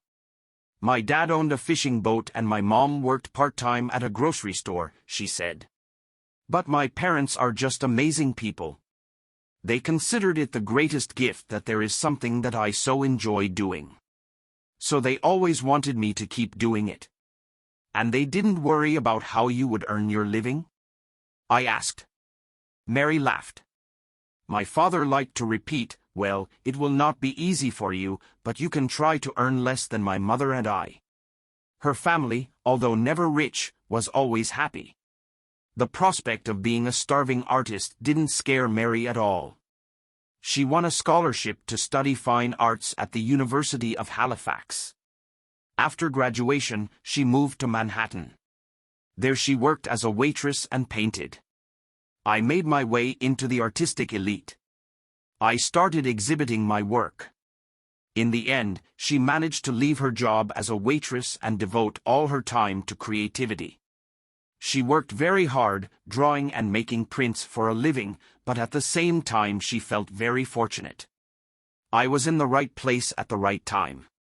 You must have lived your true life and been honest with yourself, I said. Before speaking, Mary studied her mug for a couple of seconds. That's interesting, I really thought that was the way it was. All these years, in Manhattan. I was young and successful.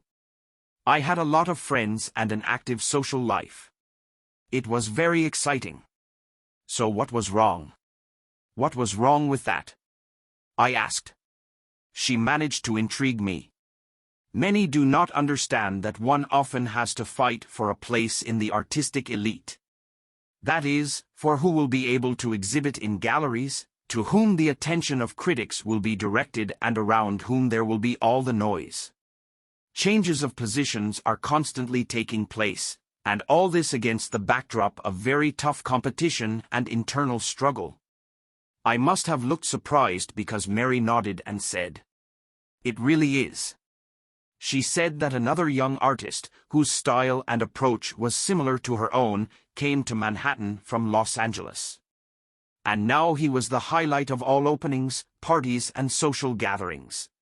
And wherever he appeared, he constantly hung around Henry, the manager of the galleries where Mary's work was exhibited and sold. Mary knew that Henry would not take on a new artist whose style was so similar to hers as long as he exhibited her work. But that didn't mean he couldn't just stop working with Mary and take on a fresh newcomer. That was the beginning of my downfall, she said. Thanks to Henry, she was able to leave her job as a waitress. With his help, she became a critical favorite for a while. But just as easily, she could sink back into obscurity. Mary knew that while she felt so much indebted to Henry, she could not trust him. He conducted his affairs with the utmost prudence and was not deterred by loyalty or guilt. She saw that he was beginning to turn away from her. And she also began to notice that Henry wasn't the only one who thought her star was fading. Some of her friends stopped calling as often as before. She was not invited to some parties. She was no longer in the forefront at opening days. And once at the premiere of a film, she shared rumors about an artist from Los Angeles with a reporter for one of the local magazines. There was something in his life in California that had a bad effect on his paintings. I told a journalist about this, hoping that my competitor might fail in this way. She said that he did everything just for show and would not last long in the art world. I thought that in this way I could appear as a more serious artist than he. On the way home that evening, I felt disgusting. I had never spoken badly about anyone before, and what I did made me feel worthless, petty, and vile. I kept wondering why I did it. "What brought me to this?" said Mary. And it made me take a closer look at the people around me. She realized that they could be more or less divided into two categories. People she trusts and loves, her true friends, who give her the opportunity to feel calm and happy, helping to reveal the best side of her. And the other group, people who can be interesting to her or entertain her, they can seem attractive for 100 reasons, but they always carry something bad in themselves. Some of them are funny, but also mean. I thought of my former roommate Evan and his, well, good luck with that. Some are interesting, but always annoyed. And some perceive everything as an endless race, and because they constantly compare themselves to you, you begin to equal them too. And there are still those who unintentionally, without any malicious intent on their part, simply have a bad influence on you. Wherever Mary went to relax in the company of one woman, she always overdid it with alcohol. The other person was always so depressed that she felt despondent for days after talking to him. And the other was gouging, and if she spent too much time with him, then she was lazy and slept until dinner. You know, said Mary sadly, then Julian belonged to the second group. Mary decided that she should spend more time with the people in the first group and less time with the others.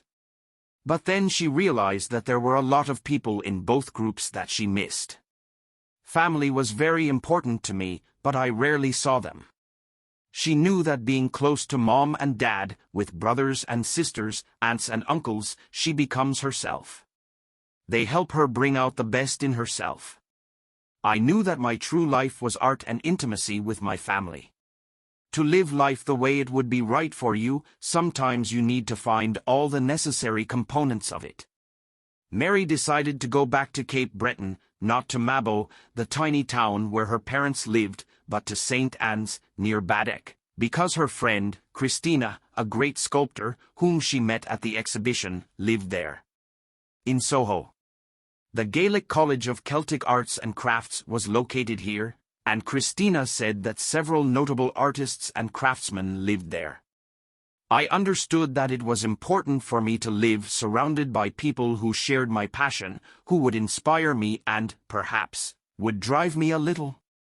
And that was the reason why Julian asked me to keep this particular talisman. Mary handed me a fat envelope. I opened it and pulled out a sheet of parchment. Along with it, a small piece of carved wood lay inside. It was only an inch wide and no more than half an inch high. 2 hands were carved into the tree, holding each other. I unfolded the soft sheet. Be serious about choosing what affects you. We do not go through life on our own, separately from those around us. So we should always be very careful about what people and objects surround us. Spending time in places that inspire and energize you, and connecting with people who make you happy and uplifting, is one of the secrets of wise people. Both at work and in everyday life, our kindest and most positive friends and colleagues will inspire us to become better and strive to live life to the fullest. I folded the sheet and put it in my pocket. I guess tomorrow night I'm going to meet some important people in your life, I said. That's right, Mary replied. She placed the talismans neatly in a pouch. Julian is now one of them. I wish he could come too. It was still only 10 in the evening, but by Barcelona time it was already past 3 in the morning. Mary handed me a bag of talismans and took me to the bedroom located on the 2nd floor. The bathroom is right down the hall, and I left the towels for you by the bed, she said. Good night, see you tomorrow. When I woke up the next morning, I felt as if I was struggling to come back to life. For a few minutes I just lay in bed trying to remember where I was.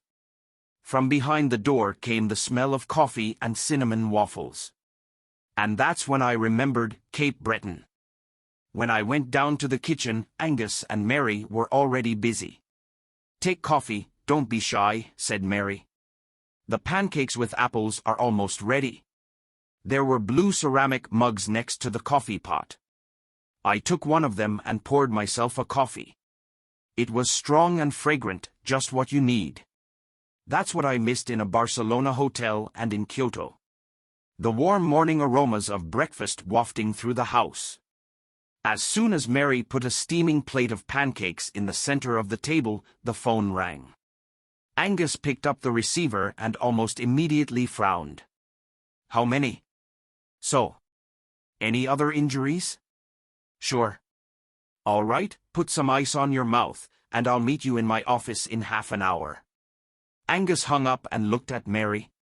This is Connor Ashton. He fell off his bike and broke his front teeth. Then he turned to me, excuse me, but there is such an incident, I need to hurry. I barely had time to say that I understood everything, as he had already disappeared through the door. While Mary and I listened to the gravel from under the wheels of his car, Mary put some pancakes on my plate. "My God," she sighed. "Now I don't even know what to do.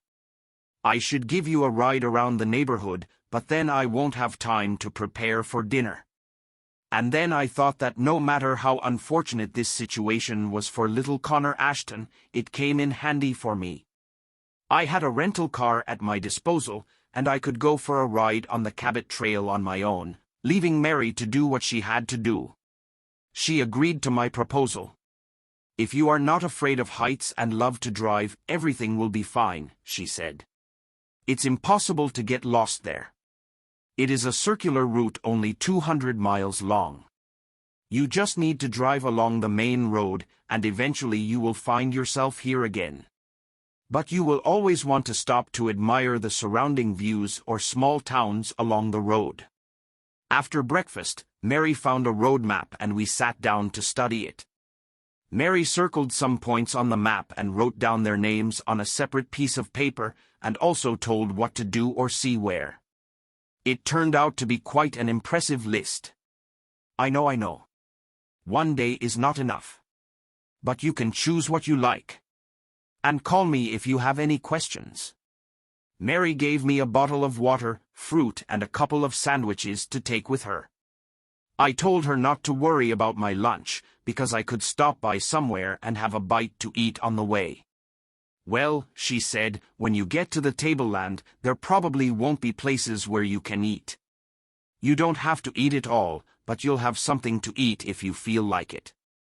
When I got to Marjorie Valley, it was still early in the morning.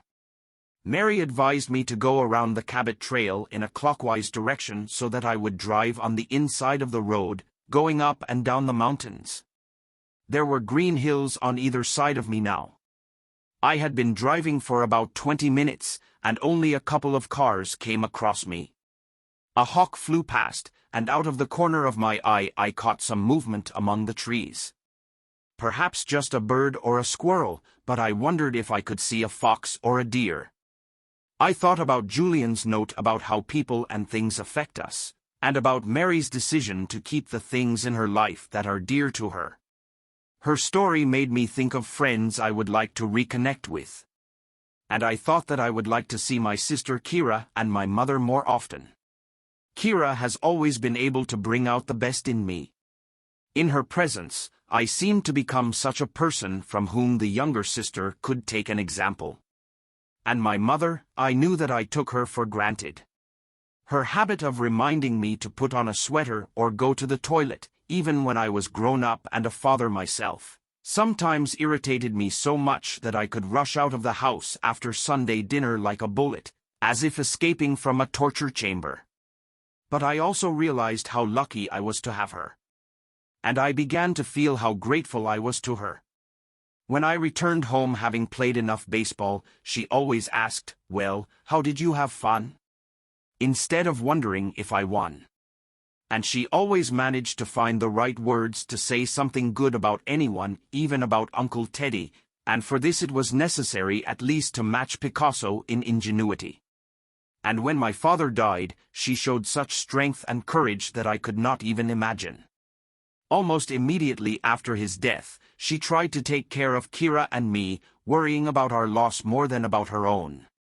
I thought I definitely want my mom to be more of an influence in my life.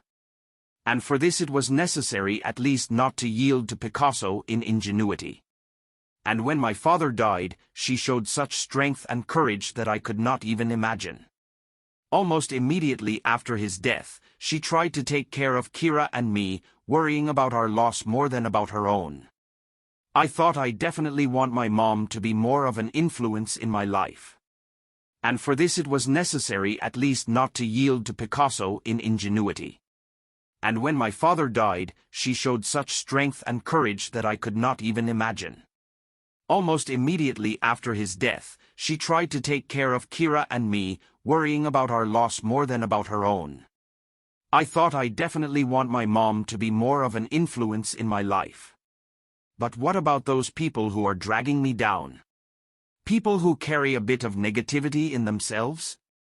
I immediately thought of David and Sven, but I couldn't name anyone close to me.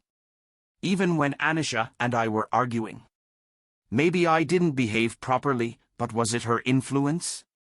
Or was I just trying my best to win the argument?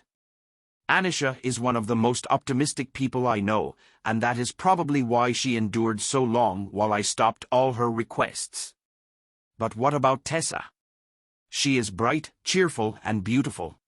In many ways, she reminds me of Anisha. I would like her to remain a part of my life. But as who? I decided that the next time I stopped the car, I would definitely send a belated reply to her message. I will tell her the truth. I am in a transitional state, trying to deal with many issues in my life. I appreciate her letter and her thoughts, but we'd better talk about it when I get back. I need some time to figure all this out. I reached Cape Breton Highlands National Park before noon.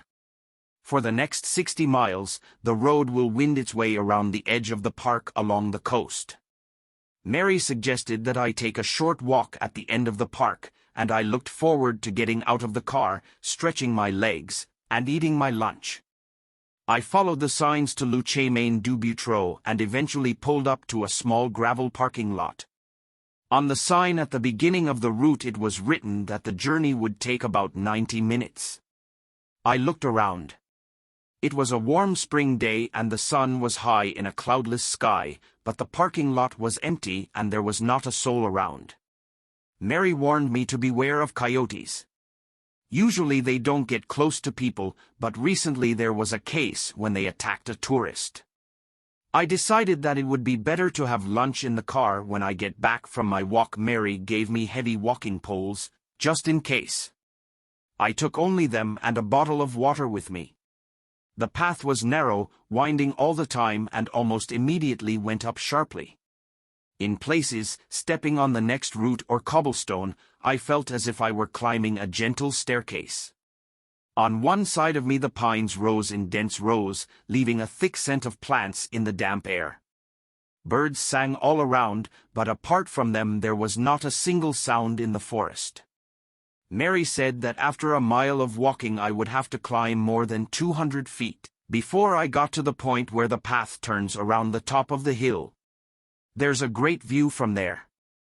However, she did not say that I would also come across historical monuments along the way. About 20 minutes later I saw a sign on the side of the path, and read that on my left I would see the ruins of one of the 5 houses of Le Boutreau, a French-Canadian rural village. Peering into the gaps between the trees, at the bottom of the hill, I noticed an uneven stone rectangle, the foundation of a tiny house. I knew I was in French-Canadian territory. Mary also advised me to stop at the small fishing village of Cheticamp before seeing its ancient origins in the park. So an hour before my walk started, I pulled off the highway and parked next to the restaurant on the water side of the road. Several shops and other buildings huddled in the narrow strip of land between the road and the bay. Mary thought I might be interested in local woven carpets or want to try shad, a traditional fish steak, but I didn't want to go inside. I'm not hungry enough yet. Instead, I descended the wooden stairs between the shops and walked along the embankment to several narrow platforms. Lined up along the pier are modern industrial fishing boats similar to Ahmed's. On one of the platforms was a huge ad for whale-watching cruises. Nearby stood a small ship, nearby an inflatable boat. Mary advised me to choose some not too new vessel if I wanted to watch whales. Inflatable boats make a lot of noise and waves that disturb the calm of the sea. But I decided that I would rather take the time to walk. The Cabot Trail was once a small trail, much narrower than it is now, although all those houses were already huddled along the edges, lapped on the other side by salty icy sea waters. Mary told me that French was still spoken in Cheticamp and the surrounding area. Here live the descendants of the French Canadians, who in the mid-1700s were expelled by Britain from the Annapolis Valley in Nova Scotia. Having captured the French settlement of Acadia in 1710, Britain demanded that its inhabitants swear allegiance to the British Crown. Most Acadians were mainly engaged in agriculture and were far from politics. Most of all, they wanted to stay on the sidelines and not get into disagreements between France and Britain in North America. However, many of them supplied food to French military strongholds in present-day Nova Scotia and New Brunswick. So, although most Acadians lived peacefully for decades, subject to the British Crown, it was decided that they posed a serious threat to Britain, and they began to be deported to Europe and to the British colonies. Many Acadians sent back to France later emigrated to the French colonies in North America. The largest part went to Louisiana, and their descendants became what we now call Cajuns. I already knew about this, but Mary also told me that a small group of those people went to Cape Breton Island and settled on its northwest coast. Walking along these tiny houses, I thought about how isolated and secluded the people of Cheticamp must have felt. Probably only a few hundred people on the rocky expanses of the coast of this rocky island. What was it like for them? A handful of families who came from huge rural settlements with thousands of inhabitants. They must have depended on each other for everything. But if Cheticamp seemed so isolated to me, what can I say about Le Boutreau? As I walked along the foundations of Le Boutreau's houses, which had collapsed so much that they looked more like just exposed pieces of rock, I tried to imagine how large families could live in such tiny buildings. Behind the houses stretched open areas, what used to be used as arable fields, all the way to the Cheticamp River. It is hard to imagine how they managed to farm on such uneven terrain or hang around in a thin fishing boat all day long. On the signs along the road I read that when the sea cleared of ice, the men spent only Sunday at home in Le Boutreau, and in the week they returned to the fishing shacks in Cheticamp or La Bloc. In winter, some families crossed the frozen river to get to the city for shopping or, in later years, to go to school. In the warm season, there were few people on this piece of land. In 1936 there were only 2 families named Leblanc, and with them the Chisons, Lubruns and Devoy. Each family had 9 to 11 children. A total of 50 people. How different my world was from this. Hundreds of colleagues, friends, and neighbors surrounding me for miles and miles around. 80 first graders at Adams School. So many people. I thought about Julian's note, choose carefully the people around you. I had a choice. In the past, many people could not afford such a luxury. You didn't really have to choose, but how much depended on the handful of people who surrounded you in life.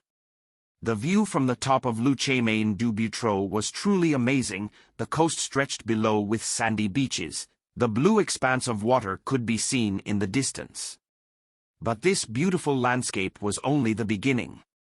An hour later, when I was sitting in the car, driving out onto the plateau, the sharp turns, sharp descents and ascents made me wonder how it was possible to move on such terrain without a modern 6-cylinder mechanism. It was clear why this part of the earth remained so sparsely populated. I often stopped to admire the surrounding landscape, peering out at the ocean or looking back at the dark green slopes of the mountains.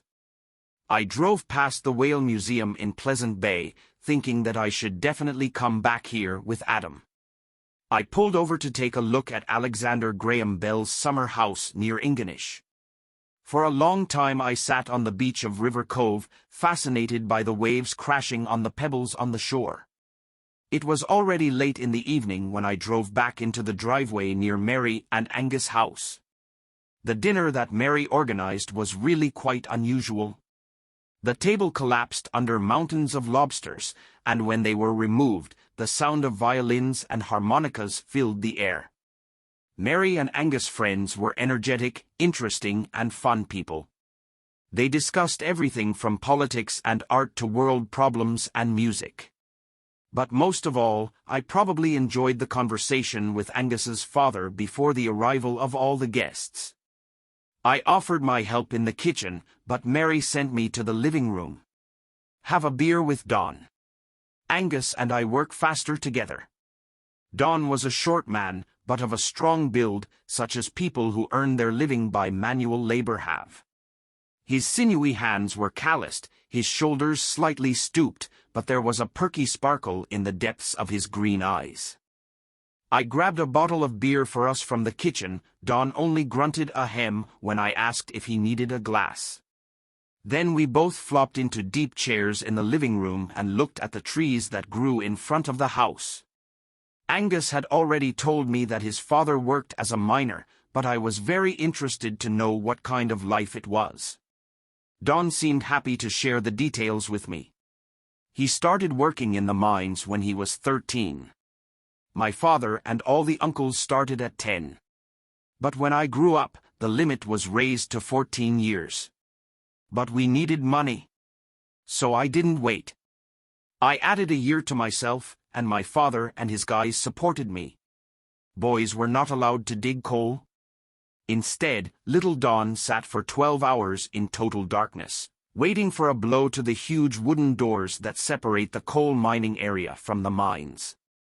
He launched the miners inside and released them back when their carts were already loaded. Don said that when he was old enough to dig and haul coal, he wasn't so lonely anymore. The workers managed to find a way to pass the time. They joked and told stories. They sang folk songs and ballads together. But the days were still very long. In winter, the miners descended in the dark and got out to the surface also in the dark. For many months we saw the sun only on Sundays, said Don, chuckling. And there were explosions. I found 16, Don said, rubbing his forehead with his hand. Explosions of coal dust and gases accumulated in the mines took the lives of very, very many of his friends and relatives. How did you deal with it? I was amazed at the enormity of this kind of work.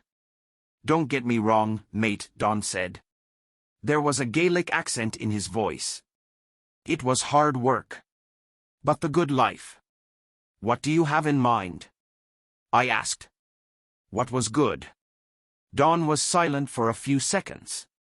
Then he tapped the arm of his chair a couple of times and said, I don't know if you can understand me correctly.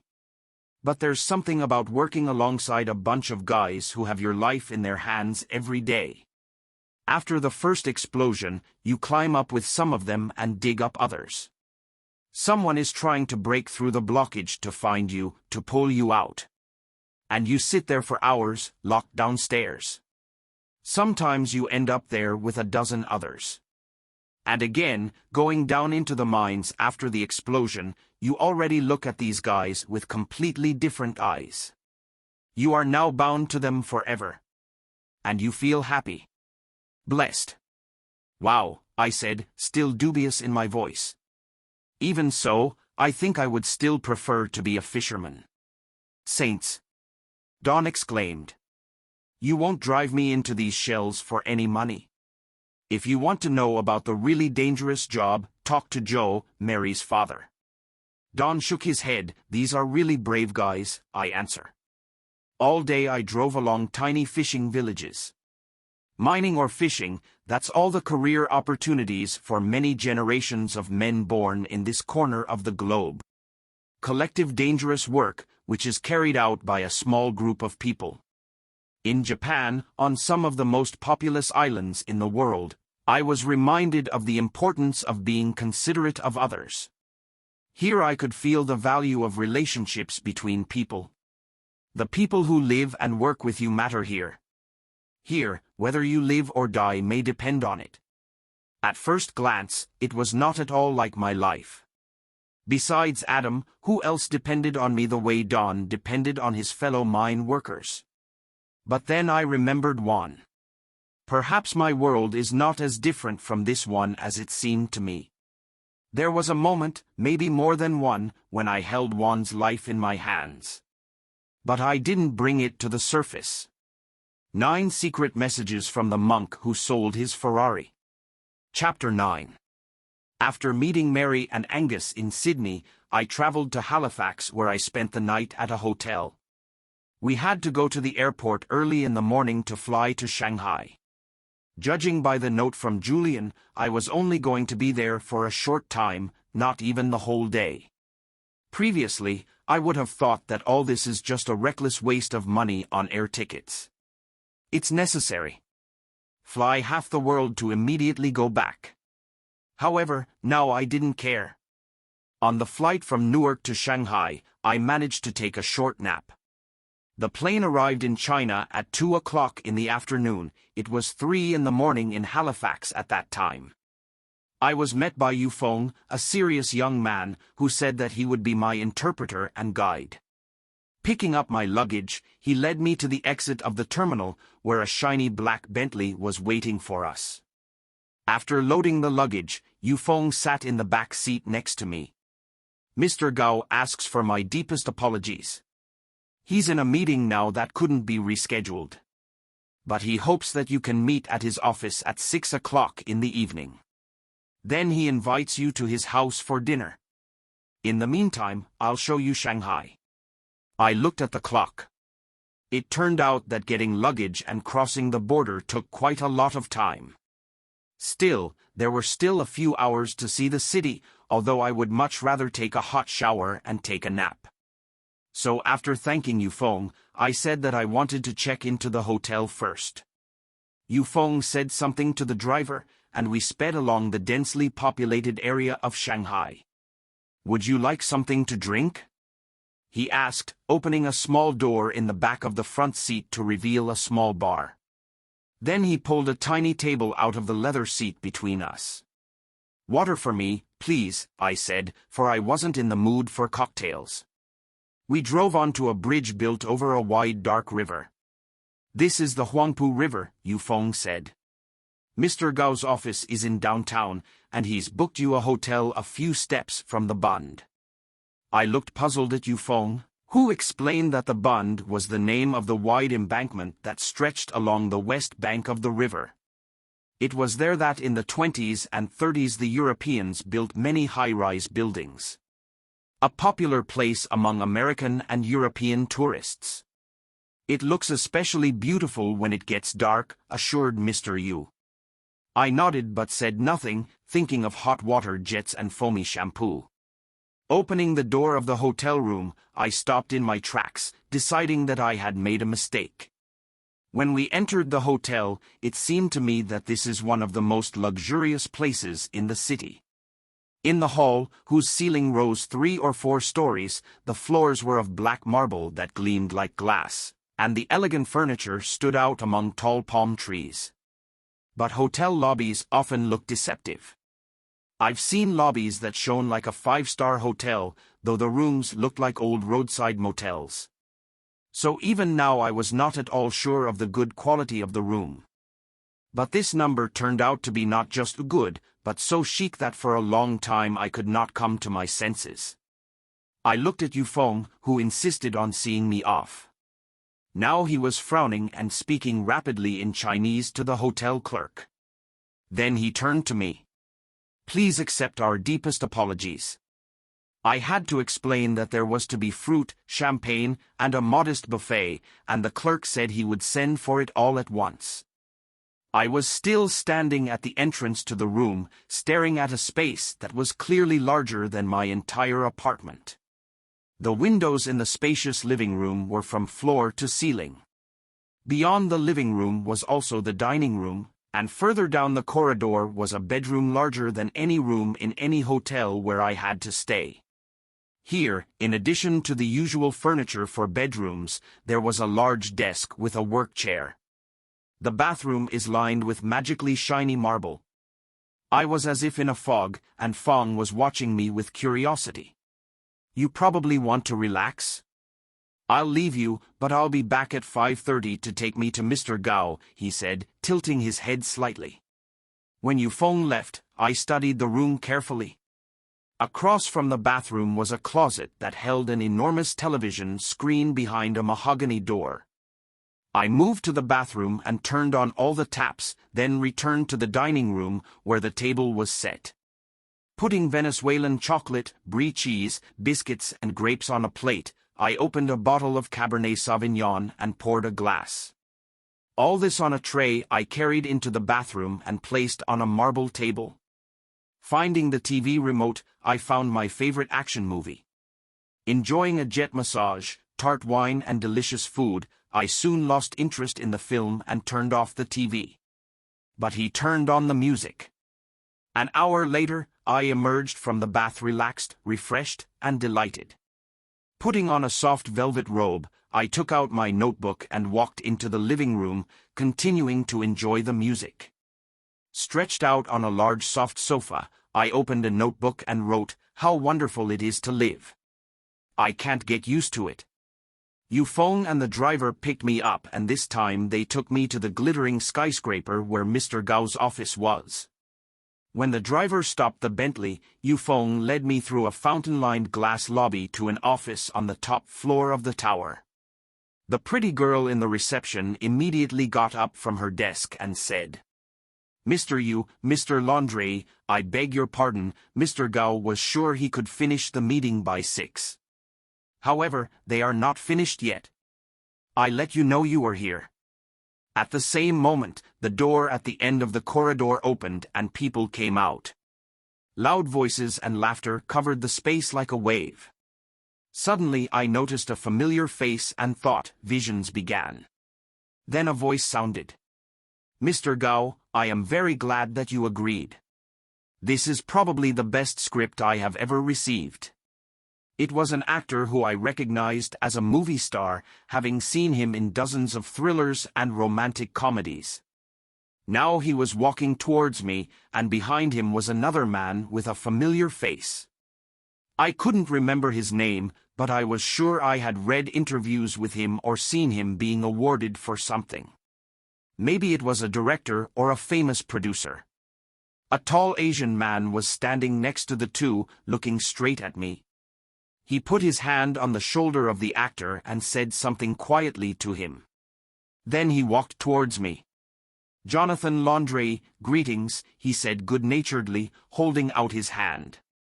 "I'm Gao Li, sorry for making you wait. Let me introduce you to my partners." It turned out that Gao Li is a venture investor. He recently invested in a new Hollywood production company founded by a small group. It included the same actor and another person, as it turned out, the director. During the meeting that just ended, they signed the final agreements. "You will be well taken care of here," the actor said, smiling and patting Mr. Gao on the back in a friendly manner. "They say when you meet a famous person, he seems smaller than you expect." But this guy was just as tall and muscular as he was on screen. He was dressed quite simply, but his clothes were still strikingly different from mine. Apparently, this is what designer clothes look like: expensive and lovely t-shirts, jeans. Sunglasses were shifted to the forehead. It seemed that they were there all day, as if glued to the temples, but ready at any moment to slide over their eyes, if the owner suddenly needed to hide from annoying people. "Be sure to agree if Mr. Gao calls you on his yacht," the actor told me. What a party there was last night. Madness. Mr. Gao has a really great boat, and we had a great party there. Thanks for everything." As Gao Li and the actor shook hands, the serious-looking young man leaned over to Gao and said something quietly to him. After that, Gao announced, "Gentlemen, the helicopter has arrived. Let's go." He turned to me. "Jonathan, will you join me while I see my friends off?" Never been to a helipad. We went to the other side of the penthouse. Having risen on the elevator one floor, we found ourselves on a flat, spacious roof. At some distance stood a helicopter with a spinning propeller. This picture, a helicopter on the roof of a 100-story skyscraper, seemed surreal. The wind ruffled our hair, and above us was the vast sky. The roofs of the other skyscrapers seemed like small platforms floating above a concrete canyon. The actor, the director, two more bent down and ran to the helicopter. It seemed to be quite normal for them. As soon as they sat down, the turntable began to slowly rise. Gao Li and I waved. I saw the actor wave back at us. Then Gao and I went down to the office. I'm sorry I couldn't send a helicopter to pick you up from the airport. I had to do another safety check of the car. I didn't know what to say because I didn't pretend to. As we rode the elevator down to Mr. Gao's office, my thoughts were in turmoil. His life changed my idea of luxury. After all, I had never driven a Bentley before, but now I would like to repeat it. And also a hotel room, a luxurious office, a helicopter. And the famous actor, how impressive it all is. But the funniest thing is that I thought and dreamed about something like that after graduation. Like many children, I considered school to be a kind of test. At the same time, I was not offended here, and there was no hidden uncertainty. Not at all. It's just that as a teenager, I suffered from a constant feeling of dissatisfaction. I understood that many children had clothes much worse than mine, but I noticed only those who had better ones. During the holidays, I constantly thought about those who went on luxury sea voyages in the summer and ski trips in the spring.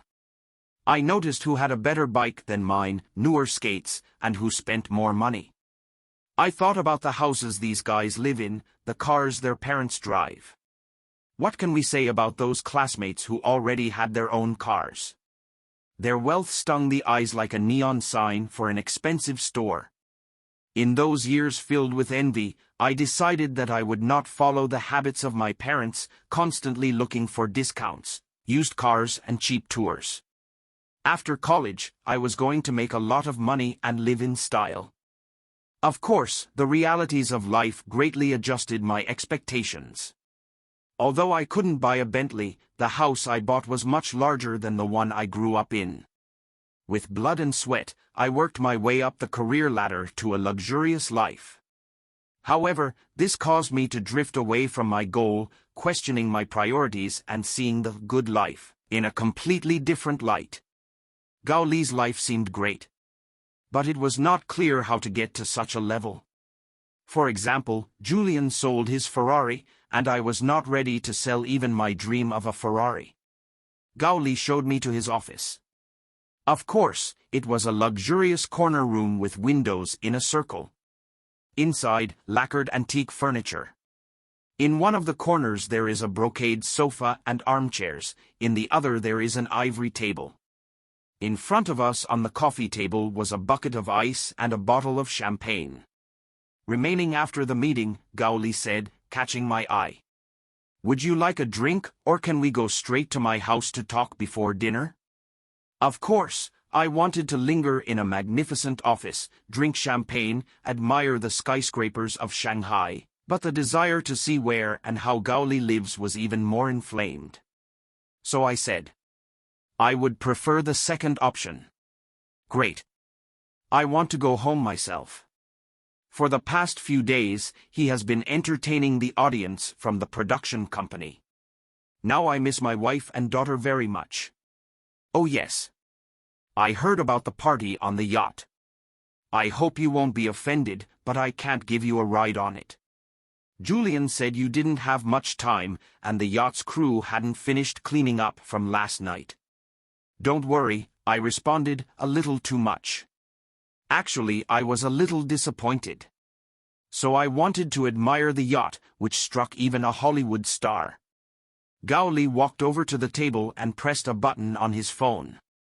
Young Jingwei, have Sun Hao drive the car. Jonathan and I are ready to go. As we walked from the elevator through the lobby, I found myself wondering what car Gao Li would choose next.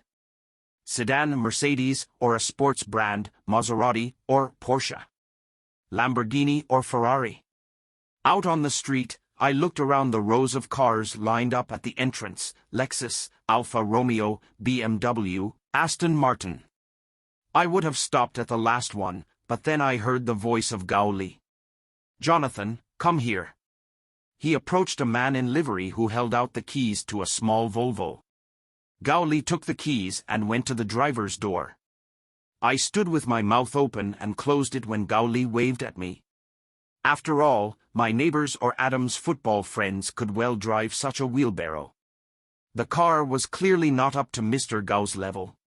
We rushed past tall office buildings, residential buildings. At every turn I expected to enter a low-rise district or a small park, but the dense line of high-rise buildings continued on. Gao Li and I had a friendly chat. He talked about several big ventures, including a production company and a new plant in Brazil. I told him about my work in the field of mechanical engineering. Finally, I asked how he knew Julian.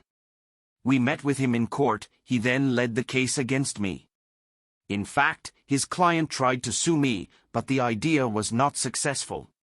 I thought Julian never lost. His client had no reason to sue, but that didn't stop Julian. I was also lucky that the case appeared at the end of his career, when he was already on the sidelines. He must have found you again when he returned from the Himalayas. You are not mistaken. Gao Li parked in a tight row of cars near the road. I would like to go to a coffee shop. It won't take more than a minute. Gao got out of the car, ran down the sidewalk, and dived into a small, brightly lit cafe. It was about 8 in the evening and inside, full of people. Dozens of people huddled around tiny tables that stretched deep into the narrow space. As promised, Gao Li returned exactly 1 minute later. He looked very pleased. Another one of my investments. Mr. Chang is my countryman. Here he started with a small shop in one of the shopping centers. I then paid half of its cost. Now he owns a cafe, the most popular in this part of Shanghai. We just discussed opening a branch. Does he seem to be doing well? Yes, definitely in the evenings. This is the time when people go out to drink coffee. In China, people are not yet used to drinking coffee in the morning. But Chang Ning is working on that too. He already has several regular morning visitors. In addition, he is trying to reach out to an older audience. But now most of its visitors are young people, a few businessmen. However, coffee is still regarded by many as a fad of the West. Gao Li switched to the road, and I kept thinking about the tiny coffee shop. It seemed to me that this was too small an investment for a person of Gao Li's level. 20 minutes later we turned off the busy street into the underground garage.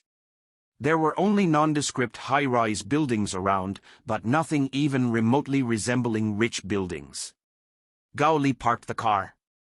Neighboring cars looked just as modest. He opened the back door to grab a magazine and his briefcase, then headed for the elevators, and I followed him. Mr. Gao's apartment, like the car, was nothing like anything I'd seen in his office. It was much larger, for example, than my home, and the stylish furniture was chosen with taste. The apartment was on the 15th floor, and the view of the skyscrapers was amazing, especially at night. But everything else looked too simple. His wife, Gao Ling, was a modest middle-aged woman in dark jeans and a white t-shirt. Anisha could have dressed like this, but Gao Ling was distinguished by bright turquoise jewelry. There was no talk of any diamonds. Gao Mei's daughter went to friends, and the three of us had dinner. Mr. Gao and I drank a glass of wine while Mrs. Gao set the table. "Can I help you?" I asked. No, thank you," Gao Ling replied. There were many covered dishes on the table. Their scent was divine. "Did you prepare all this yourself?" I was surprised. Mr. Gao said something to his wife in Chinese, and I suddenly thought that Gao Ling might not know English. "My wife loves to cook," he said. "When we organize big parties, we order food, but today dinner is only for 3, and for such a small company, she prefers to cook herself. Although sometimes he lets me help too," Mr. Gao laughed. At that moment, Gao Ling fixed him with a questioning look. He repeated in Chinese and she smiled. At dinner I ate much more than I should have. After the meal, Gao Li suggested having tea in the office. "I have something for you," he said. We went into a tiny room lined with bookshelves. The writing desk stood in front of the window so that you could admire the bright lights of the city. The rest of the space was occupied by 2 armchairs and a round coffee table. I sat down in one of the chairs, and Gowley walked over to the table. Opening the box, he took something out, and when he turned to me, I saw in his hands a small box lined with red silk. "Julian's talisman," he said proudly, handing the box to me. I lifted the lid and looked inside. There lay a tiny shell, only a couple of inches long and half an inch wide. I took it out of the box and placed it in my hand. An ordinary, unremarkable seashell. It didn't look like an amulet or a jewel. At the bottom of the box lay a neatly folded piece of paper. I pulled it out and unrolled it. The note read, "The simplest pleasures are the greatest joys of life. People don't realize what's most important in life until they get too old. They spend the best years of their lives chasing things that are not so important. As society tries to impose more and more material goods on them, they begin to understand the importance of simple pleasures, for it is they that support and enrich people. No matter how difficult the situation seems, they have enough funds for the simple benefits of civilization, which are waiting to be used. And then people will become a little happier, more grateful. And every day will turn into a magnificent gift." I looked up at Gowley, captivating possibilities of a rich man, which I happened to see tonight, but a simple apartment and an inconspicuous car. "Perhaps you have something to say about this," I remarked, pointing to the shell. "Yes, I was thinking about that talisman and Julian's note. But first, I think you would like to ask me a few questions?" I didn't understand what he was getting at. "I noticed how surprised you were when you saw my car and apartment. I think you have questions about the coffee shop as well. But you are too polite. Don't worry, ask, I won't be offended." I definitely failed to hide my thoughts. Mr. Gao already understood everything, but he wanted me to put it into words. "Well, you'll have to. All those yachts, Bentleys, helicopters. At first glance, it seems that things are going great for you, but I would not want to seem rude, but your car, apartment. They are, of course, not bad, but they don't look like a rich man's house and car," Gowley smiled. "Are you wondering if I am trying to create the illusion of success in business? Am I really experiencing financial difficulties?" I didn't say anything, I was embarrassed. "No, Jonathan, I have no financial difficulties. All the signs of wealth you saw today are real. I am very, very rich. But my car and house are linked to the piece of paper you are holding." And he nodded at Julian's note. "Volvo, and there is a simple pleasure?" I asked. Gowley laughed. "For someone, maybe, yes, but I don't really like cars. You see, Jonathan, I was not born rich. My family was not even middle class. By North American standards, certainly. My parents worked in a garment factory in Xintang. Compared to the shack in which we then lived, this apartment would have seemed like a palace." I began to understand. Gowley measures a lot by the standards and concepts that have formed in my environment, the environment of the middle class. "I'm not trying to embarrass you, Jonathan. I just want to explain the contrasts that you have noticed today." I nodded. The story of how I got out of Xintang and ended up here would take all evening. Let me just say that I did leave and started in Shanghai with a small business. I worked hard and was quite lucky. As a result, he managed to sell his business for an amount that seemed sky-high at the time. This money I began to invest in large and small enterprises. There have been enough of them in recent years. Gowley explained, when his business took off, he began to do everything that any rich person should do. He bought expensive clothes, luxury cars, yachts. He spent incredible sums on meals, travel, and gifts. Actually, I never bought a single glamorous penthouse or a huge house. My wife didn't want to hear about it. We moved into this apartment before our daughter was born. Gao Ling got used to it and didn't want to leave here. Mr. Gao continued his story. One day, his wife called him to the park to take a walk in the evening with the whole family. But he replied that he did not have time for this, a meeting with a dealer of sports cars, which he was interested in acquiring. Gao Ling then asked in disappointment, "Are you more interested in buying than living?" She wasn't angry, but upset. All evening I seemed to hear the echo of her words. And this went on for days, weeks. Gao Li didn't buy a new car then. He realized that he was not interested in cars at all, as well as fashionable houses. Things that he used to seek to acquire now did not bring joy.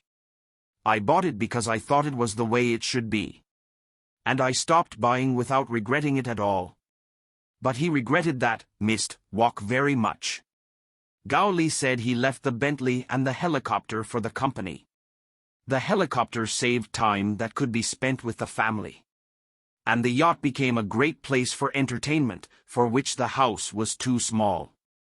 That is the wisdom of the talisman, added Gao Li. I realize that a certain lifestyle deprives me of simple pleasures, the most important in life. Money cannot buy happiness? I asked. It was one of my mother's favorite sayings. Don't misunderstand me, Gao Li replied. I was poor, and therefore I would never say that money is not important. Today you have enjoyed the luxury of Shanghai, but you have not seen the poverty prevailing in the country. The poor are severely limited in choice. They cannot just enjoy themselves, as they work hard to keep from starving. All their strength goes to feed and clothe the family, to find housing. My parents didn't have time for pleasures, neither simple nor sophisticated. Gao Li leaned back in his chair. Then he bent down again and poured himself some tea. He offered to me too, but I shook my head. It sometimes seems to me that many successful people, avoiding poverty, forget about the meaning of money. In fact, money gives you the opportunity to choose a career, a place to live, things. They allow you to spend time with family and friends, enjoy it. But people sometimes think that money is needed to buy and consume. They fall for the bait of another shiny toy, in fact, just like I once did. Buying too many things, spending too much money, they can be trapped. And such a trap can be more serious than that of poor people. They bind themselves with mortgages, loans, credit card loans. They want to earn a lot of money, on which their lifestyle depends. In this regard, as Julian says, the more you want to have, the less you dedicate to becoming. However, real happiness is not in accumulation. Permanent happiness lies in the enjoyment of common pleasures, such as a cool breeze in the heat or a starry sky overhead after hard work. Or laughter in the circle of the closest people involved in the process of cooking homemade food. Shell, I said, taking the talisman out of the box. Collecting shells on the beach? That's right, he replied. One of my best memories was building sand castles on the beach in Qingdao with my wife and daughter. This shell that Julian gave me was a great reminder of the beautiful moments of that wonderful day. They are the main wealth. We were both silent for a while. I thought about another beach, another woman, another child. But something still haunted me, and I said, "But why don't you retire with your current wealth? Spending all your time with your family enjoying the simple pleasures of life?" He laughed. Good question. My wife asks about this all the time. After drinking some tea, he put his cup on the table. Work is also a joy for me, Jonathan. But it's not only that. Remember the coffee shop we stopped by? I nodded. This is not the only company I have invested in. For every big project, I try to find at least 2 small cases that I can support. I am looking for people who think about changing their lives, their own and those around them. Small business in villages and big cities, family businesses and interesting student ideas, entrepreneurs with ideas and soul. I'm chasing them like brokers chasing market fluctuations. People to whom I give dollars so that they can turn them into new destinies. Thanks to them, my help extends much further than if I acted alone. Making changes is now more important to me than making money. And all this makes my life many times happier, Jonathan. That's amazing, I replied. Mr. Gao's story made me feel small. Gao Li shook his head and looked out the window at the glittering lights of Shanghai. He seemed to think about something, but then he spoke again. A few months after his heart attack, Julian wrote me a letter that I didn't want to open, afraid it might be another lawsuit. But it was a handwritten note.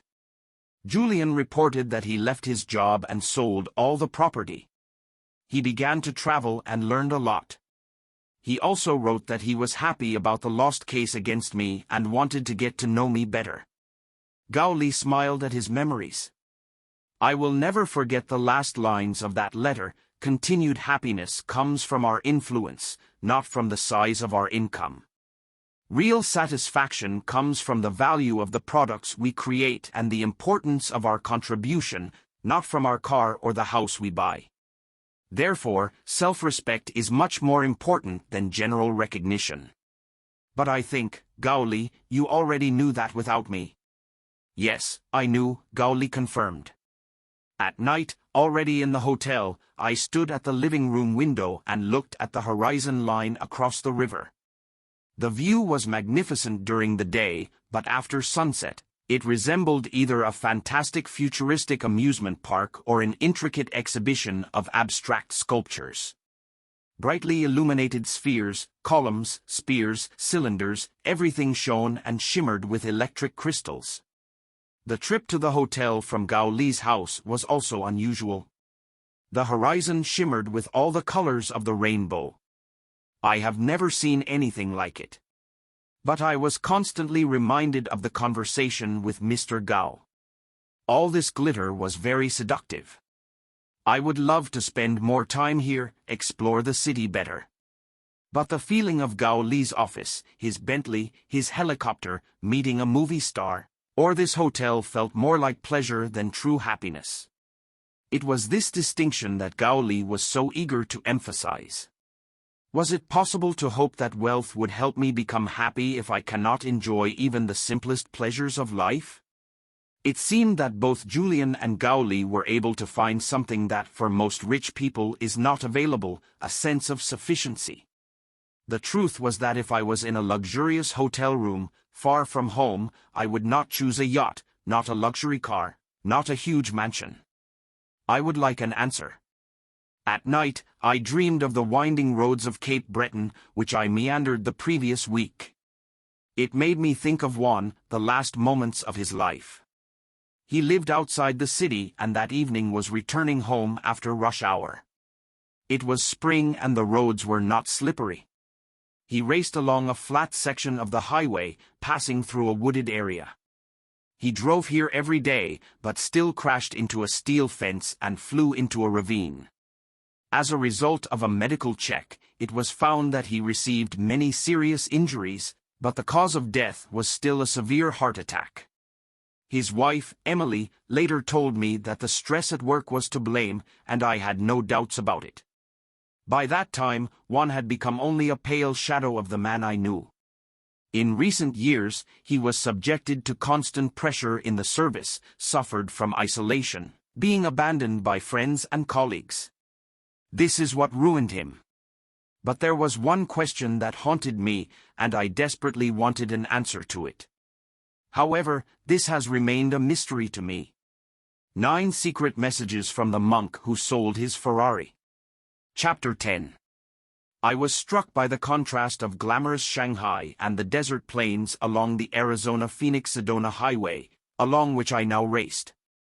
After talking in the air for most of the day, I rented a car in Phoenix and hit the road. Despite the difference between time zones, I felt surprisingly well. Previously, I did not think that you can get used to changing time zones. But now I have learned to fall asleep when necessary, and then wake up with the sunrise in any place. In the northern suburbs of Phoenix, I stopped by a restaurant that was one of those chain eateries where quantity tends to be preferred over quality. I was hungry and decided that it would be both easier and cheaper here. On the wall at the entrance hung a stand with brochures for tourists. I grabbed a few and then went up to the employee who was meeting the visitors. She led me to a table, and a young guy of about 17 materialized behind me. Taking the order, a club sandwich and some juice, the waiter seemed to vanish. Only now I glanced at the stack of pamphlets. One of them was devoted to tours to the funnels, which is next to Sedona. It was claimed that there are at least 4 energy funnels near Sedona, that is, the intersection points of the invisible energy lines of the Earth. It is in them that the power is concentrated, which has unusual healing properties. It turned out that an entire service industry is connected to these funnels. The brochure listed dozens of masseurs, tarot card readers, people who could equalize your magnetic field or help you remember everything from the past. Oh gods, I thought. Enough worries in this life. Why did Julian send the talisman here? Is it somehow related to crystals, auras, or energy fields? As soon as I finished my sandwich, the young waiter reappeared behind me and offered coffee and dessert. I refused, but immediately thought how much this young man resembles Louis. For some reason, it seemed that whatever this guy did in the future, he would do everything successfully and with enthusiasm. After paying my bill, I left the restaurant and went to my car. It was time to move on, to meet with Ronnie Bagay. According to Julian, she lived about 100 miles north of Phoenix. After driving for a few minutes on the freeway, I rolled down the windows. The dry air of the desert pleasantly blew my face, not like in stuffy Shanghai. The phone buzzed, but I did not answer, deciding that it would be better to follow the road. There were less and less messages from the office. Tessa stopped writing altogether, but there was nothing from Navong either. Yesterday, she also apologized for her silence, sorry for not keeping you informed, but something unimaginable is going on here. For the past couple of days, Luke, Catherine and Sven have been hiding in a conference room with a group of men and women I don't know. Rumor has it that by the end of the day or tomorrow something will be announced.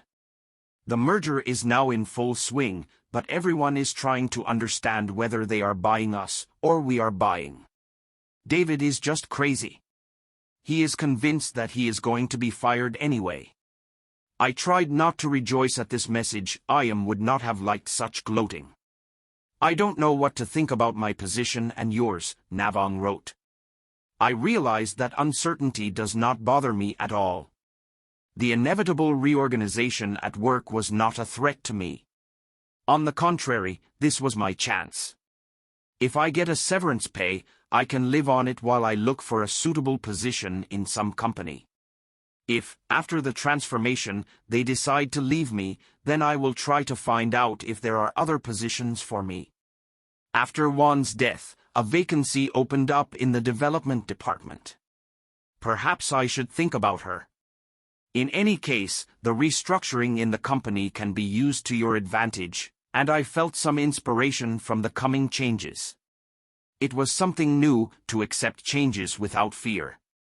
Or not completely without fear, but putting up with it, and this has always accompanied the UPS in my life. Apparently, I am becoming more and more like my sister Kira. If I always chose the safest and simplest paths, then Kira constantly invented something new and unusual. She worked for 6 months after high school and then decided to take part in a special exchange program for young people, which included volunteering in orphanages. After graduating from college, she traveled the world, visiting amazing places from Malaysia, Bali, and New Zealand to Sweden, Estonia, and Russia, working here and there to make a living. During one of these trips, she visited a women's cooperative enterprise in Guatemala and was greatly impressed by the things produced there. These were pillows and bed linen, skillfully embroidered by the courageous and zealous women there. Returning, Kira announced that she would look for a market for these goods. And within a few years, She was running an incredibly successful win-win import business with warehouses in half a dozen major cities in North America. When her twins were born, she decided to sell the business to one of the partners in order to sit at home for a couple of years, and then take up a new venture. When I was surprised by all this, Kira laughed. I'm not going to live the same day over and call it life. Julian explained the route very clearly, and after an hour and a half I turned off the highway onto the path that led me to the apartment. These were mobile wagons with attached verandas and awnings. However, small, squat bungalows were visible between the wagons. Some were with mesh fences. Small patches of yellowed grass surrounded the houses, but the desert seemed to creep up to their very edge, stretching for miles around. Finally, I noticed the house number on a mailbox in front of a neat brown building. I pulled into a gravel driveway and parked next to a gray pickup truck in front of a small garage. While getting out of the car in the midday heat, I noticed that the yard was strewn with colorful children's toys. Apparently, the crunch of gravel alerted Ronnie to my arrival, and she, as soon as I got up on the porch. "Jonathan!" she exclaimed, as if we were old friends. Ronnie was about 60. There were a few dark streaks in her gray hair. The tanned face showed wrinkles, but it did not look senile. When Ronnie laughed, the lines around her eyes and mouth seemed to dance. Ronnie ushered me into the living room, warning me to watch my step for the toys scattered across the floor. "Would you believe it, I was cleaning this place this morning," she laughed. "I have a 6-year-old son myself," I said. "So I understand you." Ronnie went into the kitchen and looked out the window. I followed her gaze. In the backyard, half a dozen children of various ages were playing with a large beach ball. Ronnie said they were her grandchildren and great-nephews. The grandchildren came to visit for the evening, but the great-nephews lived here permanently. "My niece," Ronnie said casually. "She always gets herself into all sorts of trouble.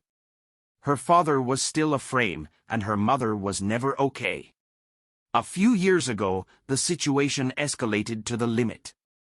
The point was that they wanted to take away her children." Ronnie opened the window and shouted, "Rose, make sure it's Sammy's turn too, okay?" Then she turned to me. "Of our relatives, only Jose and I had a place and means to take the children with us." Ronnie put her hand on her chest, as if holding on to her heart. "The best decision I've ever made in my life." She went to the refrigerator and took out a huge jug. "Would you like some cold tea?" I nodded. She filled 2 glasses and handed one to me. She left the other one in place and headed for the back door. "Excuse me," she said, "I promised to give the guys a snack, and this should be done now so that they have time to get hungry before dinner." Ronnie went out into the yard. I watched through the blinds as she made her way to the garage. A few minutes later she returned with a huge watermelon. When the children spotted him, they ran into the kitchen screaming, chanting like they were at a rock concert. "Watermelon, watermelon, watermelon. First this year," Ronnie told me. "You can buy one in the store at any time of the year, but I buy watermelons when the real heat comes. At this time, they seem to be much tastier." She ordered the children to go outside to the picnic benches and promised that she would bring them food when everything was ready. Ronnie put the watermelon on a huge cutting board, took out a huge knife and plunged it into the very middle of the watermelon. It crunched deliciously. Ronnie dipped the knife again and again into the moist pulp, slicing the watermelon into slices, which she then cut into slices like cutting a stale loaf of bread. Ronnie handed the middle piece to me. I didn't remember the last time I ate a watermelon. Biting into the cold sweet flesh, I felt a flood of memories wash over me. Another yard many decades ago. My mom. Her hair is tied back with a bright ribbon. And a tray in her outstretched hands. This is exactly what Gowley was talking about. Here at Ronnie's house, this watermelon was a big event and cause for celebration. After Ronnie had taken a huge plate outside and then returned again to remove crusts and wipe a couple of noses, she returned to the kitchen and took a long sip of iced tea.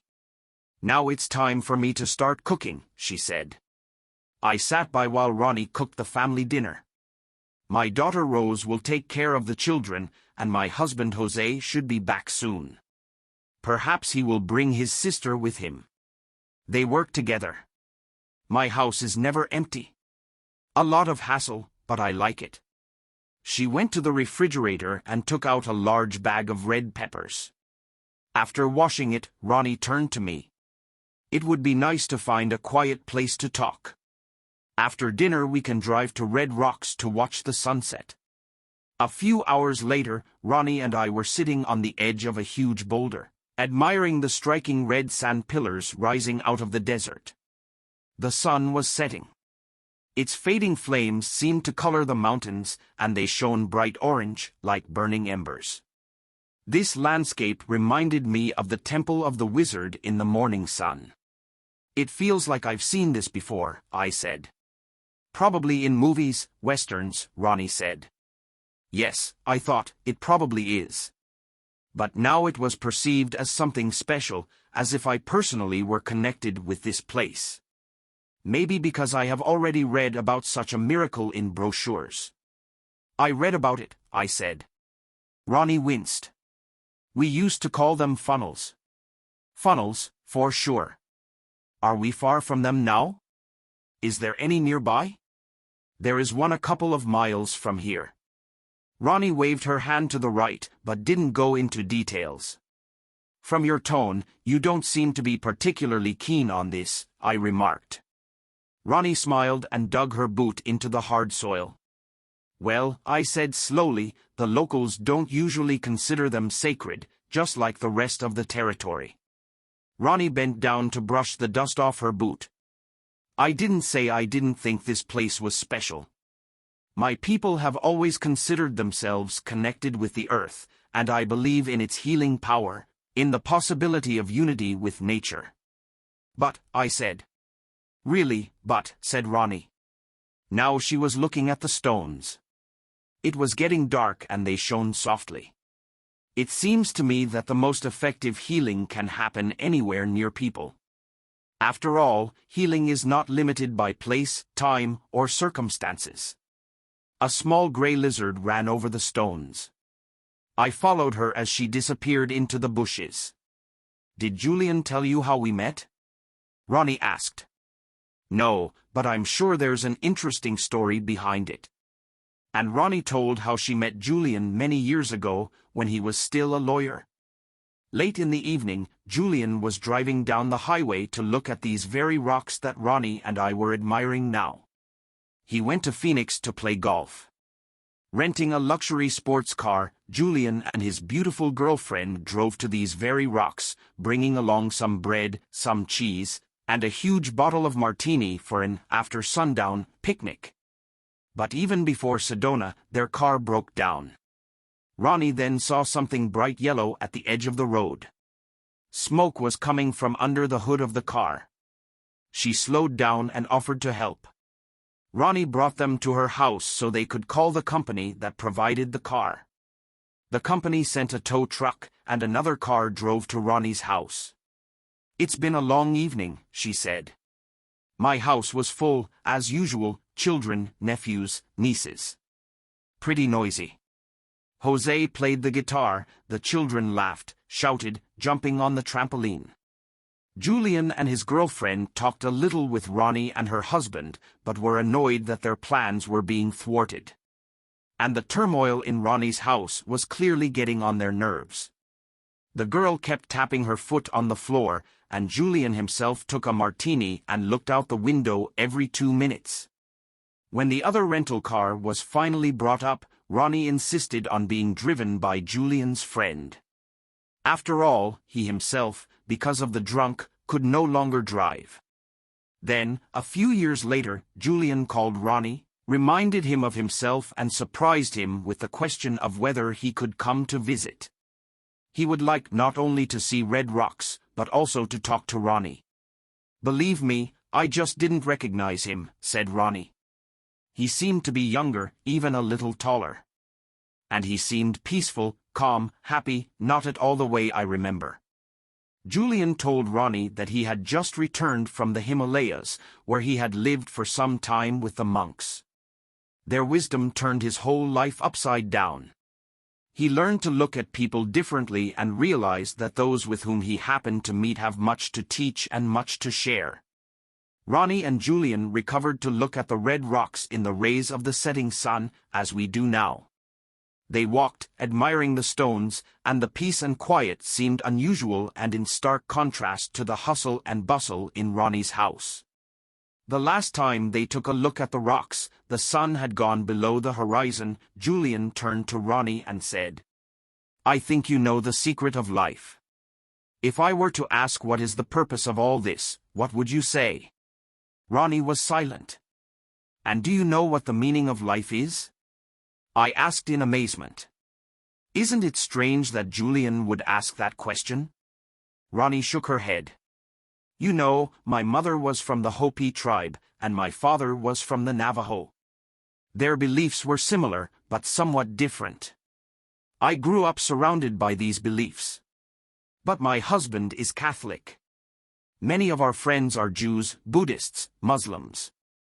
I tried to learn about these religions. In my youth, I spent a lot of time studying, talking with different people. The sky gradually darkened, the rocks were painted in dark red tones." Ronnie looked away. She seemed to be deep in thought about something. Then she spoke again. "I have been trying to find answers for a long time. But in the end I decided that there are many truths that converge on one." I looked questioningly at Ronnie. He even held his breath. "The meaning of life, Jonathan, is in love. It's very simple. So if no one loves you, everything else doesn't matter anymore?" "Not really. The purpose of life is to love, and love must become the center of the world. She should manage all your affairs. I don't think you can feel truly alive if you don't love anyone." So Ronnie once answered Julian, and he said that the monks would agree with her. They said the same thing, but I had to travel through the Himalayas to hear it, although I could just talk to you. "You weren't ready to hear it then," Ronnie said to Julian. "I could repeat it 1,000 times, but you wouldn't hear it." Ronnie finished her story. Fumbling in her pockets, she pulled out a small rag bag. "It's a talisman," she said, and handed the pouch to me. I untied the braided strap and poured the contents into my palm. The talisman turned out to be a tiny silver heart. It seemed to be handmade, polished, with smooth, rounded edges. I held the pouch upside down, and a folded piece of paper fell out of it. Ronnie picked it up and handed it to me. It was written there. "The purpose of life is to love. The quality of your life depends on how much you love. The heart is wiser than the mind. Appreciate it. Trust him. Follow him." Ronnie and I hurried back to the car. It was getting cool, a soft fragrant wind blew from the desert.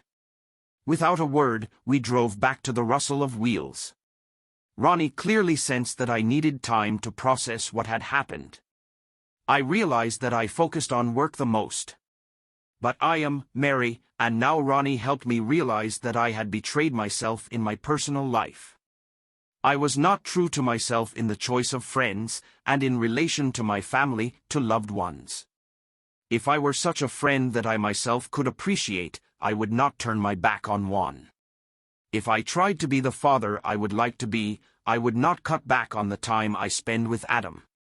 If I'd been true to my heart, I wouldn't have thought about Tessa for a second. After all, I did not love Tessa, but I loved Anisha. Desperately loved. That night I stayed at Ronnie's house. Lying in bed, I sent 3 messages, one to Anisha and Adam, the second, only Anish, the third is Tessa. Just one word, sorry.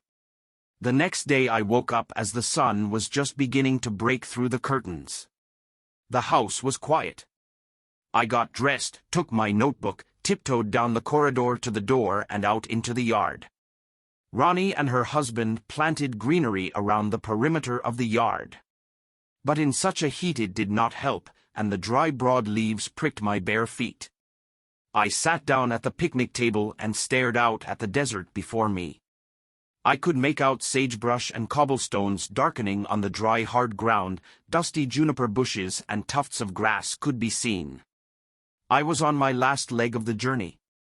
Julian sent a message saying that today I have to fly from Phoenix Airport to the Indian capital of Delhi. I asked if I would have to meet with the monks of Savannah myself, but Julian wrote back, "No, Jonathan, you've been on the road for a long time already. You can return home in a couple of days." I opened my notepad and wrote, this trip was started to collect some mystical items destined for my cousin. And this part of the journey is not over. There was one more talisman left. But for me, the journey seemed complete. I knew what I had to do, be true to myself, not avoid my fears, and ask to be transferred back to the lab. Or you will have to find another job. I have to go back and do the best I can. And this is only a small part of the changes that are coming to me. I must restore my peace with Anisha, find a way to make amends and renew our relationship. He must devote all his strength to Adam, become a better parent and not deprive himself of the joy of spending a lot of time with his son. Should have the positive influence of people dear to me, mothers, sisters, old friends and new friends. In the letter to the talisman everything is written correctly, as I treat others, so I treat myself. By neglecting them, I do not allow myself to be happy. 'Cause I've never been kind to anyone. From now on, I should be more careful about those who influence me. I will appreciate all the simple and affordable joys. I will work on all of this every day, living it like a lifetime. Only daily improvements, but no excuses. I felt like I now have everything I need to move forward. And this feeling gave me notes to the talismans. But what wisdom is hidden in the latter? 9 secret messages from the monk who sold his Ferrari. Chapter 11. I found myself next to the most magnificent building I have ever seen. It was the Taj Mahal. It was getting dark, and the flow of tourists gradually dried up. It seemed strange to make an appointment here, but from my trip and this was not to be expected. Shortly before my departure from the Phoenix Airport, Julian sent me a message with detailed instructions. I was to spend the night in one of the hotels in Delhi, and the next day I was supposed to fly to Agra, where an evening meeting was supposed at the Taj Mahal with the last of the Guardians. A few years ago, I would not have liked the idea of driving around Delhi and Agra alone. But lately I have been to so many places and experienced so many things that I have a feeling of confidence when meeting with such adventures. Now all my thoughts about the past and the future have disappeared. They did not distract me from the main thing. After all, I was standing next to the Taj Mahal and admiring its splendor. Having arrived a little earlier, I hoped to look inside and look around before the Taj Mahal closed. But now I realized how foolish it was to hope to inspect a grandiose structure in such a short time. Julian didn't say when I should leave Agra. There was hope that I would still have the opportunity to return and admire the architectural masterpiece. In the meantime, I circled around him and peered into the sky, throwing my head back and opening my mouth. I was just dumbfounded. No photographs could convey the scale of the palace, the beauty of its dome, the elegant symmetry and the marvelous open spaces around. I began to understand why the meeting was scheduled for the evening. In the rays of the setting sun, the shadows on the reflective walls of marble and sandstone shimmered and danced. As I got closer, I noticed that the walls were covered with floral patterns carved from multicolored stones and thin inscriptions going high up. All this was adorned with precious stones and gems. One could distinguish turquoise, lapis lazuli, emeralds, red corals. I either came closer to see the details, then I stepped back and admired the grandeur of the building. Being completely immersed in my thoughts, I completely forgot why I was here. Suddenly, out of the corner of my eye noticing something bright crimson, I turned around. A tall man stood motionless with his back to me. His attire emphasized the harmony of the figure and fluttered in the wind. He turned around and I noticed a smile on his face. It was Julian. What is Julian doing here? Why didn't he tell about his coming to India? And if he planned to take the last talisman himself, then why did he make me come? I'm here to take your talismans, Julian said, and winked at me. My jaw dropped. I know you've come a long way. But I'm going to the Himalayas, and that's the best place to meet. I nodded, though I had not yet recovered from my surprise and confusion. Let's take a walk, Julian said, waving his hand in the direction of a long alley that ran along the pool, along the edges of which grew flowers and trees. Let's find a place to sit and breathe the evening air. Leaving the Taj Mahal behind us, we headed down the stone steps. The water in the pool gradually darkened as the sun sank below the horizon, painting the sky deep blue. Do you want to see the last of the talismans? Julian asked. Do you have it with you? I was surprised. Julian nodded and took a small brown pouch from the pocket of his robe. I reached out my hand and he poured the contents of the pouch into my palm. I was holding a tiny marble copy of the Taj Mahal. But there was no note. Let me explain its meaning, Julian said.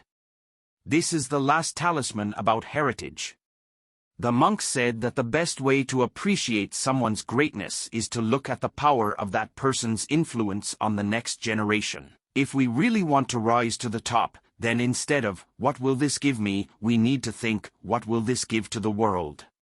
Therefore, the Taj Mahal is a great symbol of heritage. I looked back to once again see the unearthly beauty of the palace. Now it was tinged with pink light, sparkling like a star. Yes, I understand, I replied. This building has inspired many dreamers from all over the world for hundreds of years. I can't believe that it is the work of one person and a lifetime could be enough to build it. There is no doubt about that. An amazing work of art, a masterpiece of architecture. Few people can leave behind something as beautiful and significant. Speaking about the legacy of the creator of the Taj Mahal, I was not thinking about architecture at all. I did not quite understand Julian, but he continued. Let me tell you the story of the creation of the Taj Mahal. And Julian began his story. The Padishah of the Mughal Empire in the early 1600s was Shah Jahan. He called his wife Mumtaz Mahal, which means a decoration of the palace. They idolized each other. But tragedy struck and Mumtaz Mahal died while giving birth to her 14th child. According to legend, her last words to her husband were assurances of eternal love. Shah Jahan was heartbroken. After a year of mourning, spent in seclusion and renunciation of earthly pleasures, he decided to devote his life to the glorification of his beloved. Jahan built a palace on her graves, which became the embodiment of paradise on earth. And now every year between 2 and 4 million people come to see what Shah Jahan created for the love of his life. Not everyone gives the world something like the Taj Mahal, Julian added to his story. But even a tiny contribution can be valuable. He took a small piece of parchment from his pocket, handed it to me, and I read. Act for something greater. There are no extra people. Each of us is here for a reason, but with a specific purpose, a mission, to build a wonderful life for ourselves and for those we love, be happy and have fun, become successful by their own standards, and not by those that society seeks to impose, and above all, to be significant. Fill your life with meaning and usefulness. Help as many people as possible. Only in this way can one get out of the framework of mediocrity to the heights of extraordinariness. And be the best of the best. Mumtaz Mahal was of no small importance, Julian said softly. She left a more important mark than her husband. It was her love that did it all. And Julian waved his hand around the landscape. Sometimes our contribution is visible to the world. These are breakthroughs in science, creations of art, the creation of successful companies, beautiful new buildings. But sometimes our contribution is intangible, it is difficult to measure it. It is important that we do our part by leaving something behind. Now I realized that I was wrong then in Sedona. After all, there was a missing element in the set of talismans. This legacy is not how to make money and not recognition, but how to influence and contribute, how to make the world at least a little better. Gauli understood this. And my sister. And Mom and Dad. Sitting here next to this amazing monument of love, I knew I would be thinking about this for years to come. What will be my legacy? What can I influence? Do you have your talismans with you? Julian asked. Suddenly I realized with surprise that I didn't really want to part with them. Still, I lifted my shirt and slowly untied the pouch from the loop on the strap. Julian smiled. You managed to become attached to them, revealing their wisdom. I do not know. I think yes. How do you feel? Okay, surprisingly good. No confusion of time zones? No fatigue? Yeah, I answered slowly. If you accept the wisdom of the talismans and follow it, it can change your life. Wisdom saves. But who is in danger? Whose life are you trying to save with these talismans? Julian looked at me but didn't say anything. And all of a sudden the truth came crashing down on me. Cheeks lit up and I said, there was no danger at all, and my life does not need to be saved. Julian continued to silently look at me, as if waiting for something. The talismans were still in my hands. I am absolutely healthy, I have a wonderful child. Not everything is going smoothly with my wife, but... Jonathan, you know as well as I do that you're in trouble.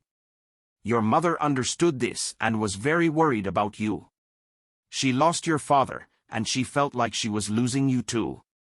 She felt that you would not be able to find happiness and fulfillment if you continued like this.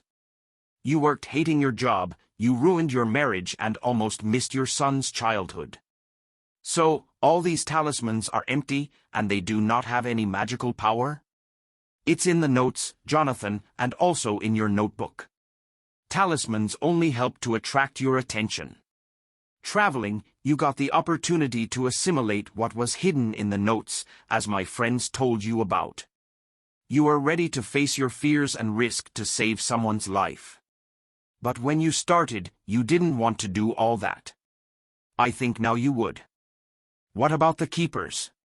I asked. Did they know there was no magic in these things? Julian smiled.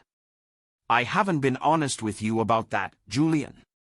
After collecting these charms, after talking to your mom a few months ago, I sent them to my friends. They understood everything and were happy to help. Each of them is wise in their own way, but for me they symbolized the wisdom that was mentioned in the notes. I learned a lot from them and wanted you to meet with them and talk.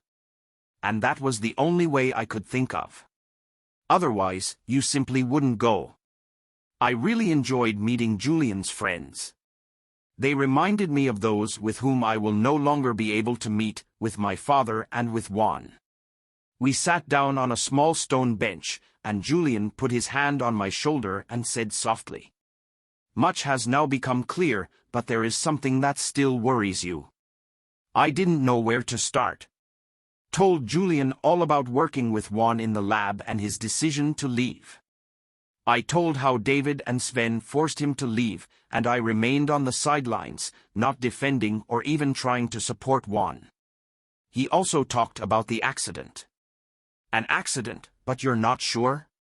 Julian asked. Yes. Juan had a heart attack. This is known for sure. But when did it happen? Before or after he hit the fence? Julian looked at me sadly, as if he knew that this was not the end of the story. I looked at the rocks beneath my feet, then at the magnificent dome in the distance. 2 days before Juan died, I passed by the office and met him. He was obviously preoccupied with something and literally crashed into me, but the expression on his face did not change. And he spoke as if he were thinking aloud. It seems there is no point in continuing. Then I thought he was talking about being fired, and I felt shamefully relieved. At least I wouldn't have to see his haggard, sad face every day. I didn't say anything to Juan then, and he just walked past me without looking up. But after? Juan's words ate away at me like acid. Were they predicting an accident? Did he decide to end his life and not his career? If I stopped him, talked to him and offered help, support, maybe he would still be alive? Julian and I sat in silence for a while. The emptiness around seemed unnatural after the noisy, crowded streets of Delhi and Agra. Julian folded his arms and stretched out his legs. His leather sandals peeked out from under his robe. What I'm saying, Jonathan, is that we all need to look 5 years ahead and predict what we'll regret most about what's happening right now. And what should be done immediately to avoid this. He covered my hand with his.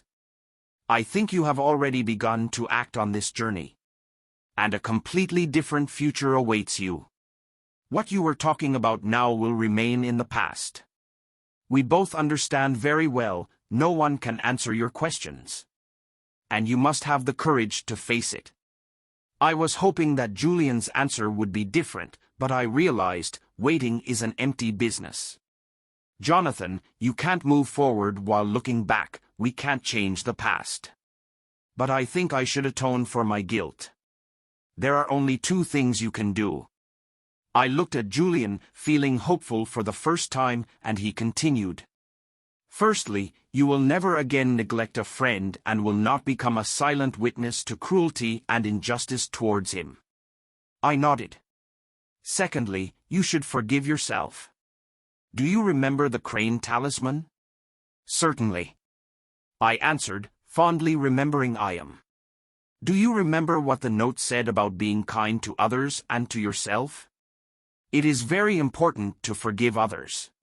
But it is vital to forgive yourself. I knew Julian was right. It may be difficult, but I have to stop tormenting myself with regrets and move on. Julian got up. Someone else would like to see you. The sun had disappeared, leaving only a faint streak of light above the horizon. The moon shone brightly in the sky, like a gold coin on a piece of dark blue velveteen. I looked around. The light was reflected in the water of the pool, but the surroundings were dark and deserted. Suddenly, on the edge of the alley, I noticed a silhouette. Julian had already left, and a woman was approaching me in the moonlight. Slender, short, with long dark hair falling to her shoulders. She was already close, and I saw her smile. Anisha. My heart sank, I jumped up from the bench. Then I noticed a tiny figure next to her. My son. Lowering his head, Adam tried to keep up with Anisha. I opened my arms for hugs and managed to mutter his name through my tears. Anisha, Adam and I decided to spend 3 more days in Agra. This time seemed to me almost the most important in my life. Julian advised to keep the talismans and notes to them. Perhaps one day you will want to give them to Adam and tell him everything you have learned. This made me smile. When I returned to work after a long absence, I realized that there were new faces in the office, but neither David nor Sven was there. I spent a lot of time talking with various managers and new bosses. Many, including my clients, tried to persuade me to stay in the sales department. But I knew where I could work best. And after several months of temporary work as an executive technical director, I received a coveted and permanent position. I had to deal with the old apartment. After all, now I have moved in with Anisha and Adam. My son persuaded me to become the assistant coach of his football team. Anisha and I began to slowly and carefully restore relations. The first thing we did was to establish a new tradition, dinner once a month, on Sunday, with my mother and sister, her family and Anisha's parents. And we started planning our next vacation. Where would you like to go? To see? Anisha asked as she looked through the guidebooks my mother had borrowed. Let's go to Istanbul, I suggested, warmly remembering new friends and thinking about a new life. 9 secret messages from the monk who sold his Ferrari. Notes on talismans. The power of authenticity. The most precious gift we can give ourselves is the promise to live an authentic life. However, it is not easy to be honest with yourself. We must renounce the temptations imposed by society. We must live according to our own conditions, within which our values are determined by true desires. We must awaken our hidden self, deal with the hopes, desires, strengths and weaknesses hidden within, in order to understand who we really are. Where were we before and where are we going now? Every decision made, every step must come from the intention to live a right and honest life. Following this path, we will definitely achieve what we could not even imagine. Accept your fears. What holds us back most in life is an invisible wall of fear. It forces us to stay in our comfort zone, although this is, in truth, the most unsafe place in life. In fact, the riskiest thing is not to risk at all. But every time we do what we are afraid of, we get back the energy that was taken from us by fear, because on the other side of fears is our strength. With each step towards discomfort, we become freer. The more fears we overcome, the more energy we gain and become not only fearless, but also strong and able to live the life we dream of. Fill your life with kindness. It is important to remember that our words are our thoughts, and our deeds are the realization of our beliefs. No action, no matter how small it may seem, becomes unimportant. How we act towards someone determines how we act towards everyone, including ourselves. If we don't respect others, we don't respect ourselves. If we don't trust others, we don't trust ourselves. When we are cruel, we are also cruel to ourselves. If we don't appreciate others, we don't appreciate ourselves. With each person we meet, we must be kinder, more generous, more positive than we could imagine. Every moment next to another person is a chance to show our best qualities, to influence someone with our humanity. Everyone can make the world a better place. Move a little towards your goal every day. How we handle the little things determines how we handle everything else. By successfully completing simple tasks, we will succeed in grandiose plans. Then mastery becomes a way of life.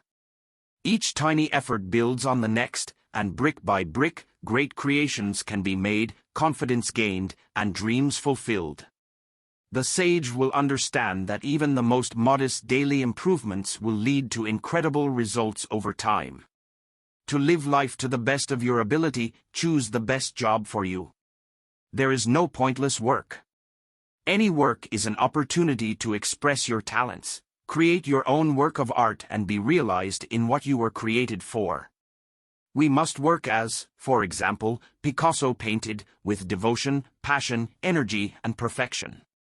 In this way, our productivity will not only be an inspiration to others, but will make a real difference in the lives of those around us. One of the foundational secrets of a life well lived is to work at a job that is important to you and learn how to do it so well that people can't take their eyes off it. Be serious about choosing what affects you. We go through life not on our own, not separately from the world around us. And we should always be attentive to the people and objects around us. Spend time in places that inspire and energize. You need to associate yourself with those people who delight and give you a spiritual lift. This is one of the secrets of wisdom. Both at work and in everyday life, our kind, positive friends and colleagues will inspire you to become better and strive to live life to the fullest. The simplest pleasures are the greatest joys of life. A lot of people don't realize what's most important in life until they get too old. They spend their best years chasing things that aren't really all that important. While society is trying to impose more and more material goods on us, we understand that simple pleasures that support and enrich us are much more important. Regardless of the complexity of the current situation, everyone has enough opportunities for the simple benefits of civilization. And we become a little happier, more grateful. And every day turns into a magnificent gift. The purpose of life is to love. The quality of your life depends on how much you love. The heart is wiser than the mind. Appreciate it. Trust him. Follow him. Act for something greater. There are no spare people. Everyone is here for a reason, but with a specific purpose, a mission, to build a wonderful life for themselves and for those we love. Be happy and be able to have great fun. Become successful by your own standards and not by the standards imposed by society. To be meaningful, to fill life with meaning and benefit. Help as many people as possible. This is how each of us can rise from the mediocrity to the heights of the extraordinary to be the best of the best. About the author. Robin Sharma is one of the most widely read authors in the world. 11 of his books, such as The Monk Who Sold His Ferrari, Who Will Cry When You Die, The Path to Greatness, The Leader Without a Title, have become worldwide bestsellers, inspiring many to act and make an impact with their actions. More than 5 million copies of his books have already been sold in 75 languages in 65 countries. Among his fans, with whom he greatly appreciates communication on Facebook and Twitter, are movie stars, literary stars, representatives of royal families and people of various professions. R. Sharma is a popular speaker who speaks around the world and works with Nike, GE, FedEx, IBM, Coca-Cola, with Yale University and with Business Leaders International. For more information about Robin Sharma training for your company, please visit robinsharma.com.